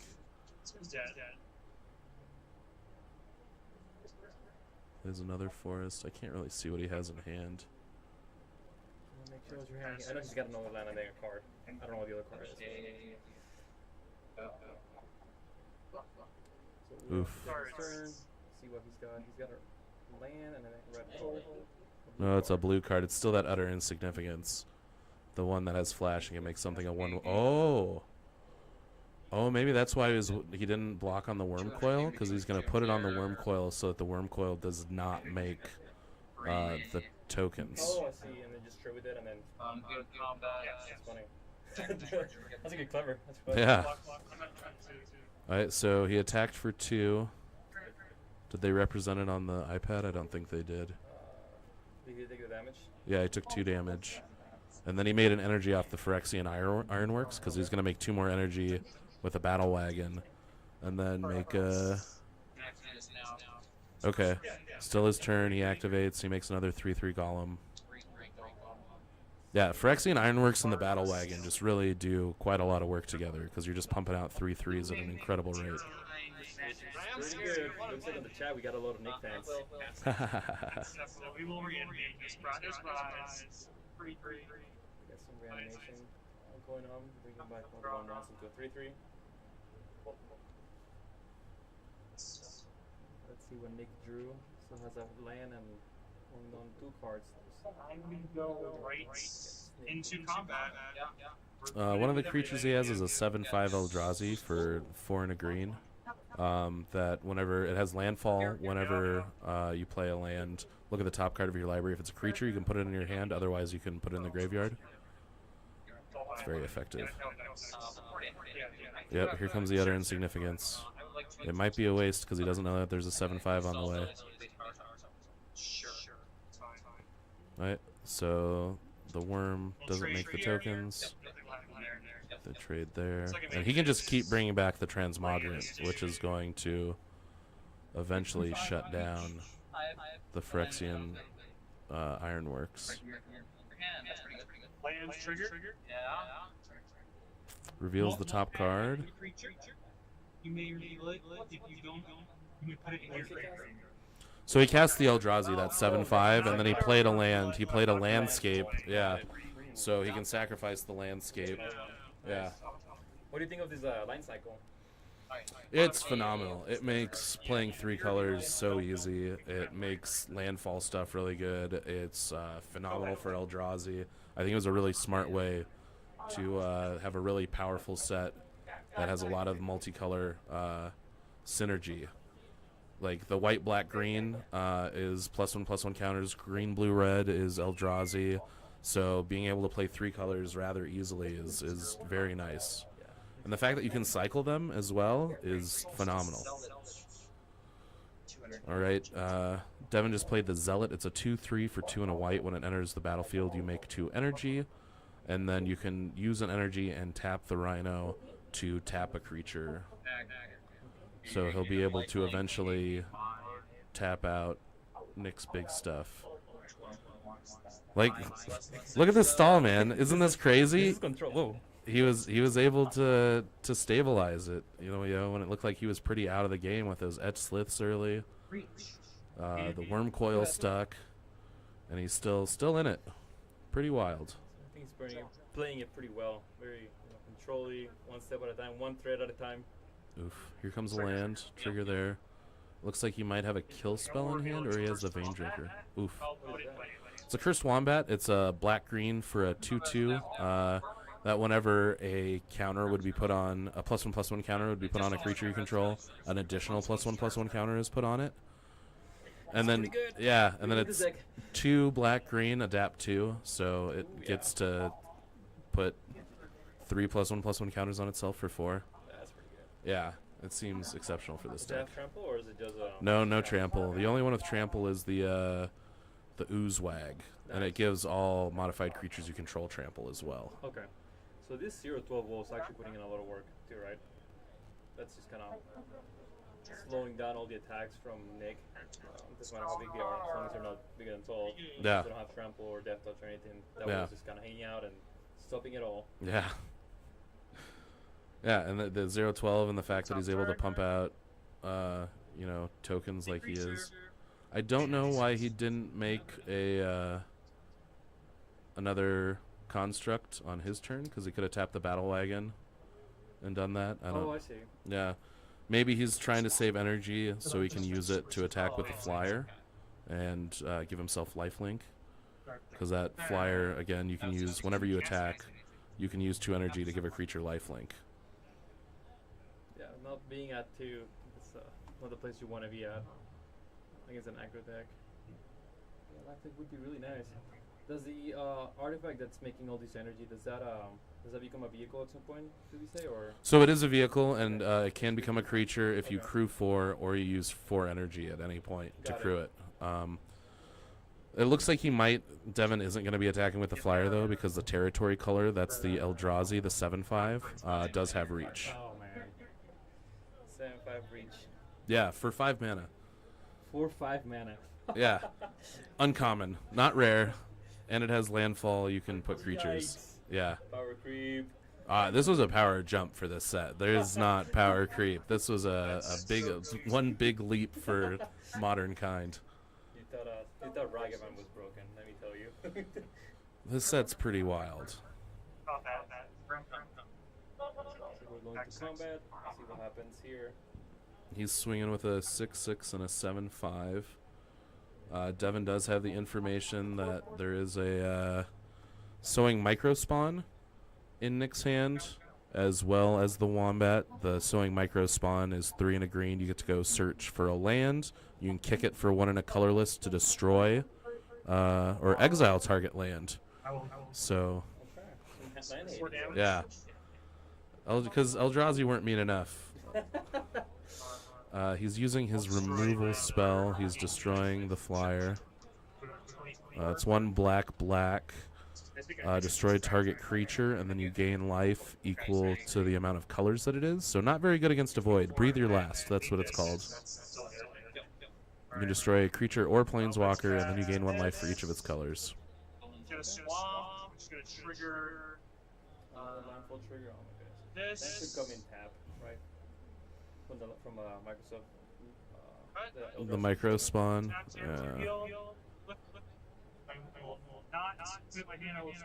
Where'd it go? Play this. Good. Yep. Because I think he just used Duke as a spell, right? Yeah, it's on cast, which is crazy. All these Eldrazi, their abilities are on cast, not on resolution. Oh, you just put it onto the battlefield. It doesn't come in tapped. It doesn't come in tapped. Wow. That's gross. Wow. Dude. Yeah. I'm sorry. I thought this card was worse. Dang, that's crazy. Yeah. Looks like we might be still at end step. Yeah, I saw Devin. The energy deck. It is kind of a crazy deck because you have to do extra math while you're playing. So it is Devin's turn. He did play the Serum Visionary. Oh, got it. Okay. It's Serum Visions on a stick. It's 2 and a blue for a 2/2. You draw a card and scry 2 when it ETBs. Nice. That says block target creature from Nick, and let me look through my deck. Yeah. Let me control what's on the top. Yeah. Yeah, the energy deck is a lot because Magic is very hard as it is. You have to do a lot of math, and then you throw energy in there, and you have to do additional math. It's been a while since we've had energy, right, in any set. It was only in Kaladesh until the Fallout deck Okay. And then they did the Fallout deck and the Energy Commander deck. So all of a sudden, Energy is kind of viable in Commander now. I'm wondering if they're going to start supporting it more regularly. Nick is using a pretty powerful bite spell. Horrific Assault. Target creature you control deals damage equal to its power to target creature or planeswalker you don't control. If you control an Eldrazi, you gain 3 life. Only costs 1 green. It is sorcery speed. It's not an instant, so it's not totally cracked, but it's still pretty wild.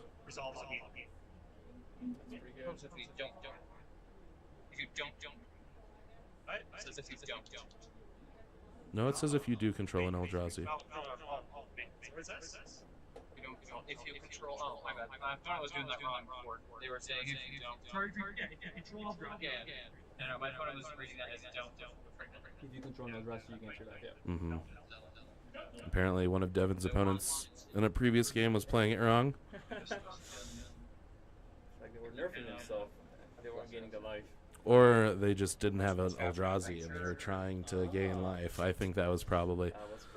There's so many words on Magic cards, it's really easy to read them the way that you want them to read. So that's still in the stack. We'll see if Devin's trying to... Sure.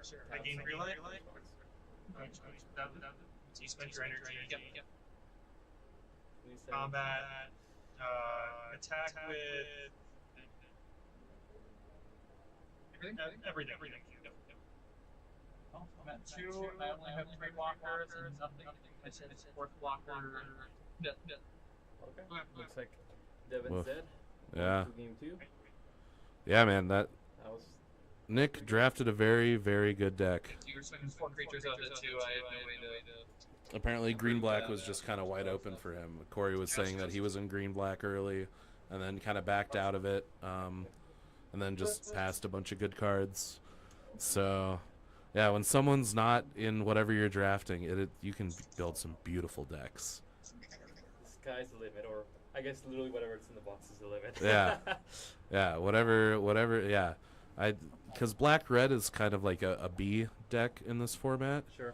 But because people are trying to force Eldrazi, they're trying to force Energy, they're trying to force +1/+1 counters. Sometimes black-red can be ignored. And you just end up with some bonkers decks. So you really, that's the thing you have to do with draft is you have to identify what the rest of the table isn't drafting and go that route, because that's how you end up with the best synergy and the best cards possible at the same time. Sometimes a mediocre strategy is better than people with just random 60 cards that don't really do work well together. Yeah, 40 cards, because it's 40 cards Right, unlimited. right. Yep. So I think you're right. I think Nick D was kind of ahead the whole game, and I was kind of hoping out for Devin, because he looked like he was still lasting there for a second, and then Nick just kept drawing some good cards, and said cards worked really well together, and just took game 1. Yeah. We're sideboarding right now, which is, I guess, whatever other cards are people pass along or from their decks. Yeah, the stuff that they cut. Yeah. So you look at the cards that are cut, or very situational sometimes. There's a Meltdown that they reprinted from the Urza block. That is, the red one with X. That's specifically destroy each artifact with mana value X or less for X and a red. So that's definitely a great sideboard card that you're not necessarily playing in your main board. There's a green spell that kills flying creatures.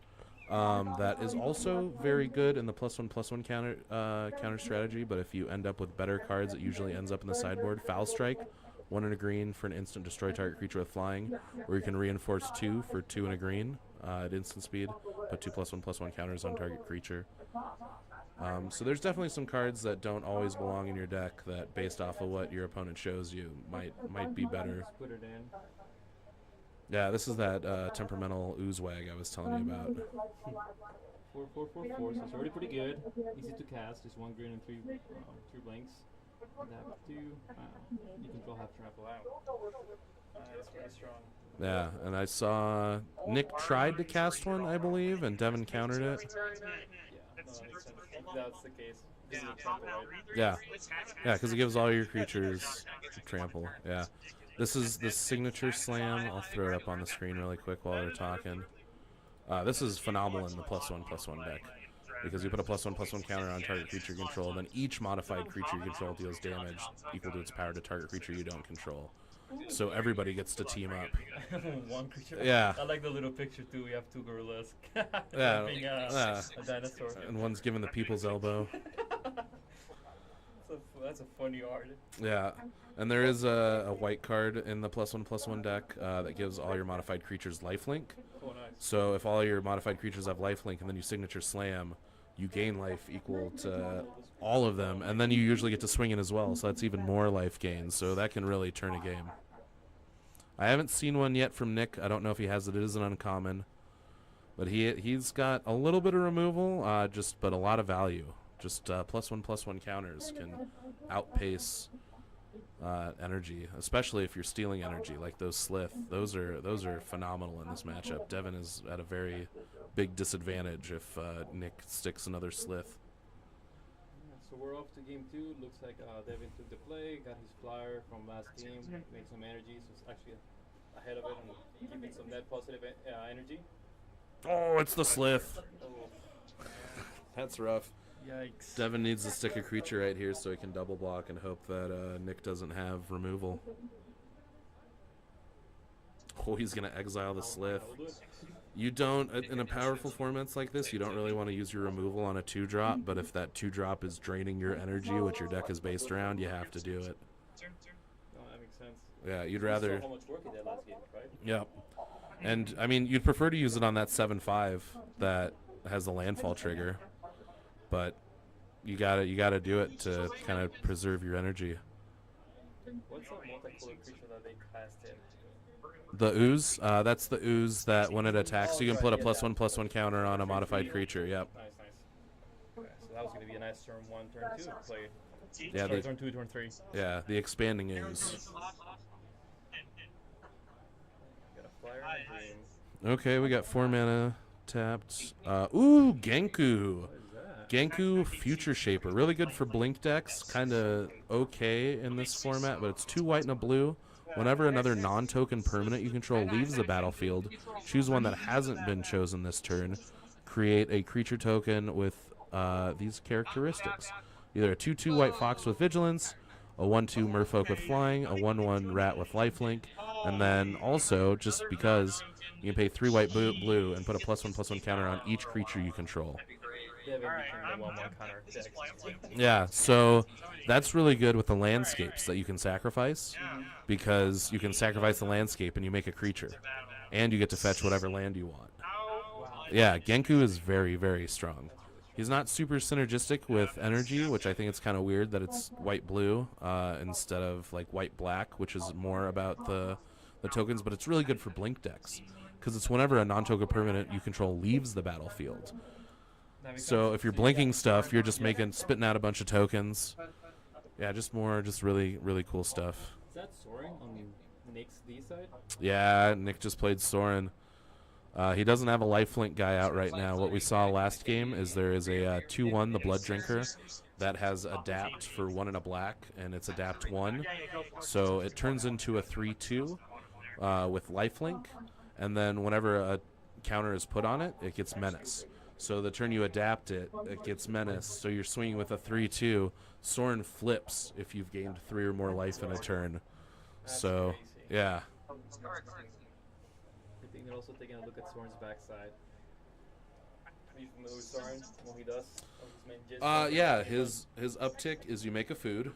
Okay. I think it's up 2 when you make a food, which is pretty silly whenever you get to add 2. And then it's -1 is you get to deal damage equal to the life you gain this turn. Okay. And then it's -6 is you get to gain control of target creature. It becomes a vampire. You put a lifelink counter on it.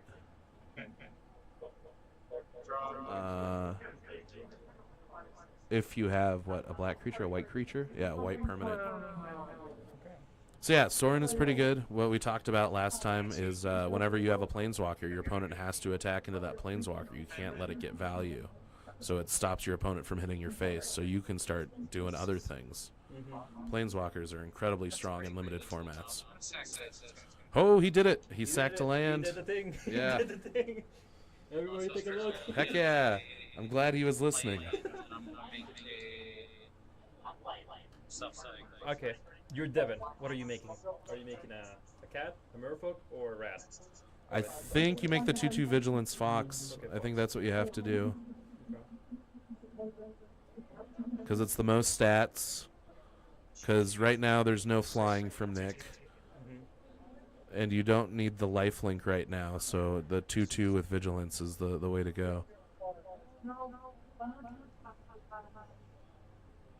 And then he played that in Eldrazi too, right? From in the previous turn, it looks like the 4/5.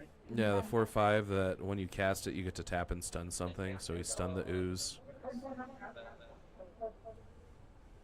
to stop the ooze from attacking, and getting bigger. There's a 7/5 out there too. Like, 7/5 agrees. yeah. Devin was in a good spot until the 7/5 hit the hit the battlefield. Looks like they agree with you and made the fox still. Yeah, made the fox. He attacked with a 4/5. I don't know why Nick didn't block. Oh, because Nick figured that there's a combat trick in hand. Sure. Oh, and Soren has extort on both sides. So whenever you play any spell, you can extort it. Yeah. Looks like Nick's holding a couple lands, a couple spells. We'll see what Nick decides to do.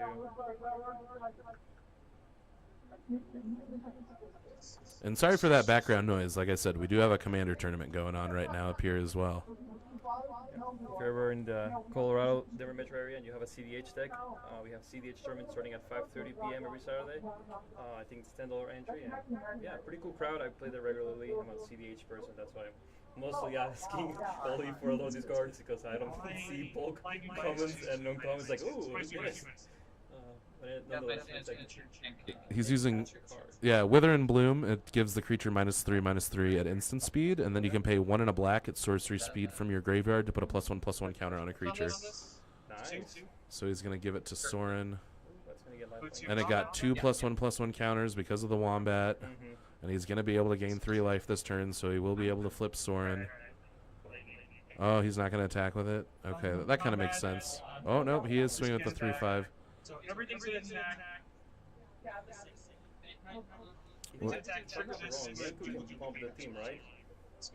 Yeah, he can put a +1/+1 counter on everything. I wonder if Nick was thinking about that. As far as you give it more. If Soren dies in combat, he doesn't transform, right? Or if he does die in combat, say if he, we're in damage, combat damage is done, he gains a life. Soren's there, right? He doesn't. Yeah, transform. Soren will be dead Okay. the same time that the life is gained. Okay, so he's a 5/6 Soren. Goodness God. Isn't Soren Soren's like a 1/4, so he's a 5/8. 5/8. After he's not dying. 5/8 lifelink. Yeah. You gotta chump Alright, he's putting +1/+1 counters on everything, so that'll be 2 3/3s. That's 6 right there. Then Genko's a 2/5, Well, I got 2 so that'll be 3/6. It's 2 twice because I have this guy. Oh, so you're right. I only turned 1. Yeah, I'm sorry. No, he should have 4 counters there. He was right. Is it right? Yeah, because the wombat gives +1/+1 counters. Oh, it's only once per turn, actually. Okay. Yeah, wombat's only once per turn for adding an additional +1/+1 counter. So, Soren is a 4/7. Pretty big. Yeah. I think he can chump block with 3, right? Yeah, he can come in with all 3. Lose 1 creature as well. Yeah, and he won't lose the Genko either. Yeah. So, but he was gonna take 7 plus what, 5? So yeah, he'll be down to 3. Yikes. Yeah, but that's what he has to do. He's got to triple block the Soren. 7, 12. Yeah, down to 3. He's starting to do the math now too. I think this makes sense. It's kind of rough spot, right? 12. Like you said, please block is gone. So you're gonna go 3, and I'm gonna gain 4. I'm gonna go 16. Yeah. Okay.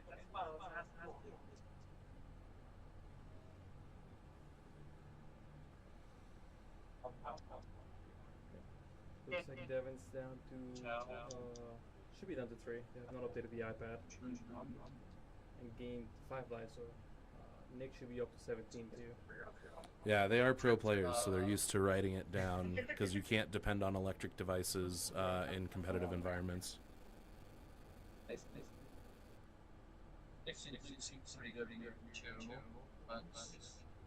217, I believe. That's you at 3. Oh yeah. 5 and 7 is 12. I wrote down 32. Okay, yeah. And I have 16. It's like Yeah, if you have USC. We're just not. Yeah, we're just not. We have the ability. I get this. Thing. Maybe makes sense to make something lifelink at this point. I'm sure that's gonna matter too much.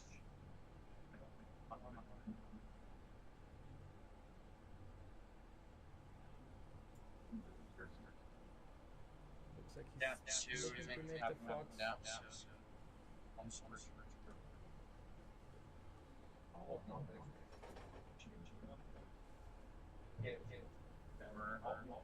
You're in this position, you're Devin. Are you making another fox or are you making lifelink curse?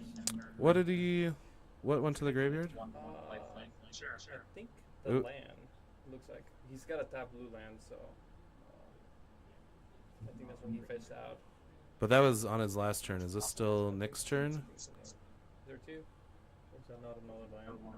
Oh, maybe that is. Okay. Yeah. So yeah, you got to make another fox. You have to make another body that can block. Because the wombat can adapt for, he'll get 3 +1/+1 counters on Nick's next turn for just 4 mana. 1/1 rat with the black one. Okay. So this one does somewhat. Oh wow. Trying to get some life. I mean, he's got enough to use Genko again. Genku. Genku is gonna get bigger too. Yeah. The squad's gonna get pretty big here pretty soon. Ooh, it looks like he has a bounce spell, if I saw that correctly. That would bounce it to second from the top. Oh no, never mind. That's a blue card, so that can't be it. I don't know what he has in hand.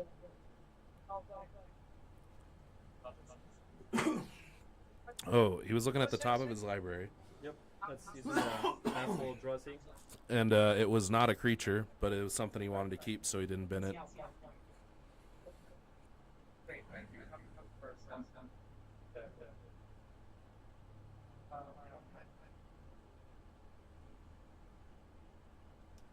Also the semifinals, so after there's one more game, one of these players will be moving on to the finals to the collection booster box and a nice little trophy. Every play matters. And the prestige. Oh yeah. The prestige, because We do tournaments, right? With the best one from whatever format, then amongst the better players. well, yeah, because everyone had to qualify for this event Right. by playing other tournaments either at level 7 or advantage over the last few months, and this is the culmination of that. So it's the prestige of saying that you qualified for this tournament and then took it all home. And then on top of that, you get a collector box of MH3, which retails for about $400 to $450. Like Vu would say, sheesh. Yeah, nothing to shake a stick at, that's for sure. Nick's deciding if he wants to attack. He knows that Genku can pump everything. Devin has a 5/6, a 3/3, a 3/6, and a 1/1 lifelink.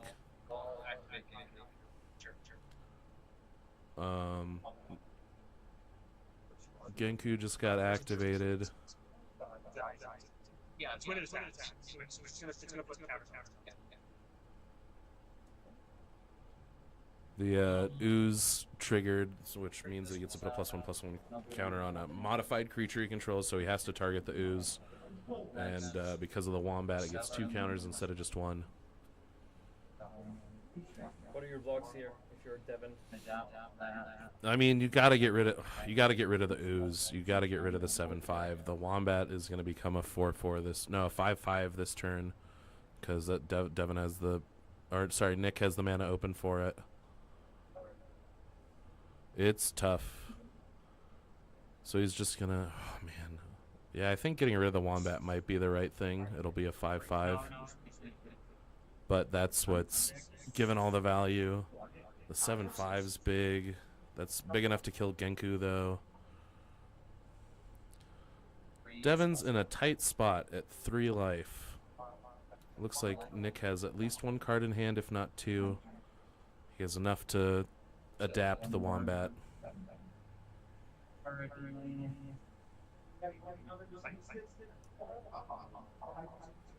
Only if he's just thinking, do I double block so I can kill this, or do I sacrifice? Because we know that Nick would kill the Genku at this spot, right? Absolutely. You 100% kill the Genku, so I don't know if you block with it. Okay, so it looks like he's opting to kill the Eldrazi, because that's a value engine unto itself, and just chump block the Wombat. He's doing a lot of thinking. There's a lot on the line. It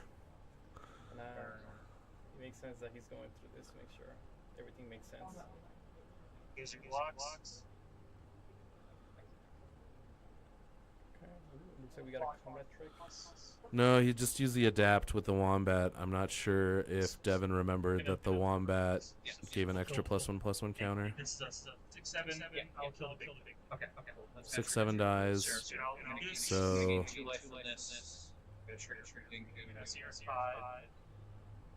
and then he gets to make a Genku token. He might be going lifelink again because he needs it. The 2/2 died. I mean, Genku definitely slowed Nick down. Let's see if it'll be enough to let Devin get back into this game. It's a 4. No. Oh, you blocked. Oh, yeah. Sorry. It was just adapt. The dice block. I'm making. Clarifying what's alive, what's dead. There should be another token coming out here pretty soon, right? Mm-hmm. So he's going left linker or Fox Vigilance. Yeah, I mean, I think he needs power and over lifelink, but And Genku's gonna be a 5/8 next turn, assuming he comes. yeah. What is this? That's my turn. Evolution. Ooh, the Evolution Sage. That card is really good. It's a 2/1 for 2 and a green, and you can adapt 2 for 1 and a green, and then so it gets 2 +1/+1 counters. And then whenever a +1/+1 counter is 1 or more +1/+1 counters are put on the Evolution Witness, you can return a permanent from your graveyard to your hand. Wow. Yeah, so value right there. Yeah, so with the Ooze, if you attack with the Ooze, then you get to put a +1/+1 counter on the Evolution Sage, and you're just getting a bunch of permanents back. It's a common, another common, you know, just really powerful commons in this set. It looks like Devin does have the Galvanic Discharge. He's not playing it right now. It is instant speed. He played an artifact. I'm pretty sure that's that artifact. I don't get this artifact. It lets you return a creature to your hand at sorcery speed. I mean, it actually does work really well with Genku, because it's whenever something leaves the battlefield, he can make a token. Whenever a non-token leaves the battlefield. Let's find it. It's called the Essence Reliquary, 2 and a white for an artifact. Tap, return another target permanent you control, and all auras you control attached to it to that owner's hand. Activate only during your turn. So it's sorcery speed. I'm not a huge fan of it. But now he's playing Galvanic Discharge, which lets him create 3 energy, and then he can remove as much energy as he wants to deal that much damage to the creature. So right now he doesn't have to declare how much energy he's using because the spell's on the stack. Yeah, so Nick has to decide right now if he wants to adapt his Evolution Sage. Yeah, which he's doing. So it gets an extra counter because of the Wombat. This is the guy that when he attacks, It's the same as me. These cards are like, wow, let's Yeah. I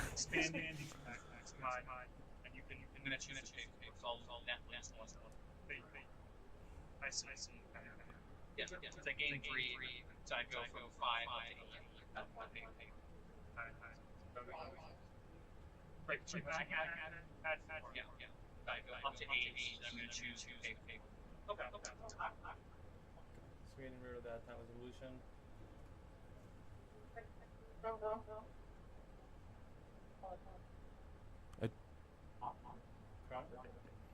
What are you thinking? Four man.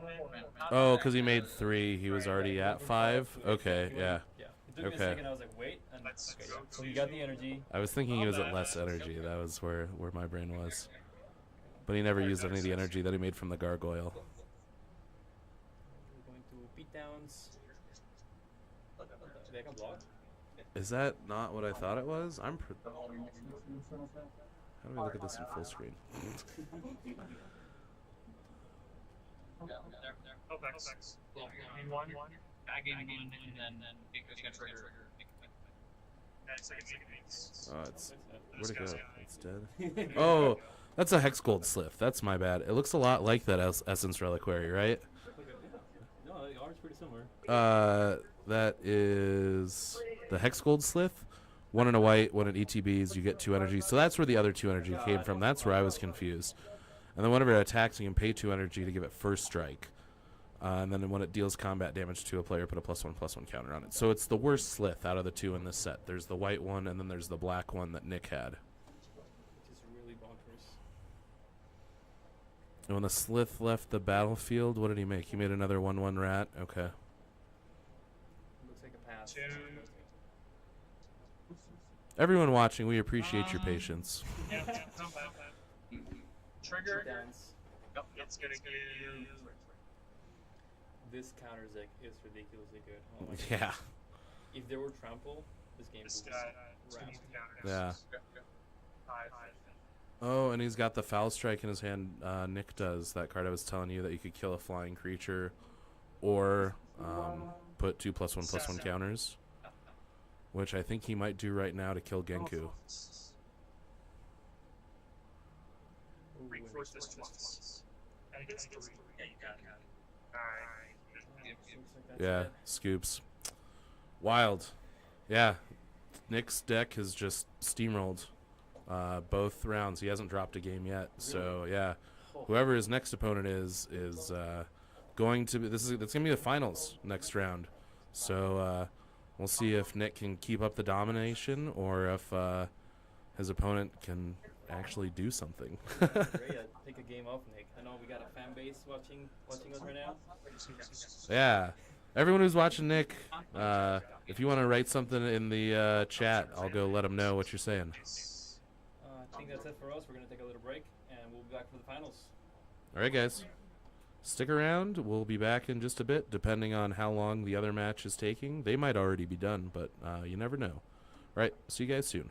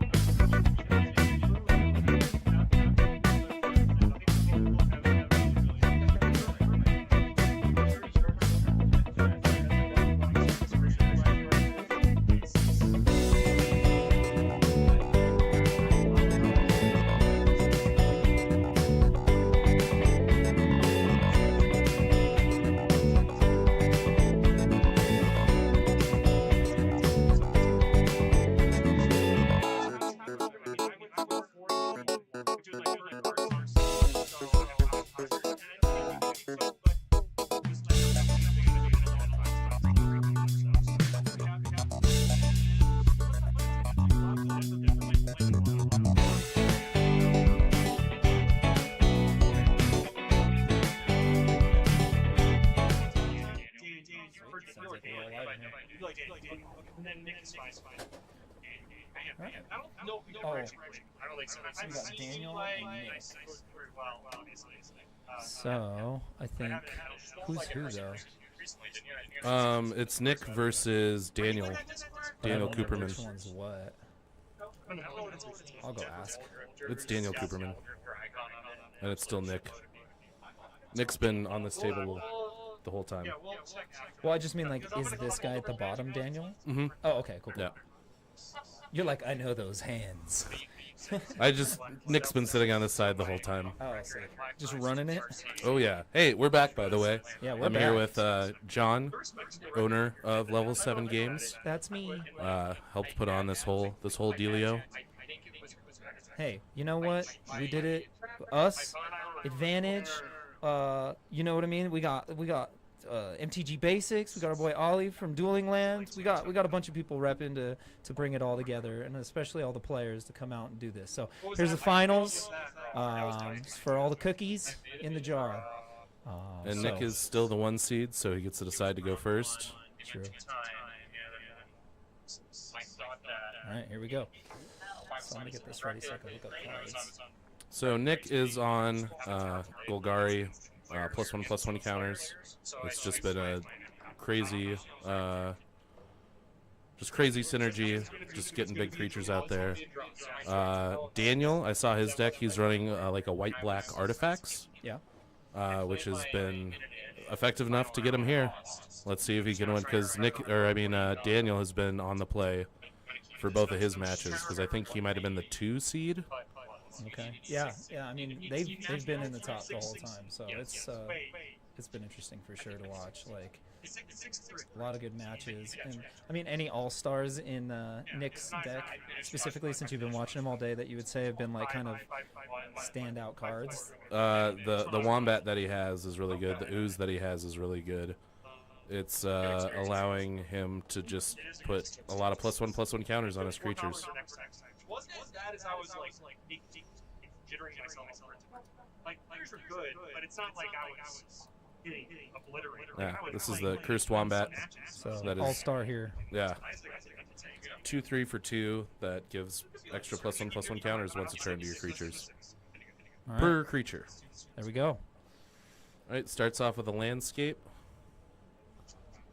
Daniel starts off with a Terramander.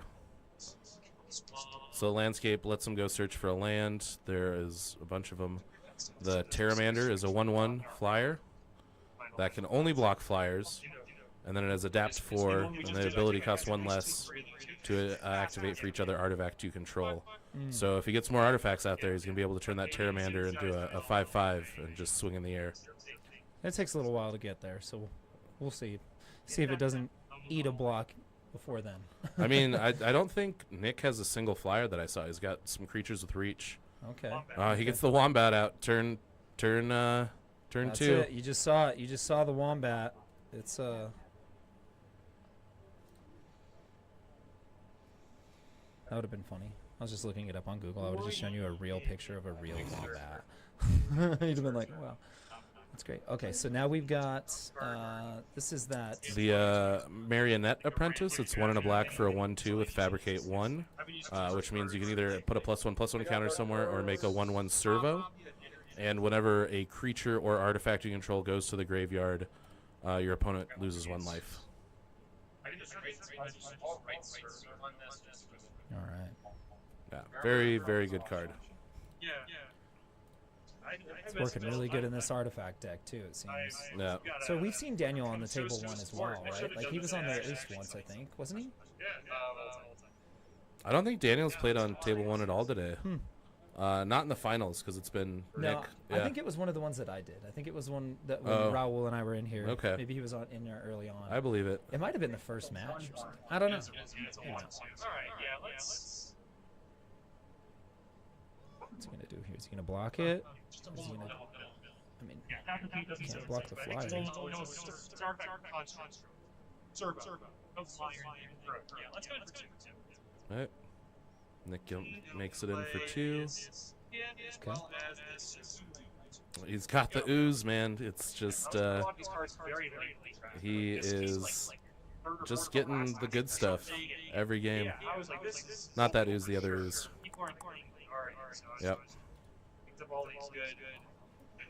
Yeah, this expanding ooze. 1 black green for a 3/3. You can pay black and a green to adapt 1, and whenever it attacks, you put a +1/+1 counter on target modified creature you control. And because of the wombat, now you get to put an additional +1/+1 counter with the ooze. So it synergizes very, very well. Daniel needs a piece of removal here to deal with one of those guys. Because they're going to just start going big real fast. Yeah, because he can adapt the ooze this turn, give it 2 +1/+1 counters, attack, put another +1/+1 counter on it. Yeah.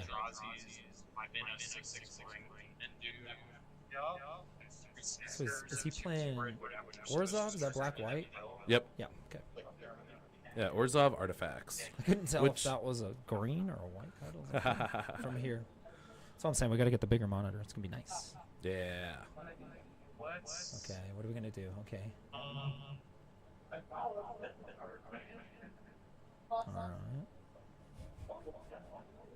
right.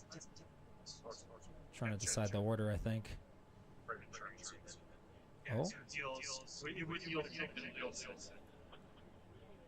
What did he just do?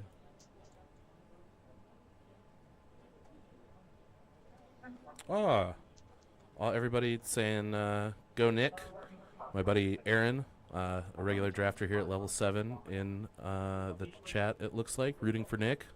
Hey. Oh, yeah, I forgot we got a chat there. What's up, chat? How's it going, chat? I'm really good at talking to the chat. Can you chat? I'm trying to figure this card out that he's got right here. What is that? Oh, that's the Thraben Charm. It can either destroy target artifact, exile a graveyard, or deal damage equal to twice the number of creatures you control to target creature. Okay, so he just took out the Took out the ooze. Took out the ooze with the Thraben Charm. Okay. Which is huge. If he wasn't able to do that... and then he just got, what, another 2 more creatures? So he played... Yeah, so that rat is 3 and a black. Uh-huh. And it has affinity for artifacts, so it's cheaper for each artifact in play. So it looks like Daniel played the vehicle first and then the rat.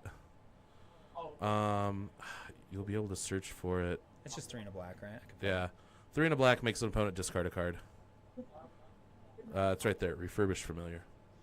Yeah, it's a weird name. But, I mean, it's cool art, honestly. Like. Yeah. And, yeah, flying when it ETBs, each opponent discards a card. For each opponent it can't, you draw a card. So that only cost Daniel 1 black because he had 3 creatures out. He also had a vehicle that was 3 for a 3/3, and he could pay 1 to sacrifice a creature. So he could use that to ping his opponent with the Marionette Master. Okay, so his board's gone. He took care of Nick's board. this thing. I usually don't use that one. It's okay. I'll also keep trying to find one. That's what I do. It's awesome. It looks like Nick traded the Wombat for the vehicle. This is the first time we've seen Nick with a empty board. He's been just able to stick his creatures and keep them out there. Yeah, that was a pretty big swing in momentum there, for sure. I definitely thought that was going to get out of hand for a minute. Yeah, this is the first time we've seen Nick not comfortably in control.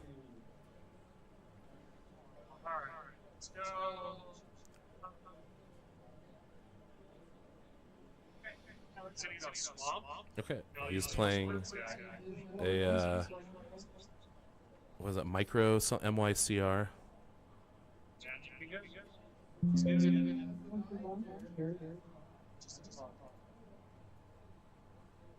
There it is. Yeah.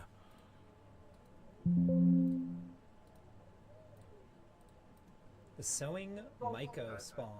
This one right here. So, kicker 1. Did he hit the kicker on it? He did not do the kicker. So he just searched for a land card, put on the battlefield, untapped, which is pretty good. And then he used the swamp that he searched for to put a transmogrant on the battlefield. It's a black for a 1/1 artifact creature. When that creature's in the graveyard, you can pay 3 and a black to bring it back to the battlefield with 2 +1/+1 counters on it.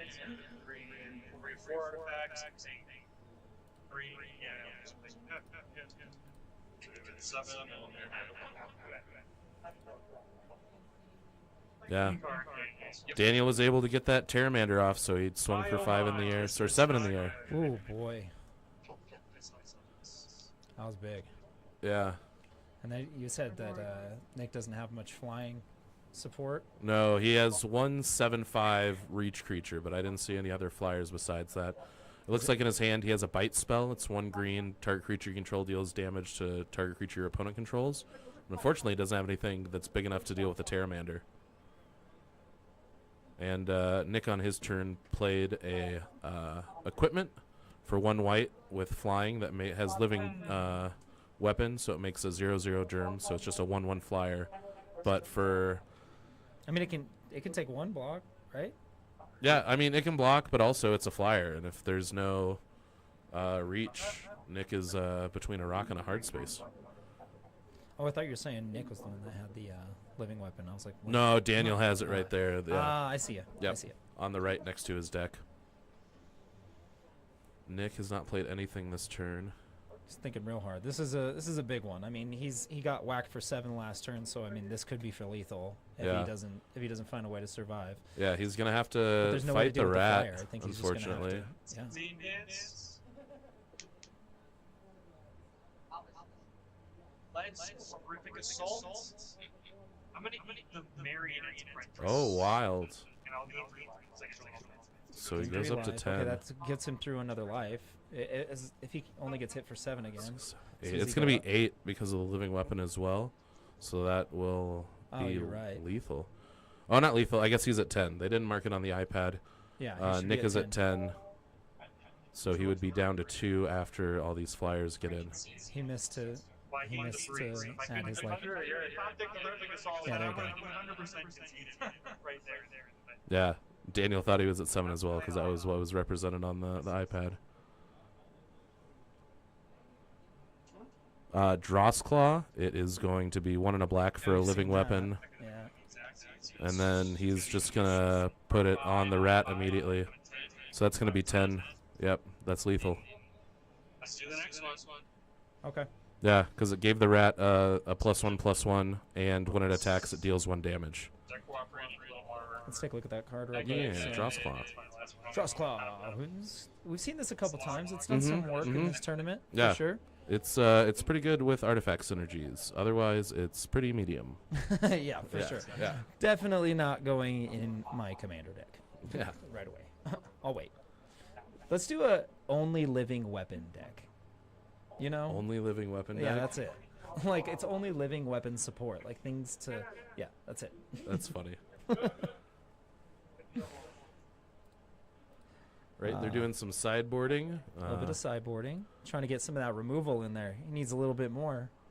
Yeah, I didn't see one piece of removal come out of Nick's deck that time. So. He had a couple of pieces. He's been using it efficiently. He just didn't seem to get any besides that fight spell at the end. Oh, you're right. There was the. Yeah, it looks like he might be putting in the Foul Strike, which is 1 and a green, destroy target flying creature. That'll be very big because it's instant speed. It was losing room fights just a couple months ago. They're for a year and a half. And then Foul, Fowl, yeah. Oh, foul. Gotcha. Yeah. And before we keep going here, I just want to say again, thanks to Advantage Games, MTG Basics, all the Ethan for judging and running the event, all the participants. We hopefully got 2 more games coming out of this round, but if this is it, definitely appreciate everybody for tuning in as well. This will stick up afterwards, so you can rewatch it if you want. Let's take a look here. Let's look at this Foul Strike. I just like the art on this. Fantastic art. This is great. Look at that. Yeah, it's a buzzard just getting clocked. It just feels like some original MTG silliness. Mm-hmm. You know what I'm talking about? Yeah, absolutely. Just some dumb stuff every once in a while. So it's just like my buddy is unfortunate. And I'll let them have their talk. Yeah, the nice thing about the Foul Strike too is if there's no flyers to kill, you can use it to reinforce. Yeah, reinforce. So you can add 2+1/+1 counters to a creature for 2 and a green at instant speed. That's So if you have great. the Wombat out, that's 3+1/+1, so that can really it's a combat trick. So nice. Yeah. A really good draft card for sure. Yeah. And especially for Nick's deck, being able to get those extra +1/+1 counters is just fantastic. That's exactly what he wants. So the fact that it was in his sideboard just means that the rest of his deck is just better. Yeah, that but makes sense. yeah, it's tech against Daniel, who was just able to fly over the top for the win. Sometimes that's all it takes. Mhm. That's a pretty key strategy. Like, trample or flying, Yeah. or you know what I mean. Flying and removal, just evasion and removal can just make a game go real quickly. That's the first game that we've seen where Nick wasn't in control and just didn't have the answers. All right, I think they're getting ready to do cuts. We'll go back to the table audio. See if they're going to reset these lives too.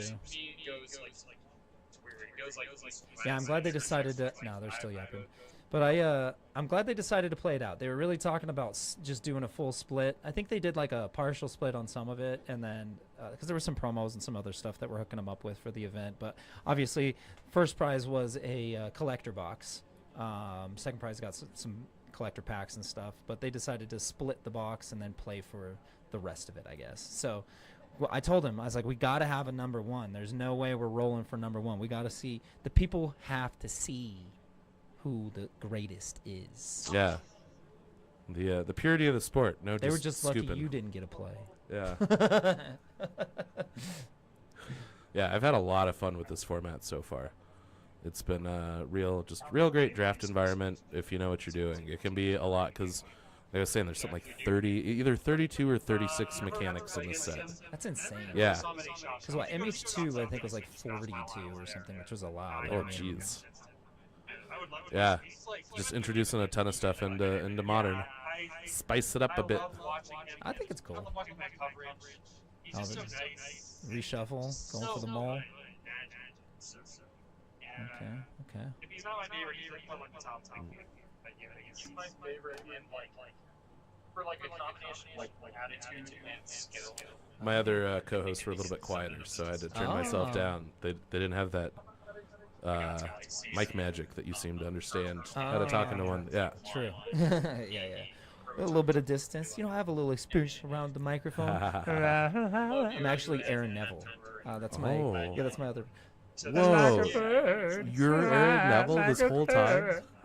You know what I'm talking about? Yeah. Of the Neville brothers, absolutely. Yeah, that's me. If you don't know the Neville brothers, look it up. All right, here we go. Let's see what he. Okay, there we go. Boom. Daniel had to bottom a card, so he kept a 6-card hand. Nick sacrificed the landscape to go get a forest.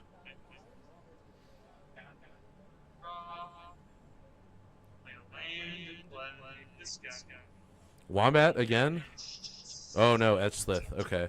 This was really strong against Devin's energy deck in the past round because it could remove +1/+1 counters. ETCH. Yay. Assist the dark's coming. Let's play the Wombat. Yup, that's good. And then the Wombat? One Yeah. and 1/2 counters on this. Just combat Gross. damage to the player, +1/+1 counter on it. Yeah. So now it gets 2 +1/+1 counters. It has Menace. Wow. Yeah. So it's a 3/3 with Menace, and the Wombat's out. This is what we've been seeing from Nick all day. Ooh, Toxic Deluge. Okay. Yeah, classic board toxic. wipes. There you go. Yeah, he had to do it Worth before it got out of Worth hand. it. Yeah, 3 life. I don't think Daniel marked it on the iPad, so he's at 16. Ooh. Oh boy, Nick just kept a 2-land hand, hoping that those would be enough, and Daniel didn't have the removal. Oh, Daniel played a little Goblin Wizard Zombie. That got destroyed immediately by Wither and Bloom. Oh, and we got an ooze. Should we bring that up? Which one? The life? I mean, they have it written down on paper, I'm pretty sure. They'll figure it out when they look at it. Oh, Terramander and the Ratterback, so a couple of flyers. Yep, Daniel just fixed it right there. Cool. Yep. Yep. Hey, I'm the king of forgetting to, put my own life down. Yeah, Magic's hard. Yeah, you got to remember to kill yourself sometimes. It's like, dang it! Like somebody else should be doing this. Ooh. So it looks like Nick has, if he can get some lands, he's got some great cards. He's got the 7/5 reach in his hand. He's got what's the other big creature that I saw? The ooze, it looks like. Yeah, so he adapted and then attacked with it. Did he attack? Yeah, he had to have attacked. Or you don't have to tap to adapt that, right? No, you don't have to tap to adapt. And he had to tap to get the extra counter on it.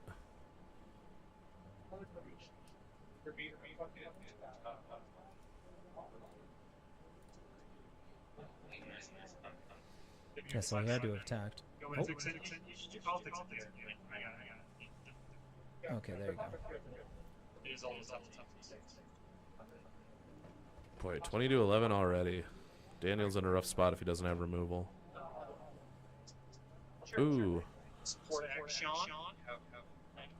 He gets to put a +1. It's an Avon something. It has support 2, so when it comes into play, you can put a +1/+1 counter on up to 2 different creatures. So that's what he did. And then he swung because he can't block the ooze efficiently. AVEN. Thanks. I did draw the land. Are there no Avon? Yeah, it's a white card, right? Yeah. Rude. How many hands?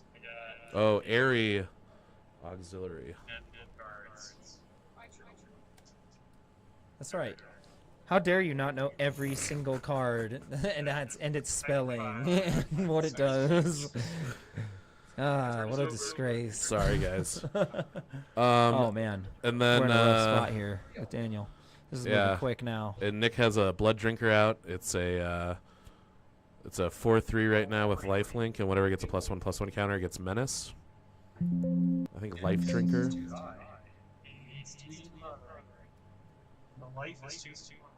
Dream Drinker. There we go.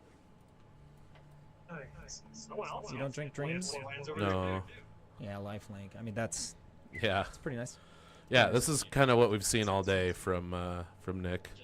So Daniel is in a tough spot. He will have the play on the next game though, so that is an advantage in a 1-1 situation. True.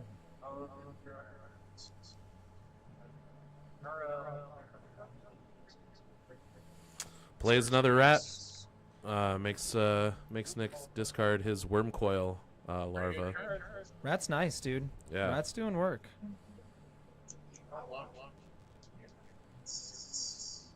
Each opponent discards a card. Yeah, I mean, it's like, what are you gonna do? Yeah, I had a deck that had 4 of those in it, and then 2 other discard effects as well. So I was just able to pick my opponent's hands apart. I mean, and put that in a Tiny Bones deck. There you go. Turgid. Oh, Turgid. There you go. Yeah. Thank you. I'm honestly probably going to put that in my Turgid deck. It's like each opponent. Yeah, and it has affinity for artifacts. So in CDH, you're running a lot of rocks. Yeah, so it's just going to be cheap. Yeah. So what do we got going on? We got a question. Okay. What's he trying to figure out? So he's at 6. We got a. So what's that ooze at right now? Let's see.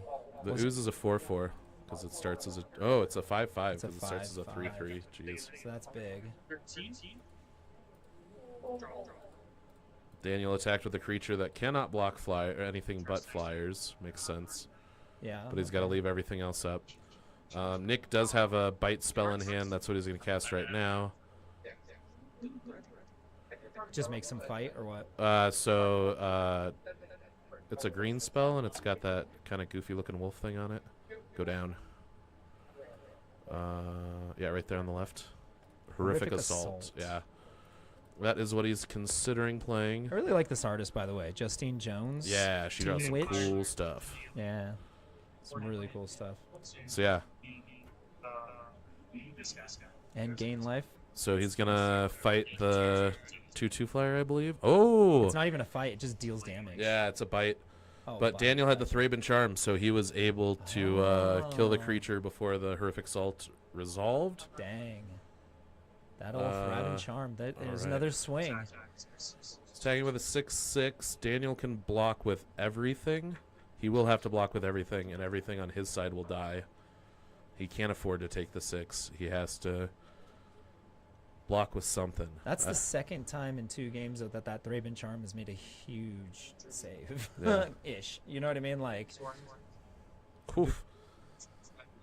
And then a Sorin hits the battlefield. Okay. Has Extort.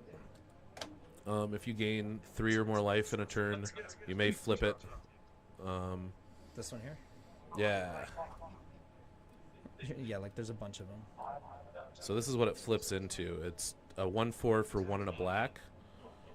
And this side is real dangerous because it's +2 create a food, -1 deals This damage. is the side that comes out. Yeah. At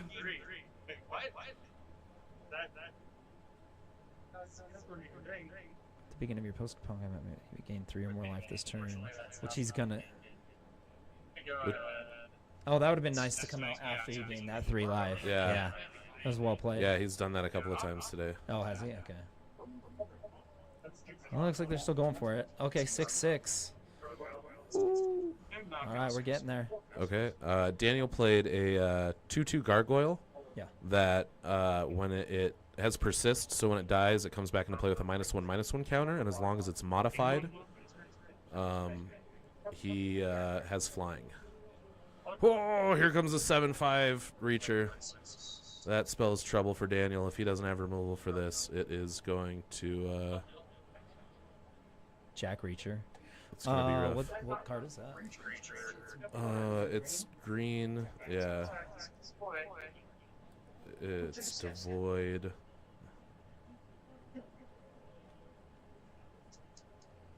Yeah, go down. It's towards the end. Territorial something? Yeah, territorial color. Which Daniel was able to take care of it. He had hard removal. That is what was on the board temporarily. Damn, that's a 5 cost. That's just gone. Yeah, 5 cost 7/5. Ooh. Okay.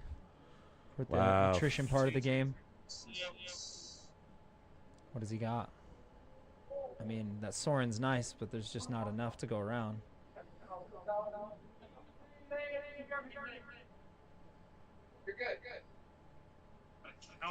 All right, he's going to use the Wither and Bloom from the graveyard to exile it to put a +1/+1 counter on Sorin. That's what he's thinking about doing. He wouldn't be able to extort that.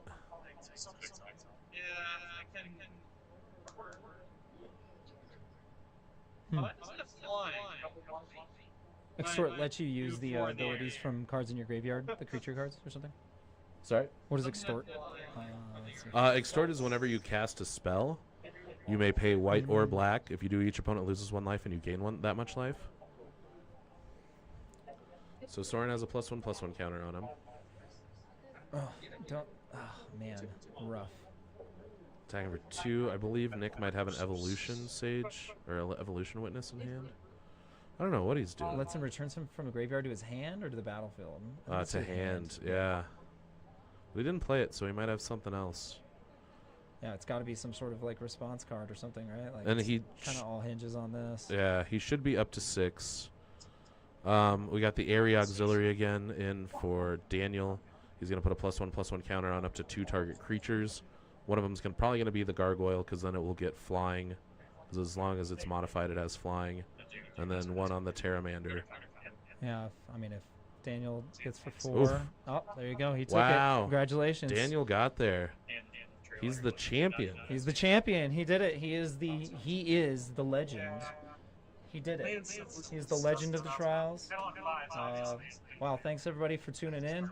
That was, hey man, came to it, and Nick ran the table all day, but Daniel came up with the upset. Table 1 after the redraft. Thanks again to Advantage Games for helping us put this all on. MTG Basics for all the streaming support.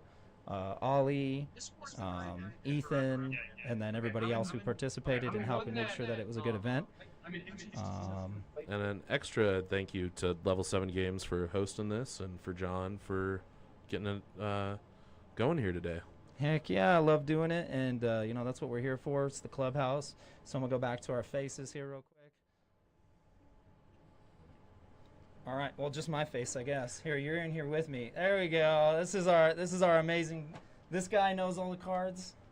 He knows what's going on. So thank you so much for helping support. It helped a lot. I think it made it a lot more entertaining. Like us being able to pull up the cards and you know what's going on. So thank you so much, Ollie. Absolutely.